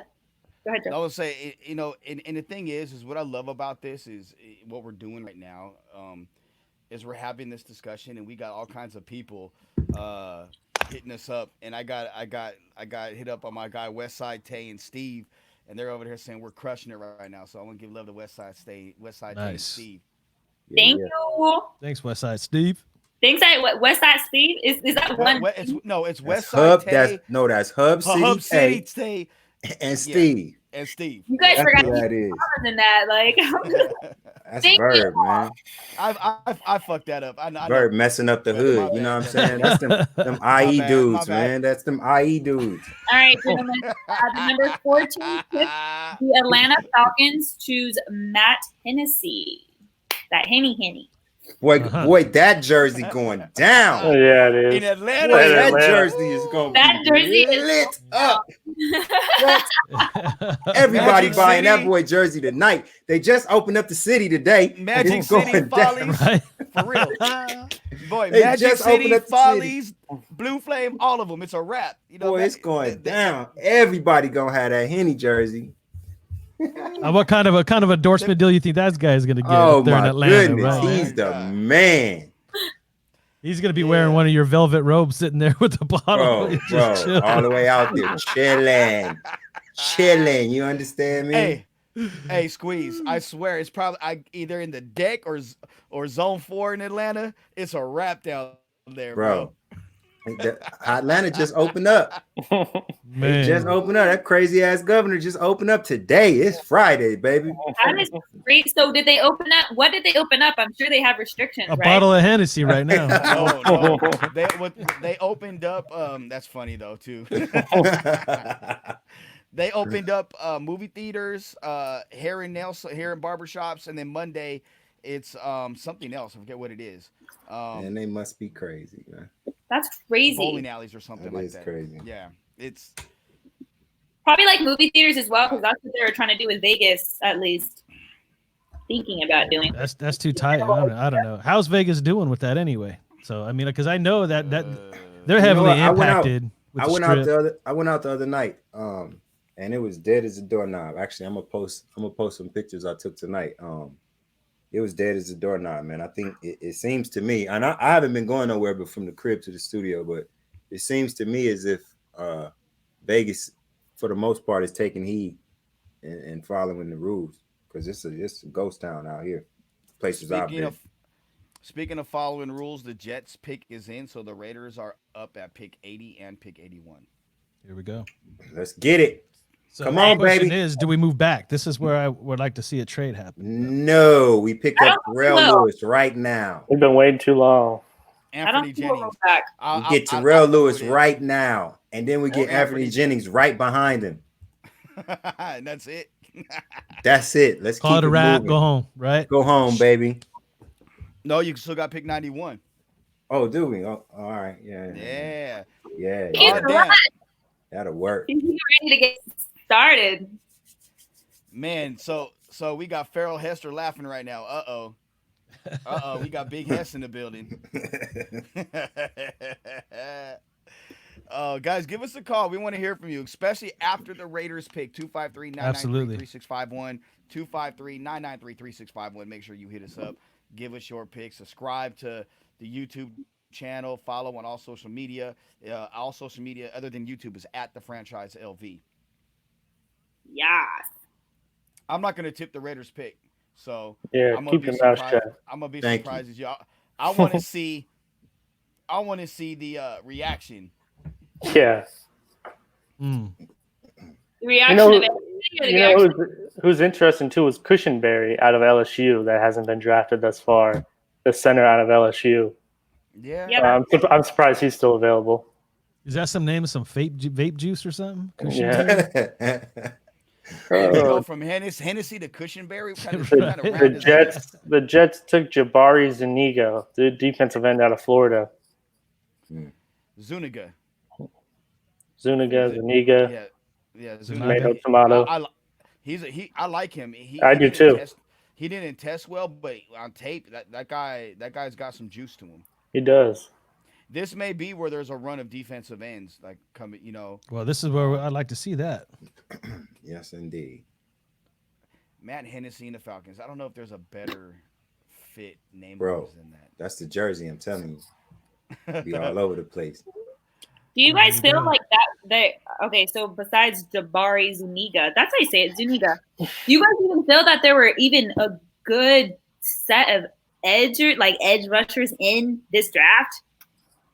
Not like in years past. No, Not like in years past, but there's some solid for them. guys, yeah. I feel like it's mediocre. Like it's rotational guys though, Nye. You know what I'm saying? It's just having other bodies in there that are strong, that are fast, that can try to get to a quarterback for a couple of plays. Unless you're a Chase Young though, because you're going to be an all-around type of guy. Run stoppers and situational pass rushers is what you got in this draft. Yeah, that's it. So again, it's something to build. It's when you build it, when you're in a position like the Raiders are in, when you're in a position like the Dolphins are in, you know what I'm saying? You gotta take advantage of these guys. Even if they don't become, the star guy.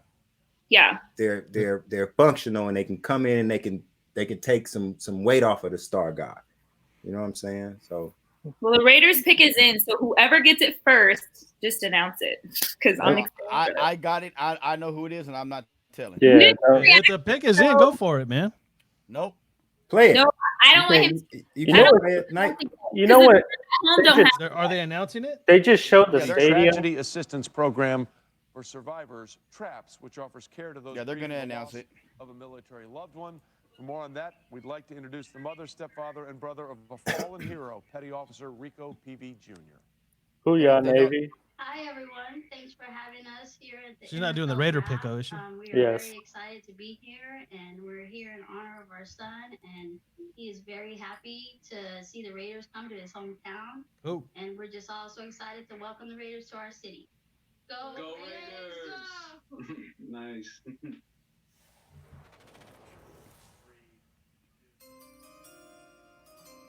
Yeah. Thank you to the Pruitt family. The entire NFL family joins me in offering our condolences as we join you tonight in honoring Rico's memory by making this next pick in his honor. With the 80th pick in the 2020 NFL Draft, the Las Vegas Raiders select Lynn Bowden, running back, Kentucky. I like him. That's a weapon right this there. This is really curious because I look at him more as a receiver / running back. He played quarterback last year. He's a weapon. I don't know how I feel about that. He's a Deebo Samuel type guy. Exactly. Good call, Joe. Yep, exactly. Deebo Samuel. If you like Deebo Samuel, Squeeze, yep. you're gonna like this guy right here. He can run the ball, throw the ball, catch the ball. He's a do-it-all. Really? Right. I mean, I don't know him. I know one thing about him. He does not play defense. No. Hey, well, I knew he was going to say it, and I'm with you, bro. But I did say early on in the offseason even before free agency, I did say that the Raiders should look at getting a complementary type guy to Josh Jacobs. And with Rashard getting up there in age, this sounds like to me it could be the guy that we were looking for. I just again, man, I don't know if this is the time. But if Raider fans remember a receiver that they had back in John Gruden's original days, Ronald Curry. This is Ronald Curry. Yeah, this is a Ronald Curry type player right here. So Squeeze. I want to read that one. Squeeze, you known me and Steve spent $16K on season tickets for the Raiders. You think we're going to have a season this year, especially with this running back we just drafted? No, Westside Dub City Tay. They all jumping on him now. Yeah. So look, it's a gang tackle. Lynn Bowden Jr., I had him going as high as the second round, as low as the fourth, so he's right where he's supposed to be. In a tier, so I have tiers A+, A, B. I had him as my 21st best receiver. I didn't look at him as a running back, but he has tier A ability. So he's 5'11", 204. He's got juice. He could be a very special player. I just, again, when you're talking about defense, they may be looking at it like, okay, we got our offensive guys. Now let's go ahead and add our defensive guys as well. And what he does, he's a returner, so he can return kicks and punts, but he also can fill two positions. So that, again, not for position versatility, he adds that to it as well. So it's another weapon for Derek Carr. Right. And you have to, and you can't now. There's no excuses. And Derek Carr is not a quarterback. And Derek Carr's got to be feeling the pressure because they just took another quarterback. Lynn Bowden played quarterback, so watch out. What happened? He also played quarterback. Yeah, he played quarterback at Kentucky. I was like, wait a minute, man. Wait. Oh, they got three receivers. They just selected Brian Edwards now too, wide receiver out of South Carolina. Oh, squeeze. I know you're feeling that one. hey. On sale now is an Atlanta jersey with the name Hennessy right on it, brother. that tells me Bowden's playing running back. Look at him right there. That's not funny though. Hey, real talk. Does this make any sense? I'm laughing at him because all the shit he talks. I'm laughing at him. I am juiced. I love it. Ridiculous. Look at. Man. Bowden would. Edwards is not going to be available in the third had he not had that injury. Yeah, dude's a player. Yeah, he's 6'3", 212, runs in the 4.4 range. I had him second to third round. I had him projected in the third round. Look at these highlights. He's a legit dude. I like Brian Edwards a lot. And who played quarterback for them? Nobody. No. I'm not going to talk about a freshman in Helinski. Right. Like, he was a true freshman that came in and took over halfway through week one and played the rest of the he's doing that with a true freshman at quarterback that was up and down. You know who's making all these picks. Hey, can we take a picture of Squeeze right now and make that our thumbnail? Hey, I was going to say. Raiders pick offense in the third. You got this bullshit defensive player in your background right now. You need to put all these receivers back there. So I think you called it right, Chris. Double up on the receiver, right? I said, man, it's you jinxed us. That's the fourth time you jinxed it all, dude. That's the fourth time. It's really a Noah's Ark draft. You got to get two of everything. I do not believe that Chris is a Raider fan. No, I'm a Raider fan, baby. I do not believe that. He's from the Bay. Hey, with the Chiefs in the division, if you can't stop them, you might as well score with them. So that's what we're doing. That's obviously the philosophy right there. You cannot score with them. Yeah, we can now. The only thing you can we cannot. That's what we cannot do. And if we're trying to score with the Chiefs, we're not going to go to the playoffs. What does this say about the receiving room, though? Marcel Amen, he's on notice. Let me say this real quick. Rico Gathers on notice. We didn't mention any of those people. Let me say this real quick. We didn't talk about any of them. When we was just talking about our receiving core, we left those names out. We just felt fine about. Me and Knight was just talking about this. And we didn't even mention them dudes. Hey, real quick, as far as Ian Rappaport just put out, as far as Bowden's concerned, the Las Vegas Raiders see him as a running back, not a receiver. So that explains that a little bit. Yeah, but that's still not a defensive end or linebacker. And I really do think that, we're missing something here. We really are. Even as a running back, do we even need that right now? Not as bad as we need people to go and get the quarterback. And I like this question. Autumn Win TV said, "Might as well go for a punter next." Really, honestly, are we wasting the picks? Like, what are we doing? What do you guys think? If you're not concentrating on trying to stop Patrick Mahomes, you're not going to the playoffs. And that's as simple as that. With the NFL, the way that it's set up and the rules, right? It's designed for the offense to score. So in that light, you got to be able to score with them. Chris, you need to understand something. You need to understand that you're talking to somebody who's also a 49er fan. Yeah. All right. I've seen this happen 2 times. 49ers done been to the Super. They lost them both. Yeah. They've been to the bowl. They won their conference 2 times off of this formula. Yeah. Baltimore, this formula. Yeah, but that was back in 2000. No, I'm saying Baltimore just won the championship in 2013. What? You're talking about you're talking about against the Niners. Yeah. But I'm saying these teams are a step away all the time. Why? Because they get to the quarterback. If Patrick Mahomes is allowed time, there is nobody that can stop him. Period. Yeah. The 49ers did the closest job to it because they got in his face. They rushed him, they moved him out the way, and they still lost. But at the end of the day, nobody's going to be able to score with that team. There's not enough players in this draft to make any other team score with Kansas City this year. Yeah, nowhere. But even in the 3rd round, I mean, how many defensive players are available that are going to be difference makers? Oh, so many. Oh my God, you think so? Yes. Especially linebackers. I mean, we still have 2 Alabama kids, Harrison from Ohio State. All of these, they could have got 2 or 3 of them right there. Yeah, we still can. I mean, we picking like 7 or 8 picks. All right, gentlemen, I'm gonna let you guys get back to this, but we're gonna take a quick break. You guys call I need a break anyway. Thank you. Nah, I'm out of here. I'm gonna go walk out this receiver tape real quick. 993-3651. Don't forget to like, subscribe our YouTube channel, follow us, join the franchise, Facebook, Instagram, Twitter, Periscope. We got you. We love you. We'll be back, Raider Nation. Oh shit. What started off as a dream is on the verge of becoming a reality.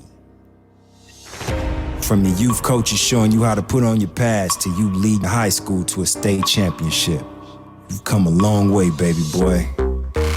All the sacrifices you had to get a game just to get a shot. From two-a-days to after-school workouts. Don't forget 7-on-7 tournaments and film session with coaches. You had to get up early in the morning to get the run in before school. But it paved the way for your early success. And now every college coach is coming to your crib, eating your mama's cooking, trying to get you to come to their school. You got to choose the college you wanted to play for on Saturdays. And you made damn sure you worked your ass off every day, on and off the field to get your shot. There was no way you were gonna blow that opportunity. You stuck to the script, balled out, catching the NFL's eyes, and now it's go time. It's a long ways away from them Pop Warner games in front of family and friends. Eating oranges at halftime or Friday night lights being named the homecoming king. Hell, it's a long ways from Saturday afternoon games at the Collie against the crosstown rival. We talking the NFL, young man. Welcome to the league. It's a privilege to be in this fraternity. And now it's your time to try and become the GOAT. Finally, time to fulfill your destiny and reach the next level on the dream board. It's draft day. Join your new franchise. Franchise Sports Media has you covered live all draft long. Tune in to YouTube, Periscope, Facebook Watch, and franchisesportsmedia.com/live, the new home of Las Vegas sports.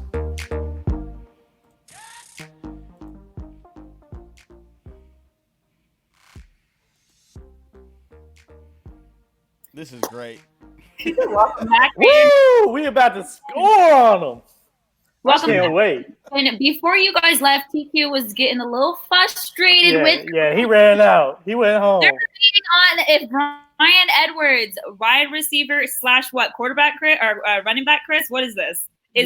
So Bryan Edwards is your big body receiver, and then Lynn Bowden, he's going to play running back. It sounds like for the Raiders, but really he doesn't have a position. You just list him as weapon, and so you have a creative offensive coordinator in John Gruden, and you just let him go to work. So I mean, just listen to this real quick. You got Henry Ruggs, you got Tyrell Williams, you got Hunter Renfrow, you got Bryan Edwards, and you got Lynn Bowden. And Josh Jacobs and Darren Waller. I mean, good luck. And Keelan Doss. And Keelan Doss. Yeah, Keelan Doss. Nelson Aguilar. Now. Nelson Aguilar. I don't think either of those guys are making the team now. Zay Jones. All right, we're going to get back to the Raider talk, but we got to move on with the number 18 pick, Neville Gallimore. He is a defensive tackle from Oklahoma and also a 5-time Big 12 championship from Oklahoma at Oklahoma. Tell me what you think of him, Chris. Tell me. Who'd you say? Neville Gallimore. Yeah, he's a guy from he played at Oklahoma, and he's a Canadian guy. He came on to football late, and now that's the second Oklahoma guy the Cowboys have selected. Very athletic. He's just very raw. It would have been great for a guy like Marinelli to get with him, but obviously he's with the Raiders now. But yeah, just a very athletic defensive tackle, going to play 3 technique for the Cowboys. So good pickup for them. Going to take a little bit of development, but he's a nice pick, especially in the 3rd round this late. Volleyball, soccer, basketball, and he was dunking at the age of 13 years old. So to me, you're athletic. And he's 304 pounds and he run a 4.79 in the 40. Not too bad. He's my 5th best defensive tackle, and I had him going late first, early second. So I mean, to get again, this is what we call value at this point. Hey, and Keyshawn Nix is crazy excited about the Edwards pickup from South Carolina. All right, guys. He said practices are going to be fire. Oh damn! All right, guys. Lloyd Cushenberry, center from LSU, is off of the board with the Denver Broncos. You guys have been awaiting this, so tell me what you think. Well, you got the Cushion Denver, right? Yeah. So I mean, Cushenberry up in Denver. He's gonna have to get his own line. I'm telling you, it's a vape. It's a name of a vape. Oh, he could play. I think I had him as a guard though. I didn't have him as a center. I gotta find his name in my rankings right now. I have him as center too. So you have him as a center? Yeah, strong caliber center with big hands and long arms. Oh, actually, he was my number one. I'm looking, and he's my number 1 center. Yes. I'm looking at that's why I was surprised that he's available this late. I think Denver's killed the draft. I think they've done a really good job. I think they did a really good job. It sounds like they should have got another corner. Looks like your boy just went squeeze. Yep. Squeeze. Yeah. Terrell Lewis, the edge from Alabama, is officially going to the Los Angeles Rams. TQ, I want to hear what you have to say about this one. Man, I can't believe the Raiders passed on that dude for a receiver. I can't believe that either, actually. It's like somebody left a comment earlier about scared money, and like scared money don't make money. Yeah, that's what I said. There's teams that are scared and teams that aren't. Some dudes is just got that toughness. They got that thing about him. This dude is a bruiser. He'll go. He had his injuries or whatever, but some guys you got to roll the dice on. This boy is a beast. He wouldn't be here if it wasn't for the injuries. Well, that's the thing, but he's been injured a lot. Yeah, he has. This is a guy that if he wasn't injured as much, you're looking at a guy that's probably a middle to early 1st round pick. Right. He's got that much talent. So for him to be hurt as much as he was, that's going to cause a slide. Again, this is the COVID-19 situation where they weren't able to check out the medicals. Right. I think Anthony Jennings could be coming off the board real soon now, because now you're seeing that run of those edge rushers and those super freaky athletic guys that may have some type of injury questions. But now's the time where you see these guys start to come off the board, because teams are going to say, damn it, we're going to take our shot and get this guy. Where did Terrell – he went to the Rams? The Rams took Terrell Lewis? Yes. Okay, yeah, that's a good. Especially they lost Dante Fowler this past season, so he can come in and take that position. The thing with Terrell Lewis is he's had injury issues throughout his career at Alabama, which have kept him off the field. And your best ability is availability. So Man, everybody at Alabama have injury issues, bro. Yeah. But his injuries are like he had an upper arm injury and he torn his right ACL. Those are injuries that are indeed so repetitive, especially an arm injury, right? Yeah, that's true. Especially at the position that he's going to be playing, also. Exactly. He's got he's playing outside linebackers, and he got some real long arms. He's a rangy dude. Yeah, Chandler Jones. That would be a comp for him. Chandler Jones, who's with Arizona, who's good one, Bert. Really did a lot of things down, as far as sacks. Who took Burgess here? Somebody took Burgess. Let me check see if I. Terrell Burgess from Utah. Looks like somebody took him. Blackman is off the board. Who's he from Utah? Who? Yeah, he's a nice player. Julian Blackman. Utah. He's raw and he can go a little bit. There's some deficiencies in his game as a safety, but overall he's a guy that could down the road be a really good safety for somebody in the right system. But Squeeze, I wanted to ask you something. I've been wanting to ask you this, for 2 days now, but I think it's the appropriate time. And I'm not even trying to be funny. I know. If anybody knows you in Alabama, and how the ties and stuff that you have there, what makes the players from Alabama get injured so much, with that program and under Nick Saban? What do you think? It's a grueling program, man. It's just so much tougher than everybody else's. The training is so much harder. The strength and conditioning program is just it's at such a level. And these are young guys. You know what I'm saying? They coming in, they 18 and 19 years old. They still growing, they still developing. They're not completely, they don't have they man muscles all the way yet, right? So you just have a lot of soft tissue stuff, a lot of nagging injury. Guys that go to Alabama, they leave something at Alabama. It's just as simple as that. And they leave something there. And they typically play longer too, because they're always making the playoffs. They're always, competing for a championship. They have a longer season and all of that. And then their off-season program, like it's just Alabama is a whole different level of. That's why I was saying the other day, like it takes a certain kind of guy to play there and have fun. Every player is not going to want to deal with that. Some players are going to feel like, nah, man, that's too much. I can win without doing all of that. You know what I'm saying? So I mean, it's grueling. But the players that come through, man, 9 times out of 10, all of them got something, some kind of little something, or some kind of big something. Zach Moss just went to the Bills, pick 86, so that's a nice pickup for them, man. They're crushing it. They are crushing it. Bills are doing their thing. He'll complement Singletary really well. Singletary they drafted last year, I think around this time, and no, they don't have Frank Gore. Yeah, he's a free agent. Yeah, yeah. So Zach Moss and Singletary, that's a nice little 1-2 punch. I like that. But TQ, I have a question for you. Yes. So I know you guys are saying there's a lot of injuries out of Alabama. How about high schools like LSU or Clemson, who also have really, really good players as well, but they're not as hurt though, but they're still really good.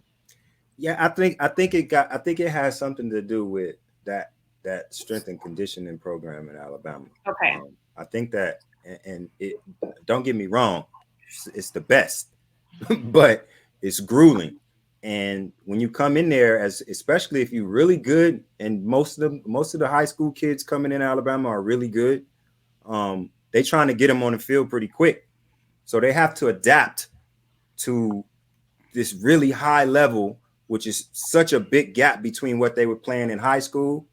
Whereas a kid that's playing high school ball at one of the best schools in California or in Los Angeles, when he goes to USC, the difference between what his body is going to go through between high school and college is much of a smaller difference than Alabama high school to college. You get what I mean? And these kids are still growing. So, it's just harder. It's harder, and it's going to be a lot of nagging injuries coming out of it. I look at a guy like Najee Harris, who's just down the street from me from Antioch, California, and he went to Alabama, and he didn't play for almost the first 2 years. So a lot of those guys, where they may play right away with these other teams, they really have to work for it at a place like Alabama to even see the field. So and just because they wasn't playing, it don't mean they're not practicing. No, yeah. And they're probably trying to do everything they can to get on that field. So which may lead to injuries. Another thing, Alabama is one of those teams, and it's not everybody doesn't do this, but Alabama, they practice ones on ones a lot, most of the time. And so like the collisions in practice, it's just a whole nother level. And I'll tell a story. I was talking to a recruit who's current at the time he was a freshman at Alabama and coming in. He was telling me that the day one when he got to Alabama and went to camp, they went to him, other guys in his positional group, and was like, "You got to lose 15 pounds." He goes, "What?" I'm like, "I'm 205." They go, "No, you need to be down to 190. The safeties they're like, "You need to drop 20 pounds down to 200 because we need to keep our speed up and keep up with Clemson players." So these guys are in a completely different mindset compared to other kids going to college. We need to gain weight, we need to add weight, things of that nature. Right. Hey, TQ, your boy Anthony Jennings just went to the Patriots. Look at this. Look at this. I had to break the news. Oh my God. Break it as soon as you see it, Chris, because it still hasn't. All the people when you see that, Joe. Now, Joe, you had him picked. Good, nice work. But you see who picks who, right? You see who picks who. Belichick picks Jennings. Yeah, perfect. Exactly. But man, we're gonna be fun to watch, aren't we, on offense? Man, yo, bro. You're gonna be sitting there crying when Kansas City beats us both times by 7 points. Here comes Jacob Eason, pick 9. Oh, it looks like we trade. Oh wait, we got to pick 91. Never mind. So the Browns are on the clock, right, guys? If I'm super delayed or what? Yeah, no, the Browns are on the clock right now at pick 88. Got it. My goodness, Raiders. Now, you know what would be? I think it would be a mic drop moment if the Raiders took Jacob Morgan at 91, the quarterback from from FIU. I'm gonna tell y'all Morgan. As soon as they do it, I'm gonna tell y'all good night. Why would you do that, bro? Because I am. I'm done. Going to drink a beer, eat some wings, and I'll see y'all tomorrow. Hey, and I think it should be said, with this virtual draft, nobody's there controlling Gruden. And this draft has Gruden written all over it. Bro. No. This draft is driven me. He's over there, Tyrone Biggins. Let me get a receiver. Come on, man. So, Squeeze, as much shit as you're giving me about Green Bay and what they've done, you look at what the Raiders have done, bro. Yeah, I don't get it. I don't think there's any room to talk. No, there's a lot. There's a lot. Hey, of room I'm not mad about it at all. There's a lot of. Let me address this. There's a whole lot of room to talk because there's something that you, for whatever reason, I don't understand why you forget or that you don't. Or I get it. It's 49er syndrome. That's the same thing with the whole team. You're scared of the 49ers, so you just punt it on the draft. You're gonna wait until our Super Bowl run is over so that you can try to get you one. That makes sense. That's the only thing that I've come up that makes sense for a 13-3 team who gets a game away from the Super Bowl to not help the team get better. That doesn't make sense. The Raiders are going to be doing this for the next 6-7 years. And then Gruden's probably going to redo a contract for another 10 years. But if you look at the Raiders, they spent the whole free agency on defense, right? They added a bunch of defensive players. Now they're taking their time in the draft to fill their offensive needs. And so it kind of makes sense. I mean, I'm going off of somebody who feels like they overachieved last year and that they're on a faster trajectory than all of us thought. Yeah. So if that's the case, then the most blaring need is the defense. So let's fix it and get ourselves off into the playoffs and see what we can do. Yeah. This is a slower build. I'll tell you, I'll say that much. Yeah. And I agree with you that they need to fix their defense. I don't disagree with you at all. I just think, if there's a player there that makes sense from a defensive standpoint, then yeah, you go that way. But it just seems like there hasn't been somebody sitting there for us to, jump all over. Okay, let me say this part. Let me say this. Yeah. Bill Belichick just drafted Anthony Jennings. Yeah. We could have drafted Anthony Jennings. But Anthony Jennings also has Bill Belichick calling the defensive plays, Yeah, so what? So what does that mean? Still a damn good player that the Raiders could have used. Yeah. To help the Raiders go get the quarterback, which is what they need to do more than anything else. The whole AFC West got better, including the Raiders. But you could say that they improved their three technique in Malik Collins. That's why I say including the Raiders. Aaron Nassib. So yeah, we got better. It's not like they didn't pay attention to their defense. They got a couple linebackers. They got a safety. They got Arnett in the first round. So, I mean, they have paid for guys to come over and play defense for them. And now you have to think of just look at what the Broncos did.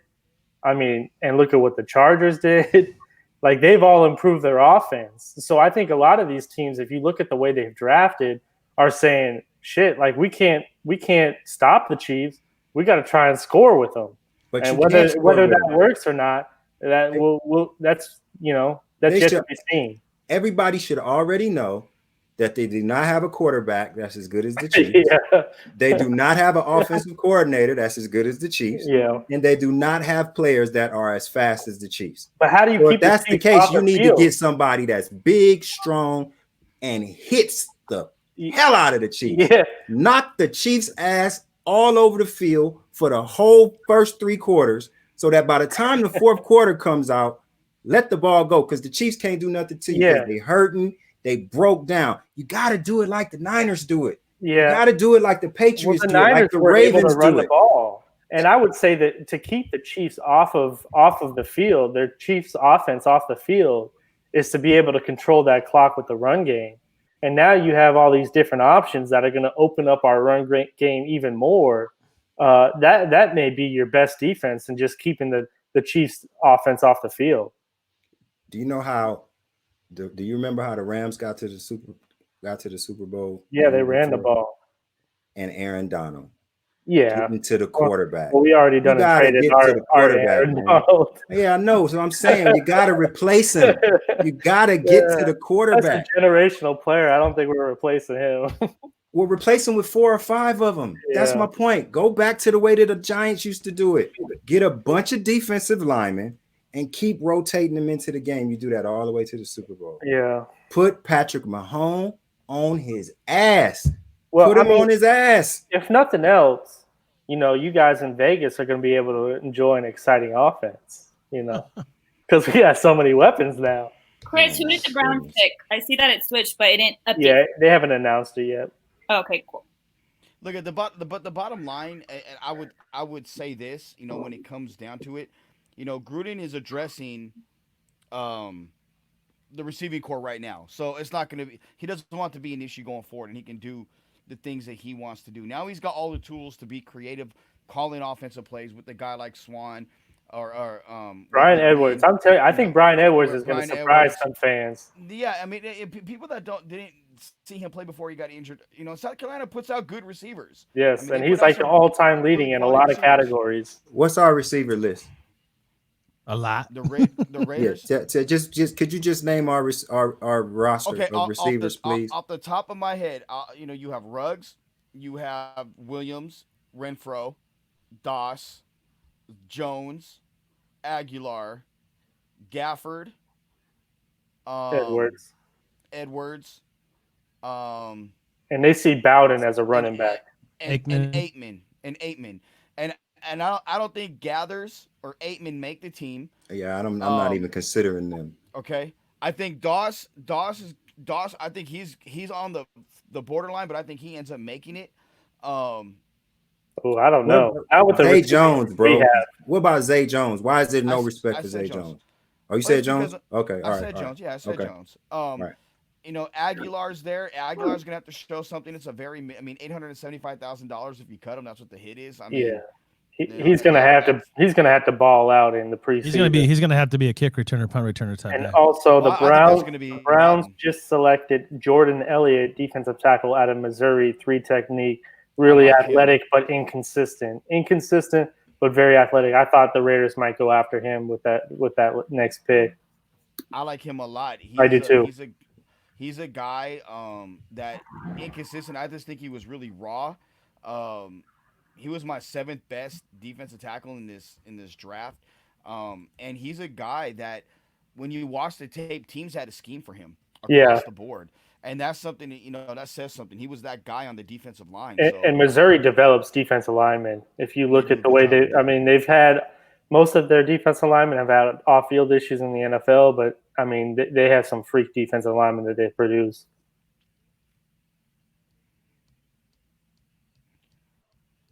But back to the receivers and the Raiders, I don't think at this point, I think it's defense. I would hope it's defense the rest of the way. There's only 3 picks left. Yeah, I mean, what do you mean the rest of the way? What rest of the way? Rest of the way. That's 3 players. But if you again look at it objectively, you have an offensive defensive guy in round 1, 2 offensive guys in round 3 so far. And if you go defenses the rest of the way, you're gonna have more defense than offense. Yeah, and keep in mind, Max Crosby was selected in the 4th round. So again, you're trusting a guy like Mayock to be able to find these diamonds in the rough. Yeah, but you just said that John Gruden was somewhere in a room with his phone off. Oh, and not listening to Mayock and nobody else. But I will say this: just keep this in mind. Even if you get one player like Crosby, right, in this draft, I think our defense looks pretty good. No. He said nah. No. All right, guys. The Minnesota Vikings pick Cameron Dantzler, a cornerback from Mississippi. Slow. He's gonna struggle. He's slow. Oh gosh, what kind of slow? I think he's a tall press corner, and then he ran at the combine, and it was not fast. If this is the guy that I'm thinking of, let me double check. No, he ran slow. Yeah, that's what I thought. He ran slow. Yeah, really slow. I love the pick for the Vikings. Yeah. Love it. Yeah. Draft more of them guys over there. I've been sitting here processing. He ran a 4.65, 4.65, which is very slow for an outside corner. Yeah, that's super slow.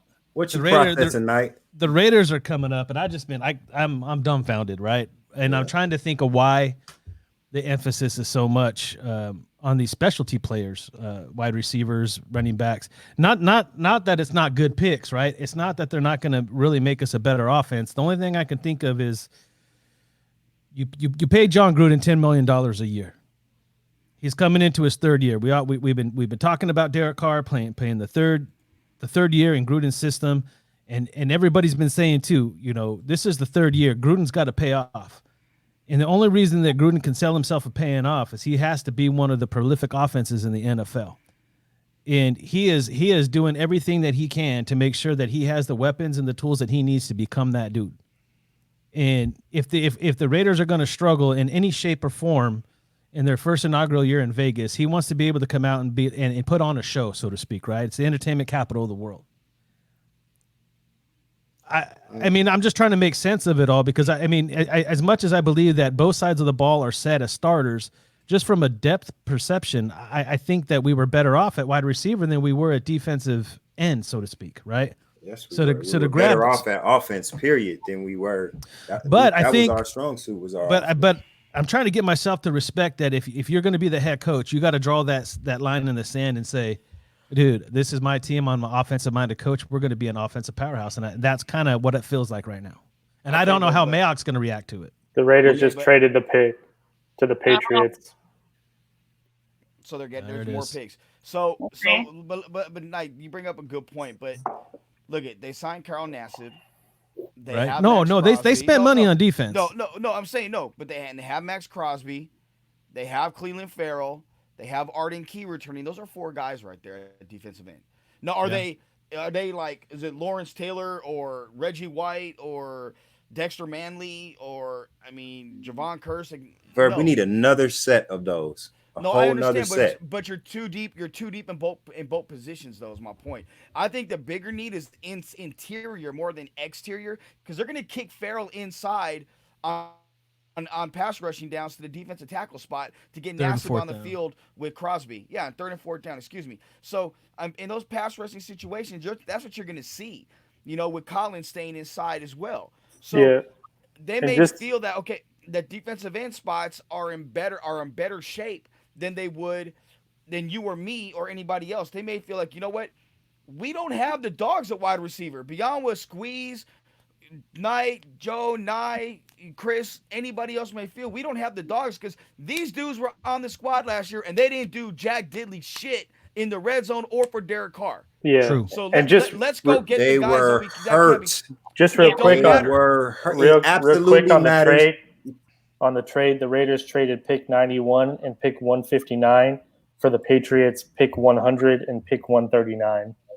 And pick 172. Yeah. So they gained 3 picks then. Yep. Cool. Well, they gained 1 pick. 1 pick. Well, they gained 2. Yeah, it's 1 pick and moved up in the other one. So where are we picking at next? The 3rd still? I'm 100. I'm putting on the ticker right now. I'm gonna put on the ticker right now. I'm just gonna announce that the Houston, Texas, they got edge Jonathan Greenyard. Renard, yeah. I like him. My fourth best defensive end in this draft. I like him a lot out of Florida. He's a guy that does a lot of good things. He's an edge rusher. I think he's a guy that can probably make an impact in the really quick future. I like him a lot. Yeah, and he tested really well at the combine too. Watch Baltimore pick up y'all boy Robertson. Yeah, that'd be on par. Baltimore. And then the Patriots got tight end to UCLA Devin Asiai. Yeah. I think he moved up recently. He's kind of a move tight end, a little bit more athletic. Hey, I'm not look. I watched him at De La Salle when he was at De La Salle. Yeah, right down the street, Concord, California. What up? And he made a mistake. He should have stayed on the defensive side of the ball. He was a monster as a defensive lineman, one of the best I've ever seen. He went to Michigan. They he didn't fit in well there. He chose Michigan over USC, ended up going to UCLA with one of his De La Salle teammates, another Poly kid, and now Devin came out. But he's a big guy. I just think he's more of a blocker than he's an inline guy more than anything. So he's going to be blocking the hell out of people. I'm not enamored with him as a receiver. And there's other guys, I probably would have. The kid out of Florida Atlantic, I like him a lot more than I like. Yeah, Troutman. I'm surprised Troutman's not been taken. I know a lot of people were speaking highly of him. I would have thought he would have been selected in the 2nd round somewhere. I mean, look, I had Devin Asiai as my 9th best tight end going in the 4th or the 5th round. Yeah. So I'm not big on him. But I mean, he does gain some points being from going to De La Salle then. They beat the shit out of our Corona Centennial team.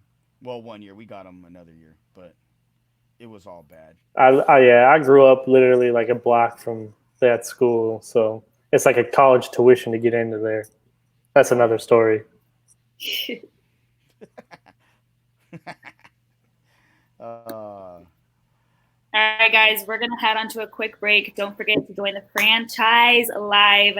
Subscribe and like our YouTube channel. Join us and follow us on Facebook, YouTube, Periscope, Twitter. And don't forget to call in 253-993-3651, 253-993-3651. When we get back, we're going to discuss a little bit more what the Raiders need and why they may have traded that pick with the Patriots.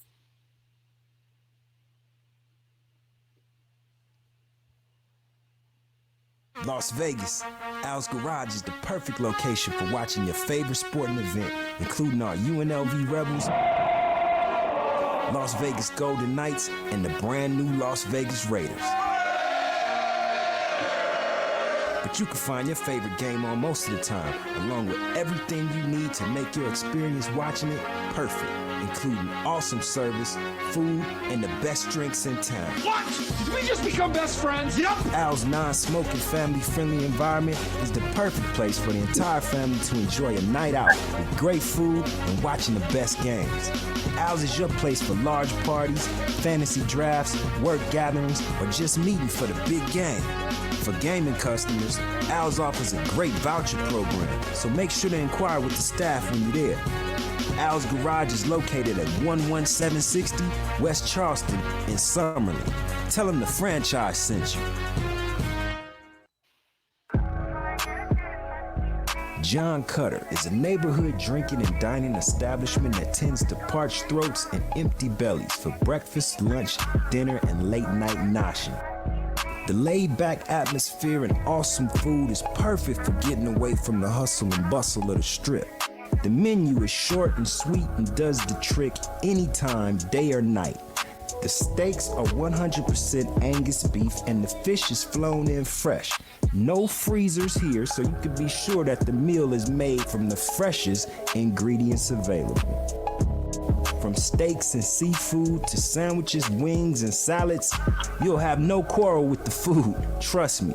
And stick around, because the later it gets, the more the place percolates. John Cutter's is located at 11770 West Charleston Boulevard in Summerlin.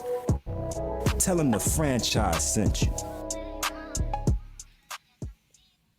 Welcome back to the Franchise Raiders coverage on the NFL Draft Round 3. We've seen a lot of good talent leave this draft, but some news, the Raiders actually gained 3 picks and traded the picks with the Patriots. Where are they going with these 3 picks, guys? No, I wish Squeeze was here to answer it. Yeah. You know, I think honestly, you're gonna see. You know, they're probably going to end up doing something on the defensive side of the ball. It wouldn't surprise me at all if he's available. James Morgan, the quarterback from Florida International University. I could definitely see them now if they added a pick, let's say at 139, roughly right around there. You know, I could even see an offensive tackle. You know, guard. There's a guy that can slide into guard. Did my guy from Auburn get taken when I was gone? No. So he's still on the board. He's a guy that I think would be a great fit for him. You could even take him at pick 100, and you know, so there's a few guys that are still there, but you know, I know we're cracking jokes about the receivers, but look, in my opinion, I'm not. You know, in my opinion, that was probably their biggest need going into this season. And John Gruden said, you know what, damn it, I'm just going to address the need completely. And it's not like they just took any receiver. I think they took 2 like legitimate weapons. Like, I'm excited about Brian Edwards and Bowden. Like, I think those 2 guys are going to be nice weapons for the Raiders. So it's not like it's just, you know, they wasted a pick on a receiver, just any old receiver. I think they found 2 solid receivers to go with Ruggs, and now, you know, you have Tyrell Williams and Hunter Renfrow. I mean, good luck, you know, covering all those guys. Yeah, this is, and I said it in the last segment, man. Like, John Gruden has to be sitting there saying, "I'm done." After what happened with the Antonio Brown debacle, and that I think that took a lot of wind out of his sails personally, because he really backed that dude up, and he really felt that guy was going to be a difference maker in his offense, especially alongside Williams. I think that was what he was banking on. He was banking on that. And just think about all the players that we traded for in season and tried to pick up in season, you know. He tried to fix it. He really wanted to go out and find some speed. He wanted some speed. He keeps saying, we need some, you could do it, Joe. We need some playmakers up in here. You know what I'm saying? Like he really wanted to go out and he's doing it. He's saying like, hey, if I'm going to be the head coach of this football team, I'm tired of my name being dragged in the mud, telling me I'm too old. I'm Mr. Monday Night. I'm only made for TV. I'm going to go get the guys that I want, that I know that I'm going to make this team, this offensively anyway, one of the greatest you've ever seen. And then you could tell me why I don't belong in Vegas. I think it's a John Gruden thing. Hey man, let me tell you, Hey, man. there you All go. right, let me tell you, man. I'm I'm gonna juiced sit about the here. weapons they added. Hey, man. Gruden talking. All right. Hey, knock out some wood if you're with me. I'm sitting here drinking my Corona. All right, man. I got to get juice with my offense. And you're right, Knight. I got to get some receivers, brother. Thanks, Hulk. Thanks, Hulk. All right, guys, the Baltimore Ravens go with the wide receiver from Texas, Devin Duvernay. Did I say it right? Duvernay? Yeah, you did. He's a baller. Ran real well. You know, um, he's a ball. He's a baller. He does a lot of good things. Ran real well at the combine. Uh, Comes from a family that played it. He was actually the least recruited out of his family that went to Texas. But he was just a guy that was slept on a little bit this year. So I really like him. Who are we talking I about? actually, Duvernay? yeah, Duvernay. Oh yeah, I like Duvernay a lot. And for him to go right there, in fact, like I know Green Bay's on the clock, and he was the guy I was kind of hoping I was one of the guys that would kind of slide them right here, for them. This is a Raider show, Joe. Duvernay. No, I know. Duvernay is just a guy. You get the ball in his hands. Duvernay makes plays happen. He's a little tank. He's short, but he's thickly built, and he's a blazer. I know he's a track star. I like Duvernay a lot. I'm going to third round this late. I know there's so many good receivers. He probably goes sooner in any other draft. Yeah, I would agree with that. But Knight, you brought up an interesting point, and I think when it comes to the Raiders and it comes down to, um, where they're at overall as far as being a franchise and what they're looking for. Right now, you have a coach that is literally at the point where he's done with excuses. True. He's providing Derek Carr with weapons. Yeah. From Bowden to Ruggs to Edwards. to Baldwin, Edwards, yeah. So he's giving them weapons, okay? And he's like, enough is enough. And I think you're right. I think he was just kind of like done with the Antonio Brown situation. And I think a reason why they didn't go after any wide receivers really hard in free agency, other than signing Aguilar to a below veteran minimum contract. Prove it contract. Not even prove it's below veteran minimum, because it's like just either you come here, you want to play, whatever, what else you got going on for you. Is because you get the young guys in, you develop their work habits and culture at the professional level. So when you're going out there and you bring Antonio Brown in, that's a guy that's already been doing it his own way, and he has his own way of doing it. So he's not gonna he's gonna do his way. And Tyrell Williams fit the culture. Well, he's bringing young guys in that he's going to mold them to his culture. And I think that speaks volumes. This is what you're going to get away with. This is what you're not going to get away with. This is the Gruden and Raider way. And if you don't like it, your ass is going to be on the street. You're going to be getting off Russell Road and be hopping on the 15 freeway or right past Raider Way, getting on the 15, hopping your ass either up to McCarran or down to LAX or Ontario Airport and flying somewhere else, because you're not going to be here in Vegas. No, I totally agree, and I just think that this, Williams is not guaranteed to be healthy all year with the foot stuff, right? There's no more excuses for this offense. They have plenty of depth at wide receiver. They have plenty of depth at running back. They've shown that they had a really solid offensive line last year. And look, I mean, Jackson's still there. We haven't moved him yet, so there's money to be spent there. They're planning something big, and I know Squeeze don't like it, but they say you can't score with who says we can't score with the Chiefs? The difference between the rest of the league and what the Chiefs are doing is Mahomes. And I'm sorry. I mean, Carr might not be Mahomes, but Carr can deliver the football. And as long as we protect him with all these weapons, he doesn't have to throw the ball that far for these plays to be made. Yeah, and the Titans just took Darrington Evans out of Appalachian State, the running back. But you're right, Knight. I mean, all Carr has to do is get the ball in these guys' hands. I mean, these guys are playmakers. So, I mean, our short, intermediate passing game, just get the ball in these guys' hands, and we have a great offensive line. So, Carr's a fine quarterback. All he has to do is just hit these guys and let them go to work. Yep, I agree. So we have Brian in who says more picks for more wide receivers. How many wide receivers do you think we need to pick up, Chris? I think that's it right now. I think we're done. But I think because Lynn Bowden was announced as a receiver, it seems like we've gone overboard at receiver. But I think Bowden is going to be used more like a weapon, and I think officially he's going to be listed as a running back for the Raiders to back up Josh Jacobs. And then Gruden, will just have fun using that chess piece. So, the competition breeds the best in everybody. So let's see who wins, And I really, honestly, as much as I didn't like the Arnett thing yesterday, I like what they've done thus far today. You trade back, get more picks. I'm a big fan of what they've done thus far.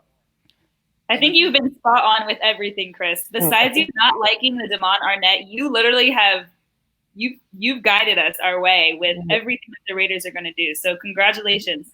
Yeah, I want to add, like, people are kind of killing some of these picks, but when you have those type of weapons and you have Darren Waller and Foster Moreau, and you have some of those other guys, that could be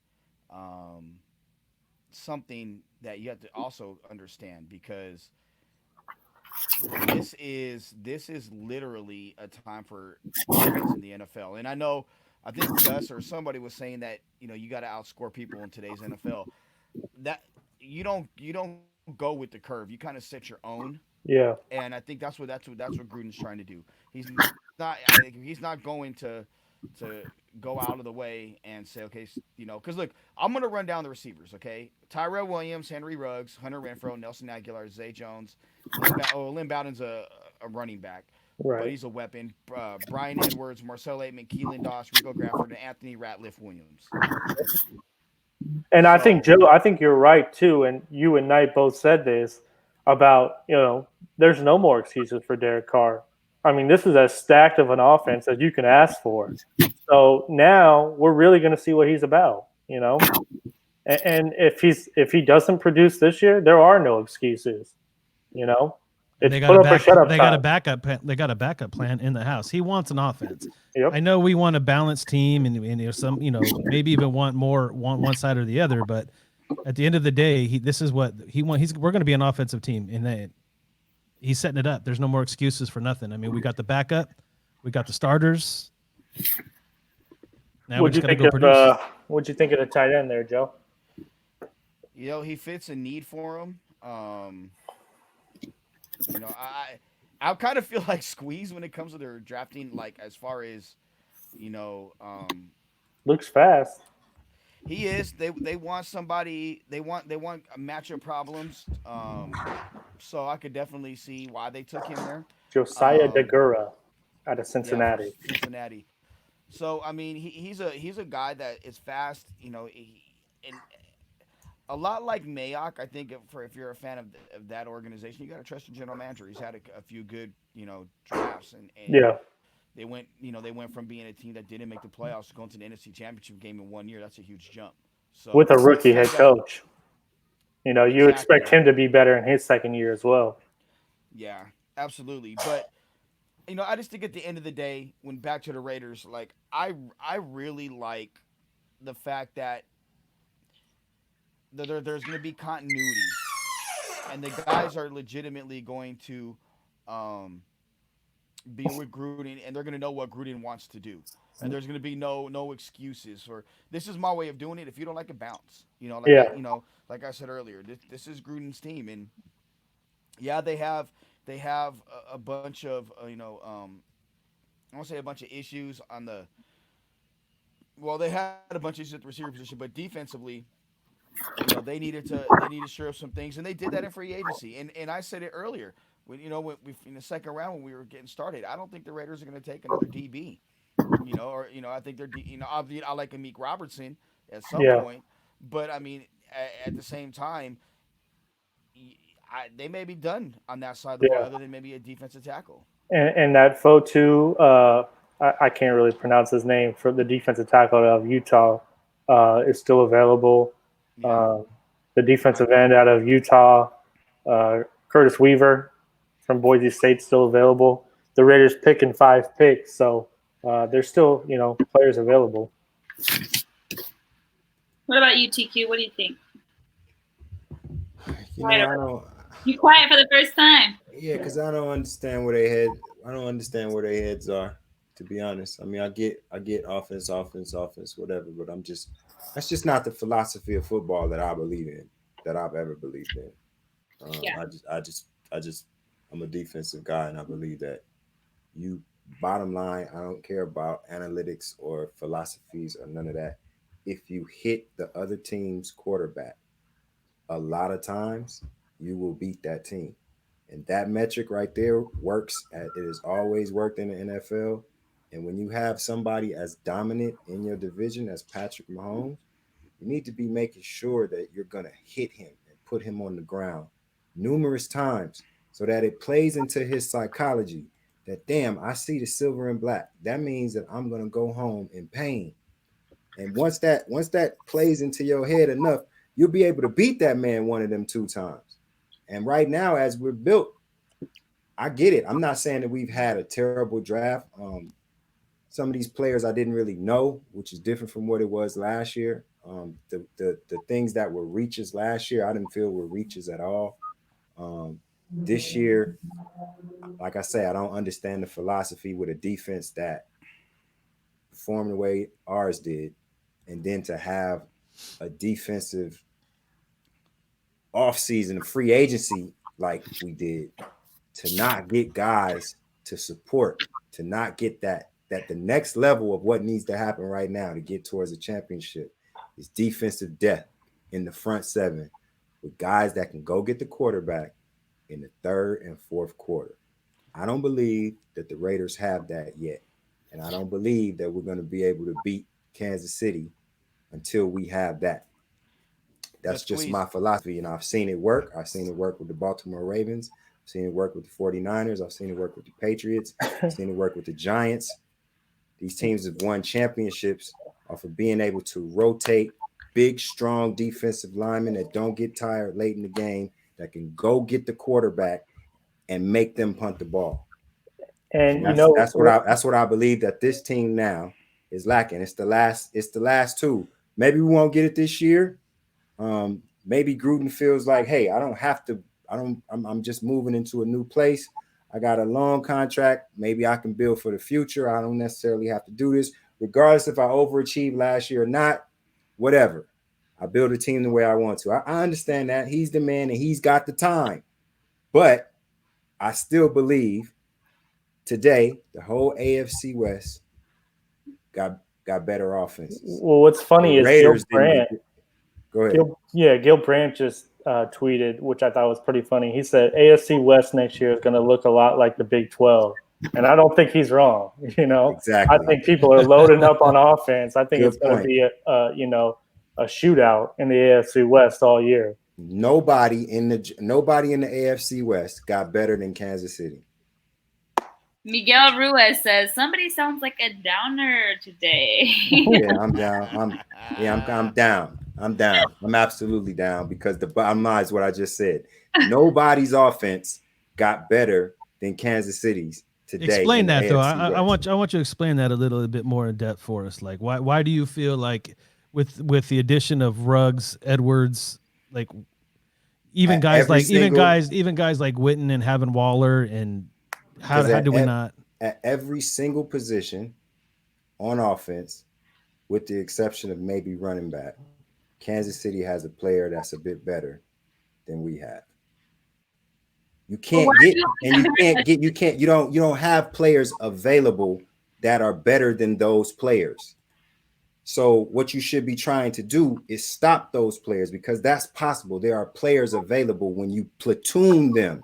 It's not about 1 player, 2 players. It's about 4, 5, and 6 of them constantly coming at them, hitting them over and over and over again, because you have more of them than they have that can constantly come in and punish. That's the only way you're going to beat them. So maybe Gruden feels like he don't have to beat them right now, because he doesn't. They'll be over their whole Super Bowl run before Gruden is done with the Raiders. So maybe he calls it. He feels like he's building for the future, and he wants to take care of his offense. He's an offensive guy. That ain't what I would do. I'm sitting here with y'all. Gruden is picking for the Raiders. So all right, guys. The Denver Broncos select McTelvin Agam, defensive tackle from Arkansas, and then the Kansas City Chiefs. Tell me which. I mean, you might not know who this guy is, TQ, but his name's Lucas Niang, a tackle from Texas Christian.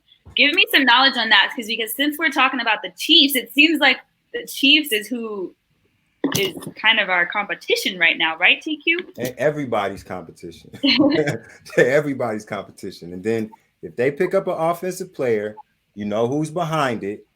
So you know what it is. It's kind of like that. Honestly, they are turning into the Patriots light, because Andy Reid, having the brain that he has, just has all of these little trinkets and toys and tools that he could just go into a lab and become a mad scientist, and they just a step faster than everybody else on top of it. So you got to start looking, just like I said earlier, when Bill Belichick moves up in the draft and picks a defensive player, pay attention to that. Same thing with this guy.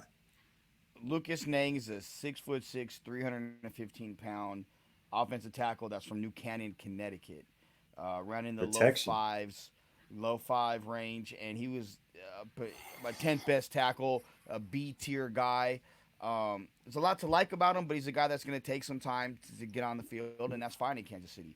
They have some issues at tackle. They need to make sure they get younger there, or have some a backup option in case somebody else goes down at some point. So that's a good pick for them. But Squeeze, I feel where you're coming from. I honestly, like, and I'm not even trying to be funny now, like me to you, like real. I feel where you're coming from, and I understand the frustration. But at the same time, maybe. I think that's Knight's mic. Yeah. Not me. No. TQ's been trying to figure that out. I have been. I've been going off in the other room watching, trying to figure out where it's coming from. My hands are on my lap. Yeah, mine. Sure. No, Chris is real happy about it. That's why his hands is in his lap. Hell yeah. You know what I'm saying? Yeah. I'm on my second or third time. Hey, have you guys seen? Goodness. Have you seen Little Dicky's show? I guess like off what Chris said. Have you watched the show called Dave? No, I know it's ridiculous. It's funny. I know it's it's funny as hell. Last or 2 nights ago, he was talking about I can make myself, and he goes, I just think about it, and then a little while. So I was thinking about Chris doing that, But Squeeze, I was gonna say, in all seriousness, like I know you weren't happy with the Edwards pick, first, because like why do we need another receiver? This guy, yeah, he broke a lot of records. I know Chris said that, but to me, breaking records now is a little bit different considering, the way the offenses are compared to where they were at. But this guy's a big. I mean, when you see him. He's one of those first off the bus guys. You want to see him first off the bus. He's just cut up. He's a freak. If he wasn't injured, I'm looking at this guy going in the second round. And DJ Daniel Jeremiah's comp for him is Chris Godwin. So go ahead and let that sink in real quick. I mean, he's a big, fast guy. Like, my God. Like, look. Go ahead and let that sink in. Look at this fucking guy right here. Oh my goodness. Run it up. Oh, he is just happy. He's running through the streets of San Francisco naked. Look at him. My goodness. As soon as we get off. Give me a break. Come on, man. But listen, it's like I hear where you're coming from, Verb. The bottom line is, like I said, I'm coming from a point of believing that the Raiders overachieved last year. I saw some things at the Jaguar game that made me understand why certain things were happening. When you're on the field and you got a camera and you're next to the team, you can get a perspective on why things have been the way they've been throughout the season. There was a lot of people banged up, hurt, playing through it, and reporting it like it wasn't as much as it was. I saw so many people limping in that game. I saw so many defensive players gasping for air at the end of that game. And it's like, man, this is why we can't pull it together and finish games. This is the problem right here. So I just felt like we would address it more. I also got to put myself back in the mind of we had a free agency period that I wasn't expecting. Yeah. We really brought in some good players there. But, I felt like that defense that they did last year, I just wanted them to repeat that. I felt like those rotational players that you can bring in and platoon with those guys last year was in this draft, and we didn't get none of them so far. All right, guys, the Raiders are now on the clock. I'm going to switch the subject really quick. We're going to go all the way back up to the Browns. They picked linebacker Jacob Phillips from LSU, and then we're going to skip down to the Ravens, who picked Malik Harrison, linebacker from Ohio State. I knew TQ was going to like that one. Oh, my And God. Autumn Wynn says Ravens pick another linebacker, so I think Autumn Wynn knows that you have an issue with this. Oh, my Yeah, goodness. he's going to look nice next to Patrick Queen. Come on, man. Akeem Davis Gaither is still there. Hey, when someone zigs, we zag, baby. When they zig, we zag. All three of Look them. at Akeem Davis Gaither from Appalachian State. He's a guy I have going in the third round. He'd be nice. Could Real be nice. fit. He's a guy that's an edge guy. He's kind of slim though, 6'1", 224. He's a lot like Littleton. He's a lot like Littleton. Hey, sound like he Jay. Now I'm about to say that's exactly where I was going. If you like that, fuck it, go pick Javen White. Yeah, but you can get him later. You can get him later. I think you can get him later. I haven't heard his name. Yeah, you can why, get him later. But I haven't heard his name. But I'd love to have him. Javen, look, I would take Javen one of those later round picks. Yeah. And we already picked one up. We picked one up moving back. So exactly. I would love that. I would love that. But this Appalachian State kid, this is where he's slated to go. This is his sweet spot.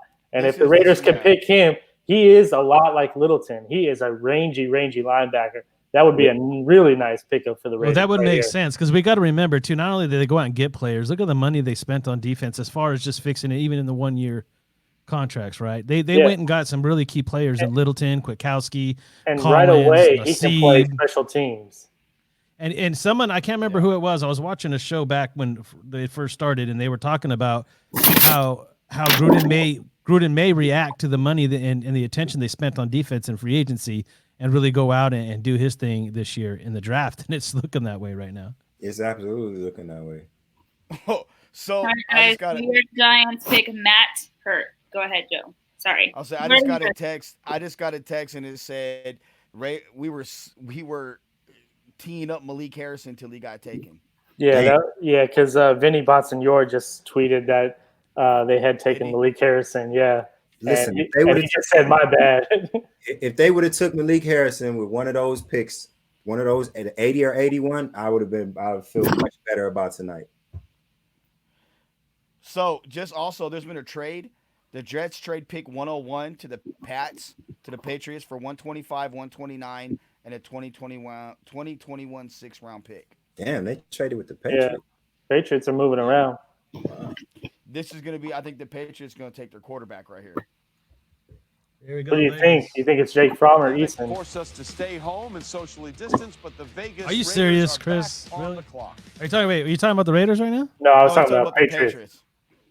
With the 100th pick in the 2020 NFL Draft, the Las Vegas Raiders select I like this. Tanner Moose, I like linebacker, Clemson. All right. Yes. That white boy squeezes can back. run. Yes. That white boy can run. Yes. That'll work. Okay, so I had Muse going in the 4th round as a high projection as a safety. I actually had him going in the 6th round in a mock draft to the Raiders.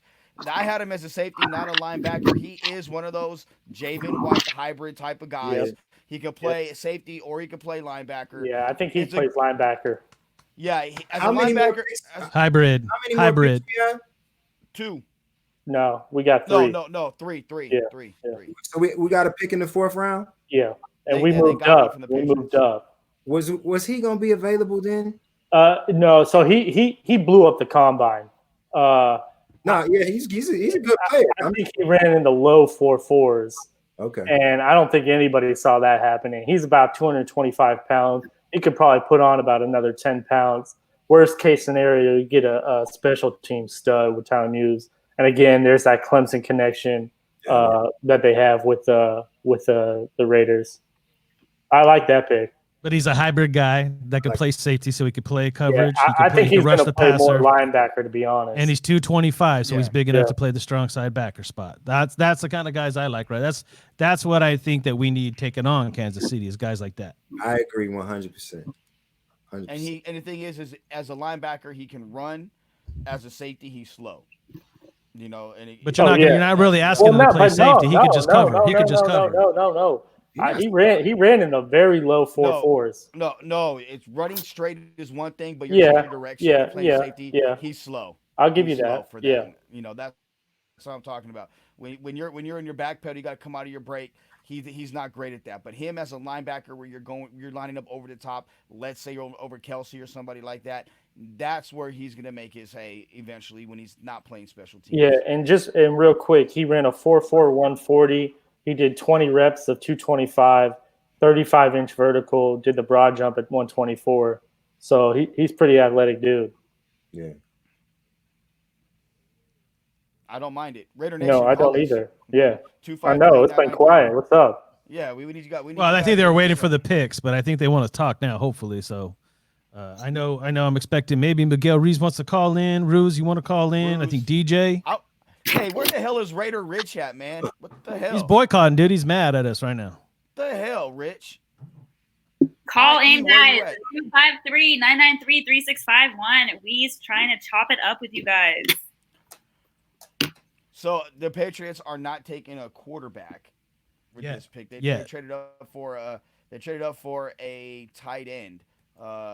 Another one from Virginia Tech. Interesting. Dalton Keene.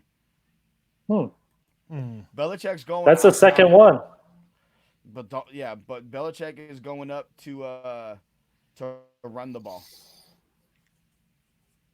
Again, when somebody zigs, Belichick zags. Yep, just like the Raiders. Alex Highsmith to the Steelers too, by the way. Bye, Miguel. Sorry, guys. Yeah. To our constant, our viewers. Oh, Miguel, you're killing me, bruh. And it's a Friday, too. It's a Friday, and we are about to take a quick break. So call in 253-993-3651. Join the franchise. We in here.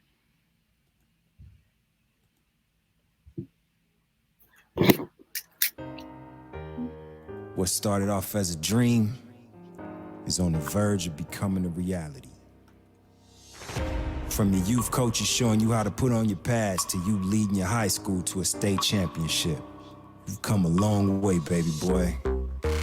All the sacrifices you had to get a game just to get a shot. From tour-a-days to after-school workouts. Don't forget 7-on-7 tournaments and film session with coaches. You had to get up early in the morning to get the run in before school. But it paved the way for your early success. And now every college coach is coming to your crib, eating your mama's cooking, trying to get you to come to their school. You got to choose the college you wanted to play for on Saturdays. And you made damn sure you worked your ass off every day, on and off the field to get your shot. There was no way you were gonna blow that opportunity. You stuck to the script, balled out, catching the NFL's eyes, and now it's go time. It's a long ways away from them Pop Warner games in front of family and friends. Eating oranges at halftime or Friday night lights being named the homecoming king. Hell, it's a long ways from Saturday afternoon games at the Collie against the crosstown rival. We talking the NFL, young man. Welcome to the league. It's a privilege to be in this fraternity. And now it's your time to try and become the GOAT. Finally. Time to fulfill your destiny and reach the next level on the dream board. It's draft day. Nice. Franchise Sports Media has you covered live all draft long. Welcome back to YouTube, Periscope, Facebook Watch, and franchisesportsmedia.com/live. We want to hear what you guys think about our Las Vegas sports. Because the guys are all thinking a whole lot of different things, but at least we're happy with the last pick, right, guys? Absolutely. I don't have a problem with the draft. That's just me. Is the I'm draft not that going, guy. is the draft going the way that you wanted it to go, Joe? Oh, for who? For the Raiders? Just for every, just your thoughts, your mocks. Are you spot on for your mocks? Because you've done a lot. The first round. I mean, I didn't do anything other than the first round. The first round was really good. I gotta like go back and double check all that. But overall, there's some things that have me scratching my head. Like I'm surprised that the Raiders have gone predominantly offense in the first 2 days. With 3 offensive picks. Some other teams they've done some things where I'm kind of like, what the hell are they doing? But then you look at teams like the Ravens, like the Dolphins, the Bills, the Broncos. They're crushing it, in terms of what they're doing in the draft. So, and someone else who's sorry to cut you off, but someone else who's crushing it is the New England Patriots with a tight end, Dalton Keene from Virginia Tech. I know you know a little bit about him, Joe, so I'm gonna let you continue talking. He's a big guy, and the Dolphin. The I went and looked during the re-up or whatnot, and they only had 2 tight ends on their roster, so they had to add some people. So Belichick went and got 2 guys he feels fits the system with Keene and with Asiai, and you bring both of those guys into the fold there. Now you're 4 deep. Now you're at the tight end position. They're big guys. They're powerful guys, and they're going to be guys that Belichick's going to mold. And last time I can remember him doubling up on tight ends, he took a guy named Rob Gronkowski in the second round, and in the fourth round got Aaron Hernandez. So I mean, when he does, he usually hits it with those guys. As far as my reaction to this draft so far, I'm a guy that likes to process information, and I'm gonna be honest. My initial reaction, I'm a bit shocked. I really didn't expect it to go that way, but as I slowly start to process the situation at hand, I'm okay with it, and I can make sense of it, and we have to see it. We have to let it see it play out. But as long as the players that they pick produce, I don't think any of us at the end of the day will complain. No, you got TQ, right? I think if we come out and we're in the top 5 offense and we're blowing the doors off, I think he'll be like, I still didn't like it, but I accept it now. Yeah, I shut completely up. I just don't believe that's what's gonna happen. Like I said, I'm not so upset about the first round. I'm not upset, period. I understand that the Raiders could use a wide receiver. They need a wide receiver. They needed to get faster. I absolutely understood that. And I pretty much expected, even though I didn't want them to, that they was going to pick one of the 3 in the first round. Arnett, last night, I watched tape on him. I see why they picked him there. It was a need. I think that they know something that maybe the rest of us don't know there, and I trust Mike Mayock with that. This third round, I get what y'all saying. Fire. But that's what I wasn't expecting. I wasn't expecting that at all. I was expecting that. And the biggest problem that the Raiders had last year was the defense. And when I say the biggest problem, it was the biggest problem by far. There was nothing else. There was nothing else even close to as bad as the defense was last year. And, as far as the draft goes, I feel like we could have done better to help the defense. Now, when I throw in free agency, I feel like the Raiders got better this year. So I'm not like jumping off a roof or anything. But that being said, Denver got better on offense. The Chargers got better on offense. And damn, Kansas City even got better on offense. So how about stop none of them from doing what they want to do. So we better be able to score. Give me your guys' opinion on the Steelers choosing Alex Highsmith, an edge from Charlotte, and the Eagles. They chose Devion Taylor, a linebacker from Colorado. The Steelers really haven't done much, right? No. I like Highsmith though. Like anybody that has that name. Got that good stock, baby. He my good friend Alonzo Highsmith, former Miami running back. He's a personnel guy in the NFL right now. Should be a general manager from a team already. He's being screwed over. If good stock, good bloodlines. This kid's a dog. And when you have that type of bloodlines and that type of ability, Charlotte, Miami, wherever you're at, he is a baller. So there is no way in hell I dislike that pick. So I like that pick for the Steelers, and I actually like what the Steelers have done today. To be honest with you, I thought they had a pretty good day overall. But now, look, you ask a lot of questions, and like, how do you feel about it? That's something that I find interesting. I think everybody else does. You've been firing off questions, but how do you feel everything's gone so far? Are we staying with the Raiders or overall? Well, give us both. Overall right. and the Raiders. So with the Raiders, I agree with half of you guys on what you guys are saying, but on the other end, I think everyone is really focused on wideouts for the most part. I think that with the guys coming in, whether we know much about them or not, it's all about that background special talent that you don't see behind doors.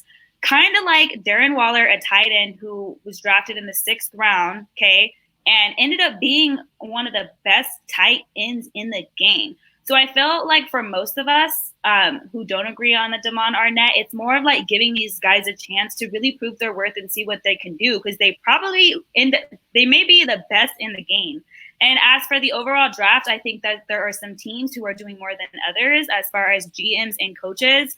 I think that Mike Mayock and John Gruden have this thing where they say, I know Mike Mayock said that he wants to draft guys who have a year or two to develop. I think that is where they're going with that, whether we have different opinions. We want the good players, the ones that we've watched their combines and their tapes, and that's who we're fighting for. But I'm super excited to see the talent, the hidden talent that these guys may have. Damn good point, Nah. Got you. Damn good point. Because you're right. I feel like most of the guys here outside of, I think they got to be coached up. So if that's what if that's what he got him for, then he definitely got a crop of guys that they're gonna have to coach. I think that there are some teams who came up and made us look like we were just trash at a point though. Like teams came ready and they knew what they wanted and they went for it. And as for the Raiders, we knew what we wanted, but instead of being aggressive, we really let the draft come to us. And I think that we really got to be aggressive sometimes. I think Baltimore won the draft. I think they won the draft again. I think they just had that strategy, man. I don't know if yeah, they did. I like what the Rams have done. They got shit on for trading a bunch of their picks, but Cam Akers, they got Terrell Lewis. They just picked up Terrell Burgess from Utah. Yeah, that's pretty good. I thought they've done well with the limited. Yeah, and they had who's the receiver you like there, Joe, out of Florida? Jefferson. Van Jefferson. Yeah, they picked up Van Jefferson. So I really like what they've done with the limited amount of picks that they came in with. And then Dallas, I liked what Dallas did too. Maybe Jerry Jones needs to keep the scouts from calling him. Real talk, he needs to stay on that yacht. He's in that I think it's a 250. Did I read $1 million? 250 million, yeah. Did you guys see the pictures? Like all white, like it's his best life on a yacht. He's the man. Hey, he's super cool. When I met him at the owners' meetings, him and Stephen Jones. How you doing there, Joe? He was super cool. Really? And yeah, really cool, down to earth dude. Would love to do business with him someday. You and us both. I think he saw that clip of Kingsbury's house, and then he just said, "You know what? Fuck this. Let me show you this $250 million yacht. Let me shine on y'all. Yeah, shine on you, young boy. This is how you quarantine right here. That's little boy money. Let me show you the big money." The LA Chargers take Terrell Burgess, safety from Utah. The Chargers doing their thing today. I see. Troutman. Once again, the Chargers had to do their thing though. They had to come up a little bit on this draft. And the Saints just drafted Adam Troutman, who I thought was going to go in the 2nd round. It's another weapon for Drew Brees. Yeah, and no, he's not related to Roger Troutman. So, I wonder if Sean Payton has some computer love with that pick. I mean. So what, we waiting on our last pick which is the Ravens. We're gonna see what they do again. What route that they're going? I feel like they found really good talent already. What other areas should they be covering? They're gonna do something awesome. I can't stand them. But I mean, with this being, the last pick, I mean, the Raiders now have 2 4th-round picks tomorrow, and there's still, some quality players still available. So I think they're going to be set up for TQ. I think they're gonna pick some defensive players tomorrow. If they let a lot of defense go today, man. Amik Robertson is still on the board. Yeah, and Anai from Utah is on the board. But there's really not a problem of drafting developmental players at this point. We talked all night about how their defense is pretty set. I said it at the beginning of the show that, the whole team as an offensive unit was pretty much set at the beginning of the day. So you're looking for depth pieces anyway. So, some of these guys may surprise us and be able to be plugged in and play like we did last year. Some of them might take a year, but as long as we stay healthy, I think we're still sitting pretty good. Well, yeah, that's what it is. Now you got to stack now. Yeah. Hey, Joe. Now you just got to add it up. That Boise State kid is still on the board too. Yeah, Curtis Weaver. Curtis Weaver. How do you guys feel about Titan Thaddeus Moss, who's Randy Moss's son? He's apparently got a severe injury, which came out today. Something that teams may know about. So I think he had another year of eligibility. So I was a little bit surprised that he came out. I think he was riding that high of the national championship. I think he maybe should have gone back to school. I know he's had like a foot injury and stuff. He's had like a Jones fracture in his right foot, which he didn't even participate in combine because of that. Like that to me, like right there. I don't know how you think you can keep going when that's a really recurring issue for you. But he's Randy Moss's son, who is the GOAT. So I would have thought maybe a little bit more. That's a dirty name in these parts. You know what, Nye? It is a dirty name. Cool. I was curious to know about that. You're starting to act like Twitter the rest of them right now. Moss. Hey, I'm still on your team, TQ. All right. Give me 5. No, that's a good one. Oh, my goodness. The level of disrespect on this channel with these people. Hey, I've tried to be fair with you tonight, man. I really have, but you're all right with me, Knight. If you guys were GMs or coaches, would you let the draft come to you, or would you be aggressive to make those massive upgrades? Depends on how many picks I have and what position my team is in. TQ, I really want to see you run a team. Yeah, I think I do a damn good job. You know what? Hey, Madden 2020, let's go. I put quarterbacks on their ass. Guarantee you that. Aaron Rodgers will be sitting on his ass, Drew Brees on his ass, Tom Brady. I have them on their ass, buddy. I like how you picked all three, one of the oldest ones in the league. Yeah. Well, them the ones that done caused me the most problems in my life, so I need them to sit down, bro. Yeah, true that. Nah, you know what? It's funny you asked that because I think Squeeze, and we joke around a lot about how a team gets built, and I know you asked me earlier in I think Squeeze and I would build them a lot the same way, build them from the inside out. You always build your team from your lines out to your receivers, and then everything fills in between there, than quarterback. So I know I'm a run pass ratio guy. I'm like 55-50 pass to run. I pass a little bit more than I run. I wouldn't be way one side and not the other. But I like guys that can do a little bit of everything. But I like guys that are long, that are athletic, that have a high IQ and that can run. Those are the guys that I'm looking for. I don't want those short, squatty guys with short arms. I'm not gonna. Those aren't guys that I'm gonna be drafted unless they do something eye popping on tape. And I think that's what we're seeing here. You're looking at a lot of in this draft. You're seeing guys, the teams that rely more on tape, they're having better drafts. I think. I think like the Ravens, they're a tape and they have a very strong scouting department. And then you look at another team where you're kind of scratching their heads. Maybe their scouting department isn't as tight as some people originally thought. And they're looking at more of an analytics, like how do they test? Do they meet these measurables type thing? So I think it just what's your flavor to build a team. Right. But this guy down here, like, he talks all that trash, but he He knows what the deal really is. Come on, all right, brother. guys. Even a flavor to build the team with our last pick of the night. The Ravens pick Tyree Phillips, a guard from Mississippi State. Is he that flavor that the Baltimore Ravens? I mean, they picked him up, so he must be a little bit of flavor, right? Yeah, they do a lot of running. So they picked him up a big guard. So I know you said they have good scouting departments, but what have you studied about Tyree? Me, I don't know. Go ahead, Joe. No, I'm trying to find him on my list. It's been long. It's been a long day. I don't have him as a guard. I have him as a center. Daryl Wood. No, he's Mississippi State. Tyree Phillips. Yeah, I'm trying to. Where did I have him? Have him as a tackle? Come back to me because I have to find him. Oh, there he is. No, I actually, you know what? I have him as the 21st best offensive tackle in this draft, and I actually have him really low as a 6th or 7th round guy or high priority free agent.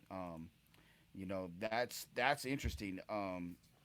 He's a big guy that can move, but I'm just not a big guy, and I know Farrell's going to be pissed because he's a Mississippi State guy. But I wasn't that impressed with him watching film. I mean, that's why it took me a while to find him because his film didn't stand out to me at all. Why would they come up here and get him? He may fit. They have good scouting people, so I'm sure they maybe have made a good decision. We may not know until we see.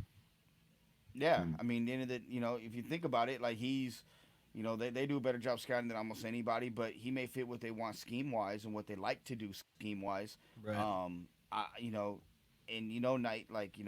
That's the most important thing. If you get a guy that fits what you like to do scheme wise and fits into your program, it doesn't matter where. That's all that matters. Yeah, I mean, Elton Jenkins went to Texas A&M and was drafted in the 2nd or 3rd round last year. And as a rookie, took over game 1, and arguably was without a doubt the best offensive guard for a rookie in the NFL, and it looks to be an All-Pro for the next 10, 15 years. But he went to Texas A&M, where so you can find guys that fit what you like to do, and they usually they usually shine. Speaking of fitting what you like to do, we're going to find out these coaches, what they value in these guys, because I think where the coaches and GMs are going is they're finding guys that they value, and they're studying, and they're having their scouts study tons of film. So I think that all of them have their different values. But we're going to continue this in our post show because round 3 is officially over. Raider Nation, stay with us and give us a call at 253-993-3651. That's 253-993-3651. We want you to join us and hang out with us for our last hour. Stay with us.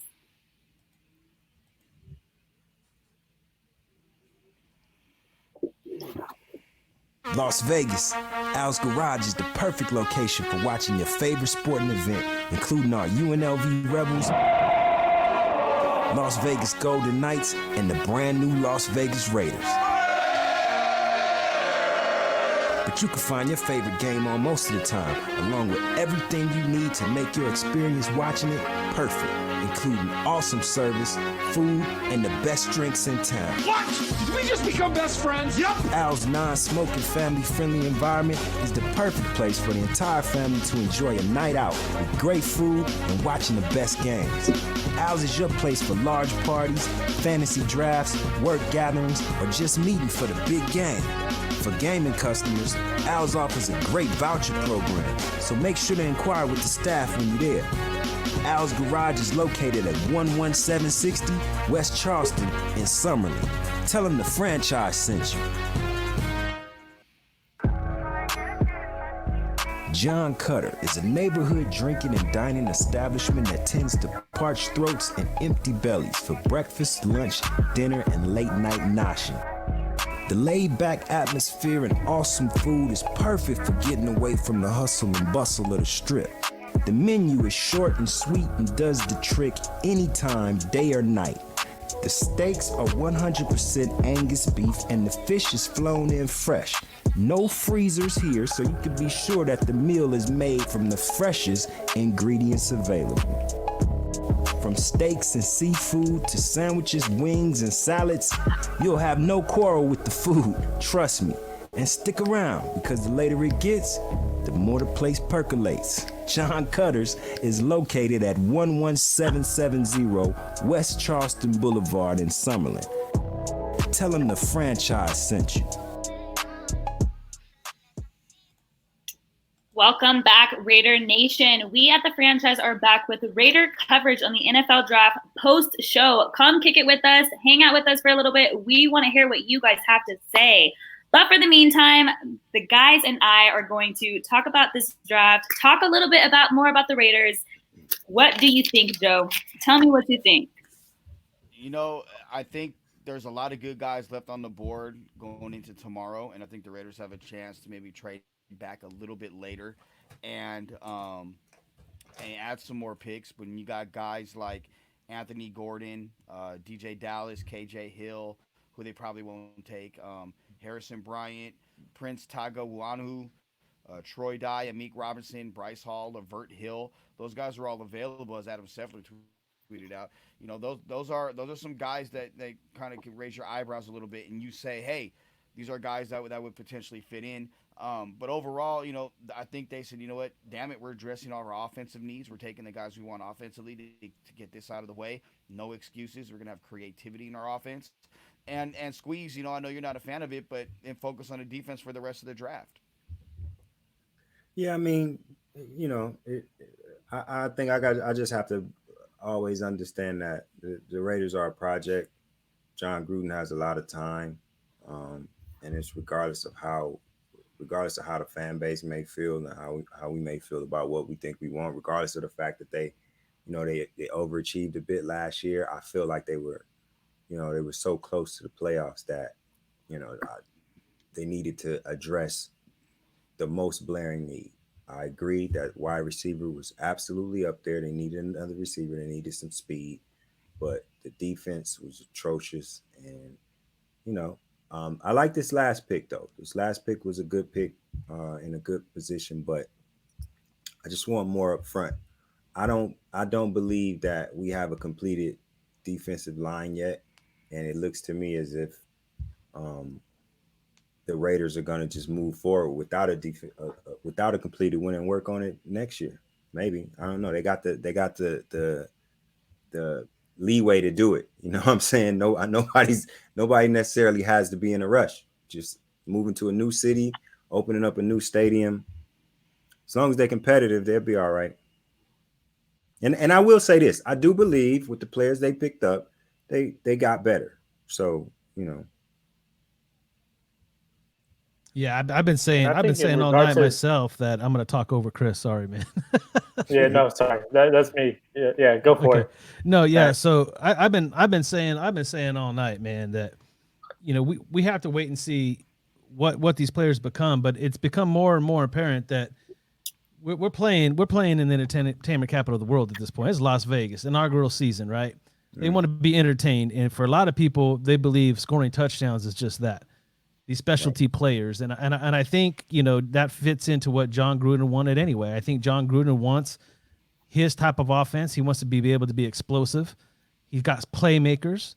He got the offense that he's been craving. Now, I mean, it's not going to be perfect right out the cut. I mean, there's some development that has to happen here with these players in Carr, and hopefully they have that opportunity at some point to get together and have some type of mini camp and a training camp and what have you. But you know, I think this defense is a lot better than last year, and I think maybe we're underselling it because we wanted some new, fresh talent in here. But they definitely upgraded in a lot of different areas in the offseason, and we went out and got a really solid corner. Once you take a look at what he can do in some of his intangibles, he's going to be a good corner, whether he plays inside or outside. And then you will look at the linebacker we got. He's that specialty guy I'm talking about. He's fast. He can cover a tight end, and he can rush the passer. So, you know, we'll see what they do tomorrow to wrap this all up, but I think they're headed in the right direction. Yeah, and I would say this draft is all about the word I would say is dynamic. They've added a bunch of dynamic weapons. Speed. And you have to look at this in two parts. So in free agency, what did they do? They got their 3 technique in Malik Collins. They got their defensive end in Carl Nassib. They added 2 linebackers. They added a safety. And I think when it comes like what you were talking about, TQ with the defensive line, I think it comes down to betting on Rod Marinelli, the defensive line coach. So we have a bunch of young defensive linemen. You're saying, hey, Rod Marinelli, can you make these guys better? And now John Gruden has the weapons he needs for his offense. And I agree with you. These next 3 picks, if we stay pat as we are right now, maybe you do focus on defense. Maybe you take a Bradley and I or someone like that. But I really like what they've done thus far, to be honest with you. And keep in mind, they drafted Arnett in the first round, where the corner was a big position of need. Right. And I'm going to say this before we get to the phone, because I heard the phone go off. You know, tonight's the night I wish John Cutters, I could go to John Cutters and sit down and have something to eat, because I need to talk. I think Squeeze, we need to go have a conversation with Danny and throw a couple of Moscow mules back, eat some good fish or some good chicken. Damn, that should sound great, bro. Shut up. What you talking about, man? I want to come with you guys. Man, be quiet. Good It's Lord, your that commercial sounds got me wonderful. thinking about. Your commercial got me thinking about John Cutters, bro. The place starts to percolate. All right, guys, we're gonna head to the for that late night noshing. Right. We're gonna head to the phone calls. I think I know who it is. DJ, welcome to the franchise, brother. What you got for us tonight? What up, Knight? How's it going? Oh, this ain't. Whoa, man! I read that wrong. Hey, hold on 1 second. Hold on. Oh, here, play it. Yeah, Rich. Rich. Tell him, Bob. Tell him. Ole, Carnal. We don't want to get copyrighted, man. That's all we got for you tonight, brother. But what's happening, man? Hey, all I can see from this draft is the Raiders just want to get faster. That's pretty much all I've seen from this draft. They just want to get faster. They just want to be a little angrier, faster. I like the Ruggs pick. I like the 3rd round draft picks. I really like Muse. Yeah, I mean, I don't know if he's going to play linebacker. He was announced as a linebacker. Bowden was announced as a running back. Like, wow. Like, wow. But I'm hoping the Raiders are thinking about getting faster and they're going to open up the offense. But I just want to know what Joe thinks about this. What do I think about the draft? Like, so far, look, like, I agree that speed and I think Chris used a very good word. Being dynamic is a great assessment of this draft, especially with what they want to do on the offensive side of the ball. Because quite frankly, they weren't getting some of those receivers weren't getting separation, and even after Jacobs went out the games, there wasn't a dynamic running back. Richard's not that guy. Washington never panned out. So now you're getting a guy in Bowden that actually can play some wildcat quarterback, and I'm interested to see if Gruden implements that into the offense a little bit. He already says he is. So there's that. Yeah. So now you got a guy that could be a wildcat quarterback and add even a small package like that makes other teams have to scheme just a little bit more. So I like that side of it. I like the Muse pick as a linebacker. I hope they don't try to play him. That's where they said he's going to play. I don't like him at all as a safety. He's too stiff-hipped. But I really like, and honestly, Ruggs is one thing, but I love the South Carolina kid. I love that pick. Just his size, speed. He's just a different type of guy. And if he's healthy, he could be a stud opposite end of Tyrell Williams. And this shows me that they're going to want to move Ruggs around and put him maybe in the slot where good luck trying to defend that speed with him in the slot.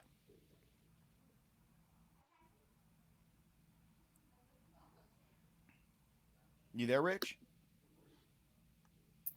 No, hold on. The phone lines were on for so long, it kind of froze up. You still there, Rich? He's going to have to call back. And I'll just add on to what you said, Joe. The thing with the Edwards pick, too, is that, like, if Tyrell Williams has another down year, you can move off of him after this year. Edwards could come in and fill that Tyrell Williams position. Keep in mind, Tyrell Williams is making like $11 million a year. That frees up quite a bit of salary cap space. So you have to keep that in mind as well. Also with Joyner, he's making like 12 or 13 million this year. You can move off of him if Arnett takes his position. So again, I think Mayock in his interview leading up to the draft talked about, sometimes you don't draft for right now, you draft 2 or 3 years, and you have those guys replace veteran players that are making a lot of money. Yeah, he did say that, and that is interesting. What do you Hey, think? Rich, if you're listening, Rich, you can call back if you want, brother.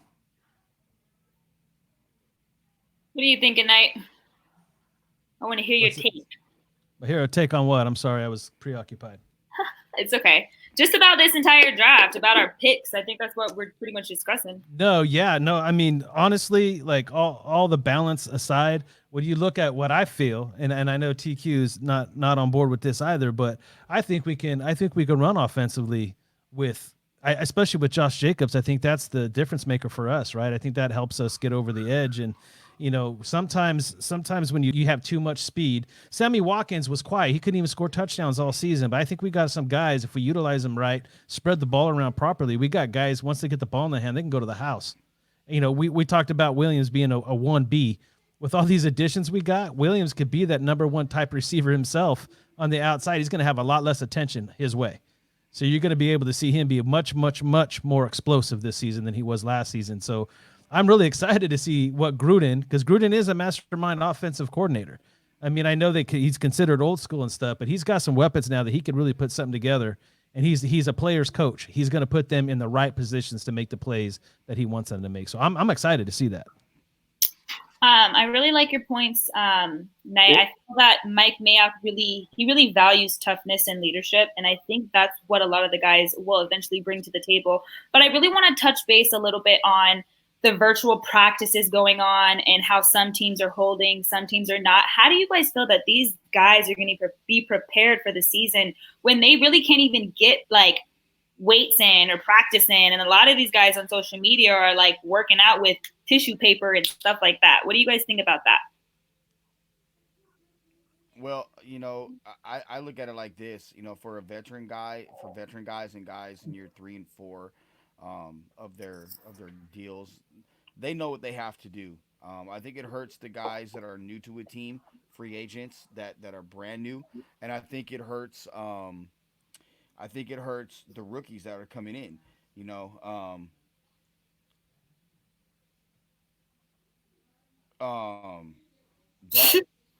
no. I'll take it off your hands. Yeah, go ahead. I'll come back to that. Yeah. Like Joe was saying, I think the free agents that are being brought in, the younger guys, this is where there's going to be a transition period because you aren't able to get in the building, learn the offense. But I think it's interesting because if you follow like a bunch of players on social media and whatnot, it's not like they're just staying in their homes and not doing anything. Like for example, Derek Carr, you see him going out to the fields in Las Vegas, throwing with Zay Jones and Alec Ingold. So I think if you have good leadership on your team, they're going to bring these young guys underneath them and say, "Hey, come out and let's go throw the ball around." So I think as long as you have a good leader, and that's why I think Derek Carr being our quarterback, this being his 3rd year in the system, makes a huge difference because he has the offense down pat. So he can bring in a young receiver and teach him the offense. So that's what I think. Depending on how long this drags out and how long it takes for these guys to even get into any type of organizational practices and informal meetings, because you're starting to see parts of the country open up. So it'll be interesting. But you're looking at teams like Miami that are going to struggle. They got a lot of new pieces coming in, a whole new offense. Cincinnati's going to want to start Burrow. They're a lot of this is crucial times for them to build continuity and consistency in some new NFL offense. But I think for the Raiders, I think there's enough returning pieces that we might be one of those teams that kind of benefit, with having a lot of returning players, even on offense. Defense, there's a lot of new pieces, especially at middle linebacker. That might be an issue, but I think in the defensive front, some of the back end stuff, I think it could carry us through until everybody catches up. There's going to be some teams that struggle, but I think the Raiders might be okay in this situation. But see, I mean, I'm sorry. I had that was the text just blew my mind that I got. Um, Well, I you think can't your leave us name. like that. What did Care your to text share? say? We No, want to know. I can't. I can't Let disclose Raider that. Nation know. Yeah, I can't disclose that.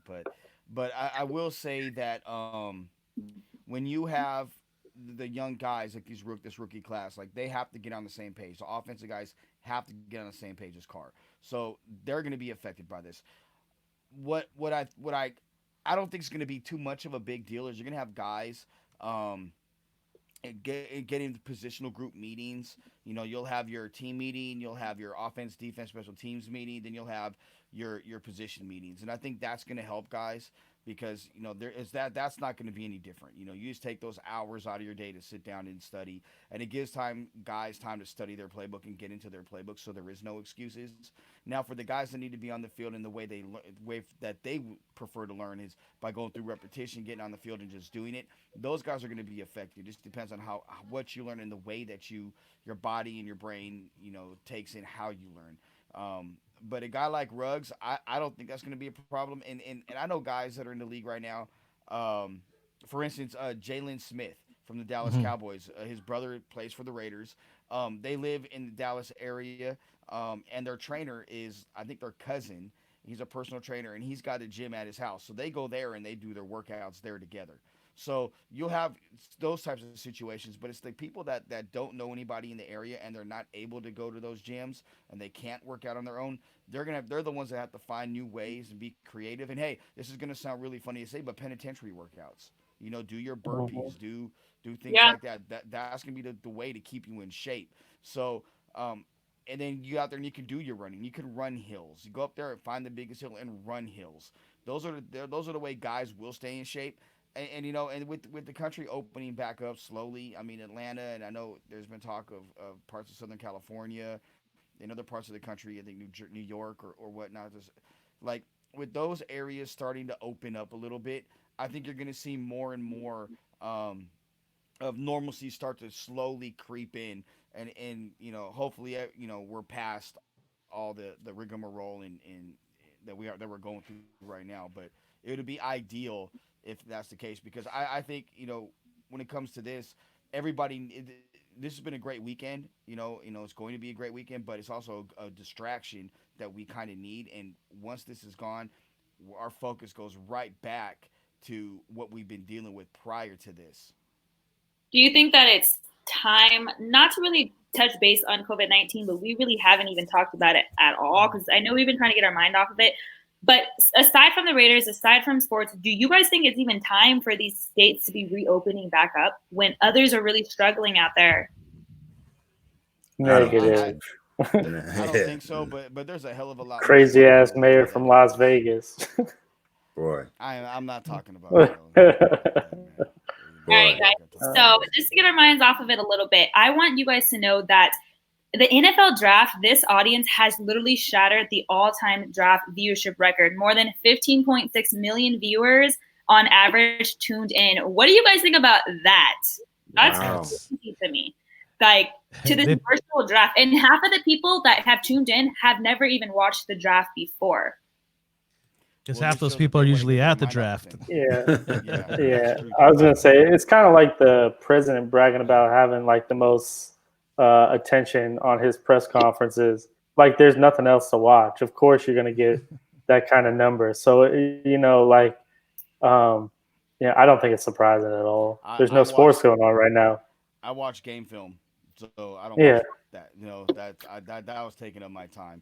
I mean, And Netflix and Hulu and all of that is killing right now, man. It's a lot of hell other yeah. options. I think that the human element here of watching um these kids' dream come true for them and their families.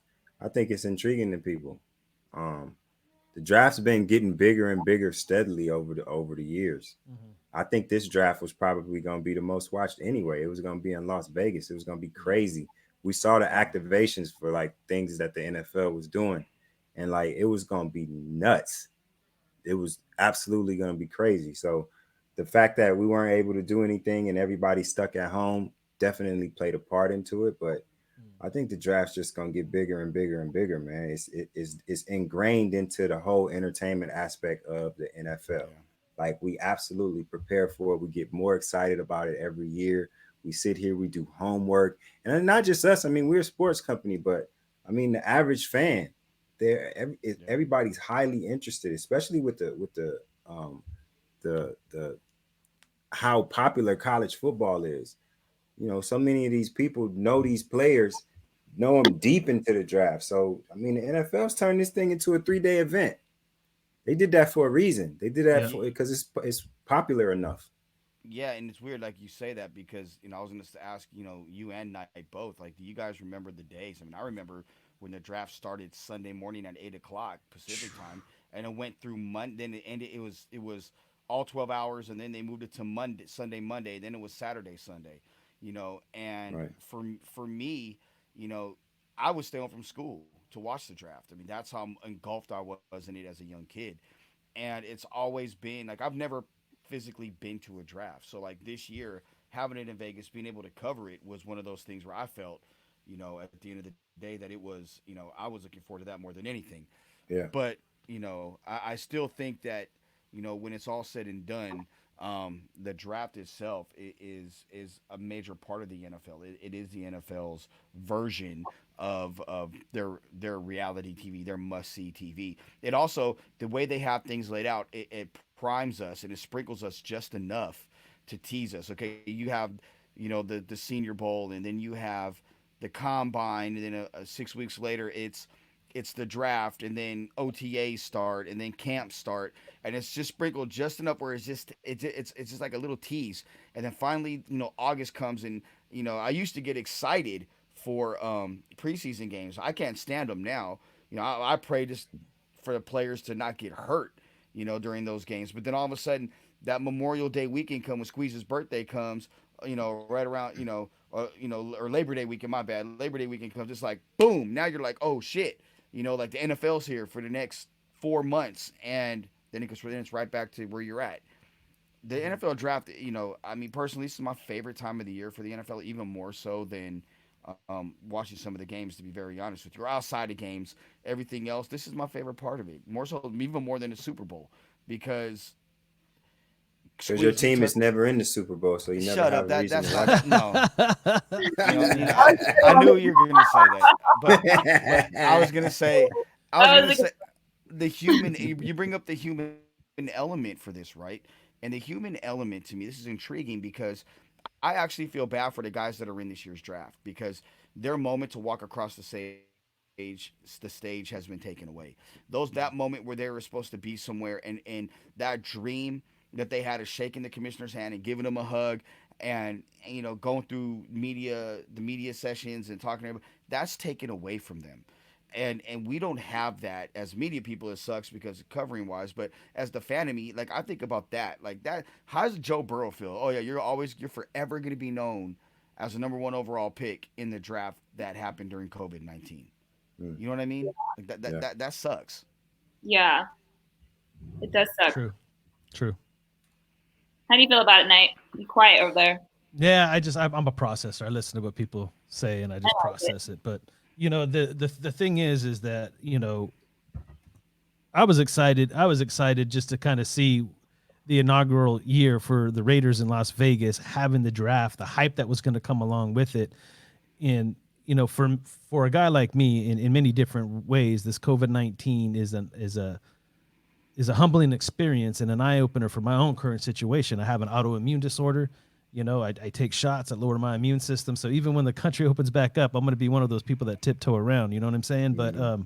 But at the same time, it's like it's hurt our country. But it might, you always got to try to find the positive inside of a negative situation. And yeah, Joe Burrow is going to be that guy that's looked at as the first draft pick ever that'd be connected, that didn't walk the stage, did not shake Odell's hand, but his pick will forever be remembered because he was the pick that gave us all hope in a time where we're just feel at our lowest. We've all been quarantined for nearly a month and a half.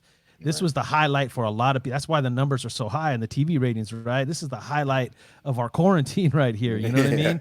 And if Joe Burrow and some of these other guys play their cards right, they could really just they could really lift this country up just by really embracing that moment as being sports icons, the people that are going to be in the spotlight that could really give people more hope and to continue this fight, because it's not over. Yeah. No. All right, guys. So we'll get more on a happier note. The NFL draft is coming here in 2022. It's going to be in Cleveland, I believe, in 2021. But in 2022, they said it's going to be the most explosive, unforgettable draft that we'll ever see. Tell me what you guys think about that. I believe him. 100%. Because, like I said earlier, this one was going to be the most explosive, unbelievable draft we'd ever seen. So I don't know if they're going to use the same exact plans or if they're going to take it even to the next. So it's the NFL. They probably going to take it even higher up than what they was going to do this time. Yep. So I'm looking forward to it. I hate that we have to wait another year. We got cheated out of our draft, but hopefully by that time the Raiders, are in the playoffs and winning some. Welcome and thank you for choosing free content. My bad. I'm gonna take it a step. Further. In a way, it sucks that the draft didn't happen in Vegas, but I know there were a lot of people that felt that things weren't going to be done in time. Some people were worried about that. So now this gives them an extra year or so to get things done, which will happen. I mean, it's Vegas, everything gets done on time, but it gives them even some more time to get some different things that would be popping that a lot of people weren't expecting. So for me, I'm anxious to see what changes is going to take place compared to what was going to happen. And it's great. And honestly, look, the franchise will be 2 years into draft coverage, right? And we're gonna have a bunch of things in store then that we're not doing right now. So that's gonna be a whole nother side of the twist that we're gonna have. Absolutely. Hey, you're gonna see us at the draft. I'm believing high, guys. Draft 2020 Vegas. Absolutely. Is Chris on? Yeah, I'm here. Oh, tell me what you think about the drive. You're in Oakland, but you said you're from Vegas, right? So I want No. No? I grew up here in Oakland. So, no. I mean, I've always kind of been tempted to want to go to a draft, but I kind of like being able to look up things and take it in myself. So, but I mean, obviously Vegas is well equipped to host a thing like that. So it'll be exciting. I was looking forward to seeing them host it this year, but at least in 2022, the stadium will be completed and the training facility will be completed. Both of those things look awesome right now. So it's pretty exciting. Alrighty, guys, we are going to take a quick break, but before we go, I want to just tell you guys to please make a difference during the 2020 NFL Draft and unite for the Draftathon, a 3-day virtual fundraiser in support of COVID-19 relief efforts. The 2020 NFL Draftathon also topped $7 million across various digital and social channels. NFL Family has raised more than $85 million, so I'm super, super happy about that. But when we get back, we're going to have a little fun. We're going to talk about Allegiant Stadium, a little bit about uniforms, and the logos, so stay with us.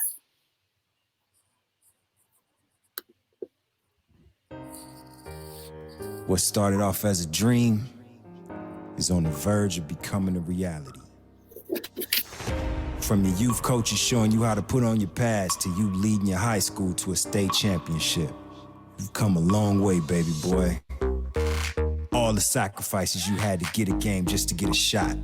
From two-a-days to after-school workouts.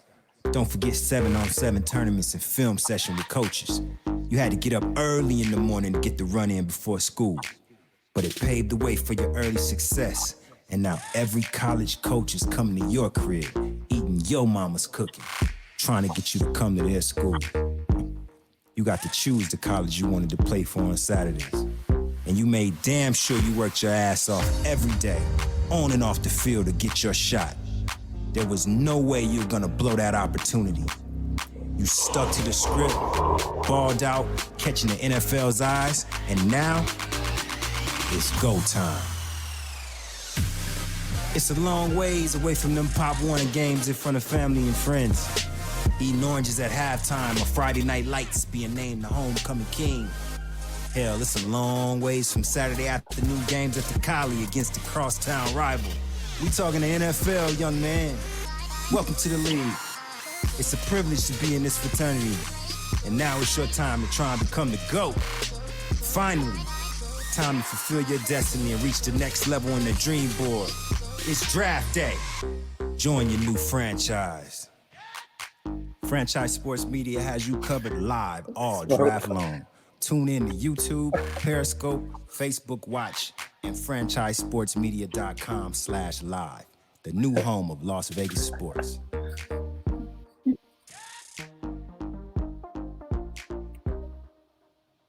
Welcome back, my beautiful Raider Nation. And now we're going to have a little fun. And now that most of these teams have added new good now that teams have added some good talent to the rosters. Oh, okay. Joe's having a little fun here. I'm going to Joe take the You guys can't tell me that don't look like Joe, though. That looks like Joe. I'm sorry. That does not look like me, bro. Wait, sit down. I want to see you. I want to look. It looks like a mixture of both of you guys. Hey, that's my mini me. Hey, you're on mute, where's my mini me? You're on mute, Joe. That's your mini me right here. You're my mini me, bro. Just smile, Joe. His mini me. Hey, Joe, go right to the side and smile, bro. Go right to the side and smile for us, Joe. Come on.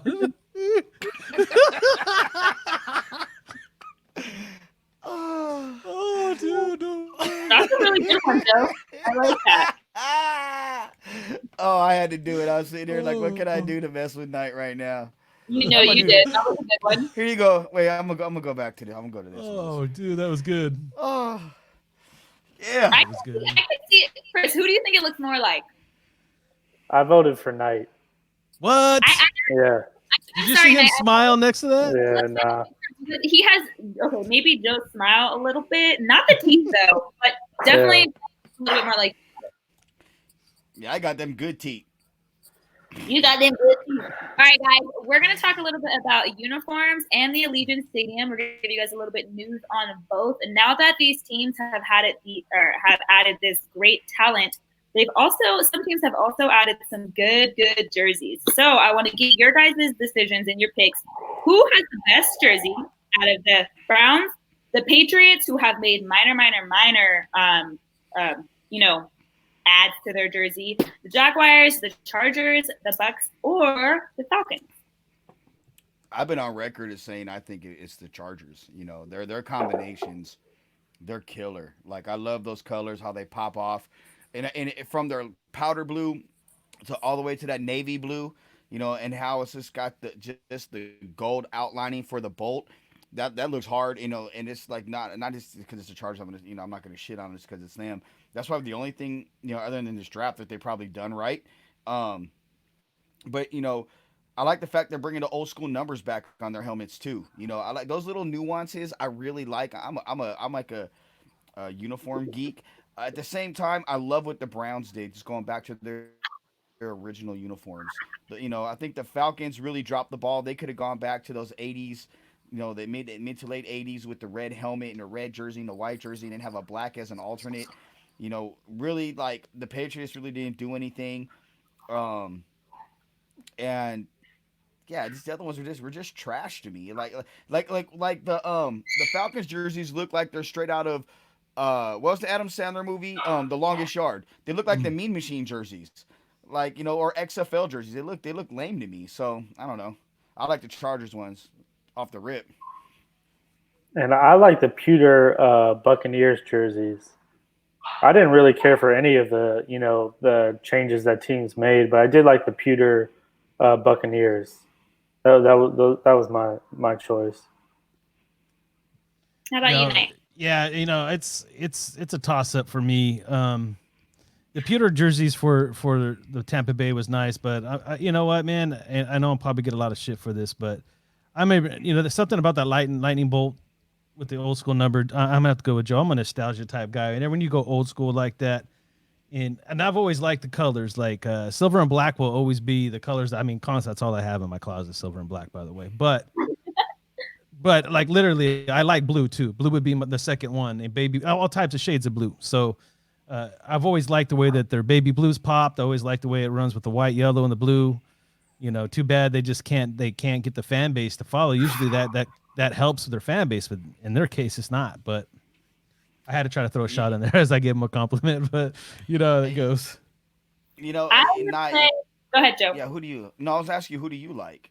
I really like the Chargers. That powder blue and yellow is fire. That's just a really attractive color. Like they're gonna look fire in that. I am loving it.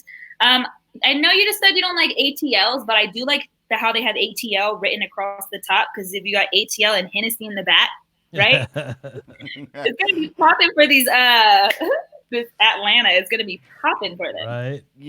I don't like the full disclosure. I don't like any jersey that underneath the breastplate or on top of the breastplate it says with city or your team name. I think that looks stupid. We know people know who you are. And I will say this, and I know you guys. We talked about it last night when we were giving Bo Exotic some some shit. But those pewter uniforms. Cool. Those were badass. Like those Buccaneer uniforms, that logo was badass with the pirate with the knife in his mouth. I wish they would go back to that, to be honest with you, and use the pewter as an alternate or play more under some of those throwbacks. And I know the Bucks sucked then, but those are some badass uniforms, and they were unique, and that's why I like them. I like the overall what they ever do their stadium and with the pirate ship and the cannons. I think they really embraced that whole concept, and when you put it all together, I think it's pretty awesome. So that's actually my next question for you guys. So I'm gonna have you guys pick what stadium has the most appealing name and what stadium has the better appearance. SoFi Stadium, okay, or Allegiant Stadium. Allegiant Stadium is a $1.9 billion stadium with 65,000 seats. We obviously know that the LA Rams and the LA Chargers share a stadium. Theirs is a $5 billion project, 70,000 seating, expandable up to 100,000. So tell me, what has the better appealing name? Like, what's more appealing name and what has the better appearance? Go ahead, Knight. You go ahead and go first. I mean, call me a homer, but Allegiant Stadium. I just like the name. I like the look. I think our stadium fits our culture and who we are. When you look at that stadium, you think Raider all the way. And I can't wait for the full experience of it. Yeah, and I like the SoFi Stadium name better, but I like the Raider Stadium look better. I'm not a big fan of the architectural design of SoFi Stadium, but I like the Tron look of Allegiant Stadium. That's just my opinion. I wish that there was the entertainment district being built around Allegiant Stadium. Yeah, I do too. I think that's crucial. And I like that with what the Rams are doing. People don't realize when you look at the outline of the stadium, right? It's the shape of the old Ram logo, and then everything is put in there. So from that aspect, my preference is Allegiant Stadium. SoFi, you know what it reminds me of? It reminds me of just a different looking Giant Stadium, in East Rutherford, New Jersey. Like it's just big. It's just dwarfs everything in size. Where Allegiant Stadium fits right in. It's right when you get to the Strip. The lights are just different. I really dig it. And that's not me being a homer. It's just me. It looks cool. It's futuristic, bro. I can't wait to see it lit up. I can't wait to see it lit up at night in its full glory, dude. But I do hope they build up that area surrounding the stadium. I'm sure they will. Because it looks like it's like a lot of warehouse type stuff that could be, if there's a bunch of bars and things like that, that'd be pretty cool. It's a lot of businesses over there. They are really warehousing looking businesses. But how do you guys feel about parking? I know that Knight, do you live in Vegas? No. No, okay, so Knight and Chris don't live in Vegas, so I don't know if you guys know what the surrounding looks around. But for me, the surrounding looks really, really, really.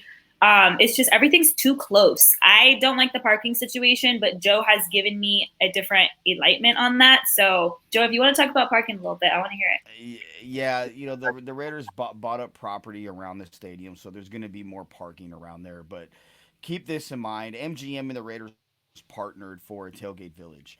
That tailgate village, there's going to be multiple properties. There will be like the Orleans, Obviously, it's going to be right there by Mandalay Bay. The tailgate village will actually be in the Luxor parking lot, which is connected to a bridge on Mandalay Bay. They're going to redo that. It's called Hacienda. They're going to redo Hacienda.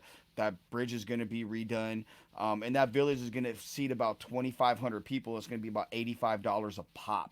And at that tailgate village, you can be there from 8 in the morning until the final game of Sunday Night Football. There's cabanas, there's stages, there's stuff for the kids to do. And if you're a season ticket holder or have tickets to the game, they will have a method, golf carts or shuttles that takes you to the stadium. Then you can always come back and watch the late game there if you don't want to go home or if you want to party some more. So they have ways, and they're doing that at other properties too. That's just the two I know off the top of my head.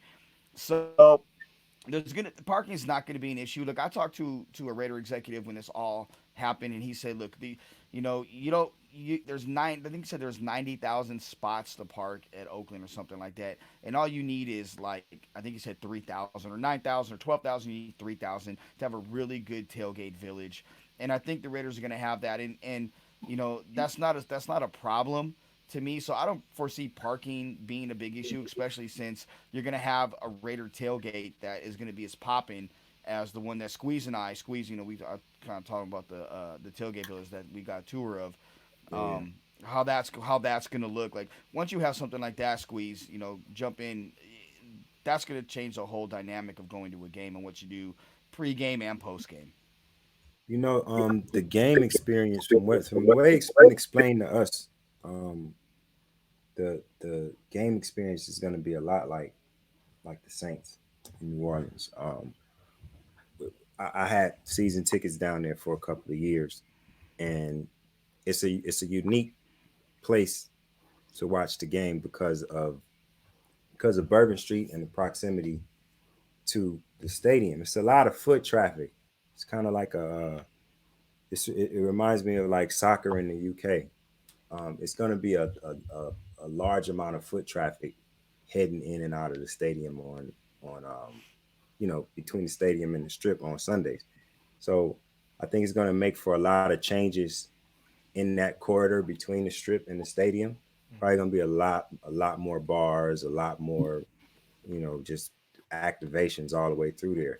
Game day, from where me and Verb took a tour of the proposed areas for different stuff when it happens. It's going to be a hell of an experience to come and watch a Raider game out here. It's going to be nice. When I drove past the lights the other day, I was shocked. I love that. It looks so good. Yeah. I know Autumn is saying that SoFi is underground, so I think that actually that's a pretty cool difference, right? Well, no. What he means by that is you have the stadium sitting up, but they dug underneath, and that's where the actual field is. So your stadium is up here, like the seating capacity, but it's below the actual ground is where the field actually takes place, the game. I mean, our stadium is below, the field is below the ground in ours too, right? Not as much. It's not as deep as SoFi, but it's a bit below.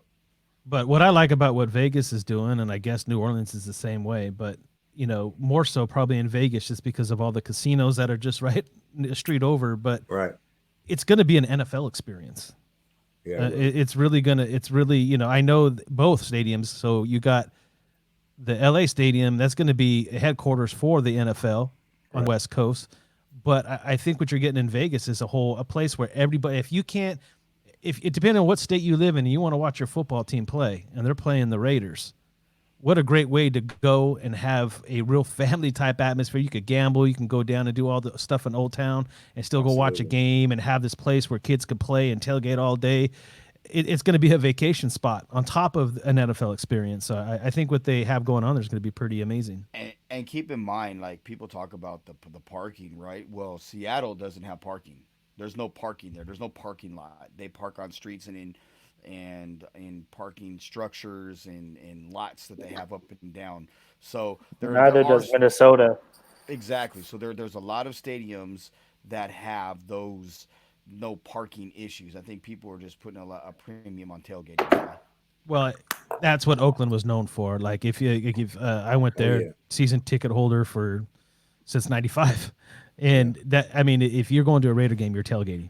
Absolutely. And if you're not tailgating, you're just barting in and going to the game and barting out. So, right. And the tailgate there has been like no other. It's been talked about by other fans. I know a lot of people try to duplicate, but it's a totally different experience. So to talk on Raiders Stadium just a little bit more, and not to bring COVID-19 back up, but there was a third worker that was reported that had COVID-19. But the Allegiant Stadium has not been shut down or slowed. So are we set to finish in July? And I know that, Joe, you have insiders. I don't know if they can be disclosed, but if you can give our fans and our viewers a little bit of knowledge. I talked to the president of Labor's Union 872, Tommy White, and I'm going to tell fans, like, and I always preference what I'm saying, and anything that comes to the stadium and the Raiders, if it wasn't for Tommy White, the Raiders would not be playing in Vegas. The legislature would not have passed. Tommy went out of his way to help and make sure that it passed. So Tommy, actually it wasn't really a third worker. It was one of the subcontractors, one of their people that happened to be on site that day was the one that contracted or had COVID or had the virus, and they got sent home. They are 97 days away from completion. Okay, so the roof the completion part of the roof, with the roof being completely covered, is done, but around it isn't. That should be done in about a week and a half or so. And then everything is being done on the inside. They already lit up the flame, Al Davis Memorial flame, once to make sure. So everything's going to get done. I would bet my bottom dollar that Allegiant Stadium would be open before SoFi. Nice. How do you feel about players, not even just our players, but all the players from literally across the world coming to Vegas and playing a game? It's really Sin City indeed. And do you feel like it's going to be Sin City for them? Like, do you feel like players are going to get in trouble from being in Vegas? I know they may have time restrictions and whatnot, but how do you feel about that? They're gonna come out here and act the ass and gonna have to play us the next day. And that's gonna feel real good. It's the 12th, 13th, 14th, 15th, man. But you know what? I believe you could say the same thing about New Orleans. You could say the same thing about Atlanta. You could say the same thing about LA. You know, Miami. I know Vegas and Miami. I know Vegas has its own different reputation because of some of the legal stuff that could happen off strip. But again, you know, it's about the player making the choices, not the city making the choices for the player. Joe wants to show us his fabulous Las Vegas. How do you feel about players like Henry Ruggs? He's a baby, right? He's a baby, and he's coming to Vegas now. Yeah, but look, like, go ahead, Chris, because you have. Yeah, he's got a good head on his shoulders, so he's not the one I'm worried about. Josh Jacobs already banned him all from all the places. Yeah, anyway. I think that's why you bring in a guy like Jason Witten too. You know, you build good locker room guys that are going to teach them how to do things and how to go about, you know, living in a city like that. I mean, they're going to go out and have their fun. That's fine. You know, just don't be stupid. You know, don't do anything illegal. Yeah, I mean, that's what it comes down to.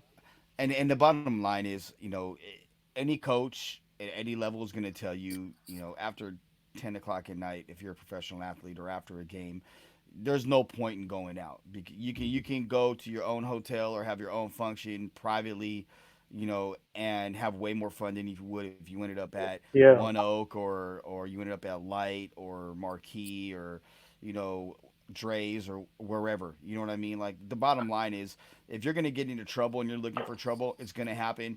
And I don't think it's going to happen, to be honest with you, at any type of hotel or any type of club in Vegas, because you don't really see that too often anymore. You know, if they're down on Fremont Street or walking the Strip, maybe, but, you know, they're going into a club. They're probably getting paid to be there. You know, they're going to have, you know, the security with them, usher them in. They're going to be in a roped off area. So it's not like they're going to be hanging out and, you know, at Spearmint Rhino on a Tuesday evening, you know, it's like, come on, like, these guys are professionals. They're expected to be treated as such. And, you know, Knight took my thunder. Like, that's my saying. If you're in LA, New York, Miami, Chicago, New Orleans, hell, DC, you know, you're going to find some type of trouble to get into. They didn't get in that type of trouble in Oakland. You know what I mean? So why would they get in that type of trouble in Las Vegas? Vegas is just a lot cheaper, and I don't know. It's just a lot cheaper than any other place. I feel like people really find that as a thing. Vegas is cheap. Come here, drink, have fun. I'm gonna give them a hint. Stay away from some of to stay away from Super James, DJ Super James. Stay away from DJ Handsome Hands and Dirty Dave and E Rock and yeah, stay away from them guys. We don't know them guys. And squeezing Verb on the strips on Saturday nights. Hey man, just we don't need to see no Raiders out there either. Nah. We ain't no Raiders partying with us on Saturday night. We're gonna be out having fun. No. You're king of having fun, Joe. All right, guys. And the last question of the night for you guys is, now we've talked about the Raiders. We've talked about their schedule. Mike Mayock said for them an issue is playing in the cold. How do you guys feel about that? It's obviously not cold out here, but them traveling to other places and having such a hectic schedule as they usually do you think that's going to be an issue for them? Yep, because it already is. Yeah, I think it will. Derek Carr's record in the cold has been shitty, period, point blank. Like his play is frozen in the cold. Like it's not. It's been bad. Like bad, not bad meaning good, but bad meaning real bad. And the Raiders, and thank God they're in the dome. They're not, because it gets cold in December in Vegas. We do get snow. People don't realize that. LA, that's not going to be a problem. But Kansas City and Denver, so they got to get some guys that got to toughen up in the snow. And I think too, look at where some of these guys are coming from. They're coming from areas that are cold. And you have to have a different mentality when you play in the cold, not just run around with your shirt off during pregame. When you're out there, you really got to understand, you got to assert your authority and your dominance to your opponent. Otherwise, Chris, you're going to be asked out. Yeah, and I think that's where the Raiders have really struggled. It seems like they always play Denver and Kansas City on the road in December and November when it's snowing in those areas. And, but I think you guys wanted to pick all these receivers, though. Yeah, that's why we got those stud receivers. Right. Yeah, you're right. We should have gotten the quarterback early. You're right.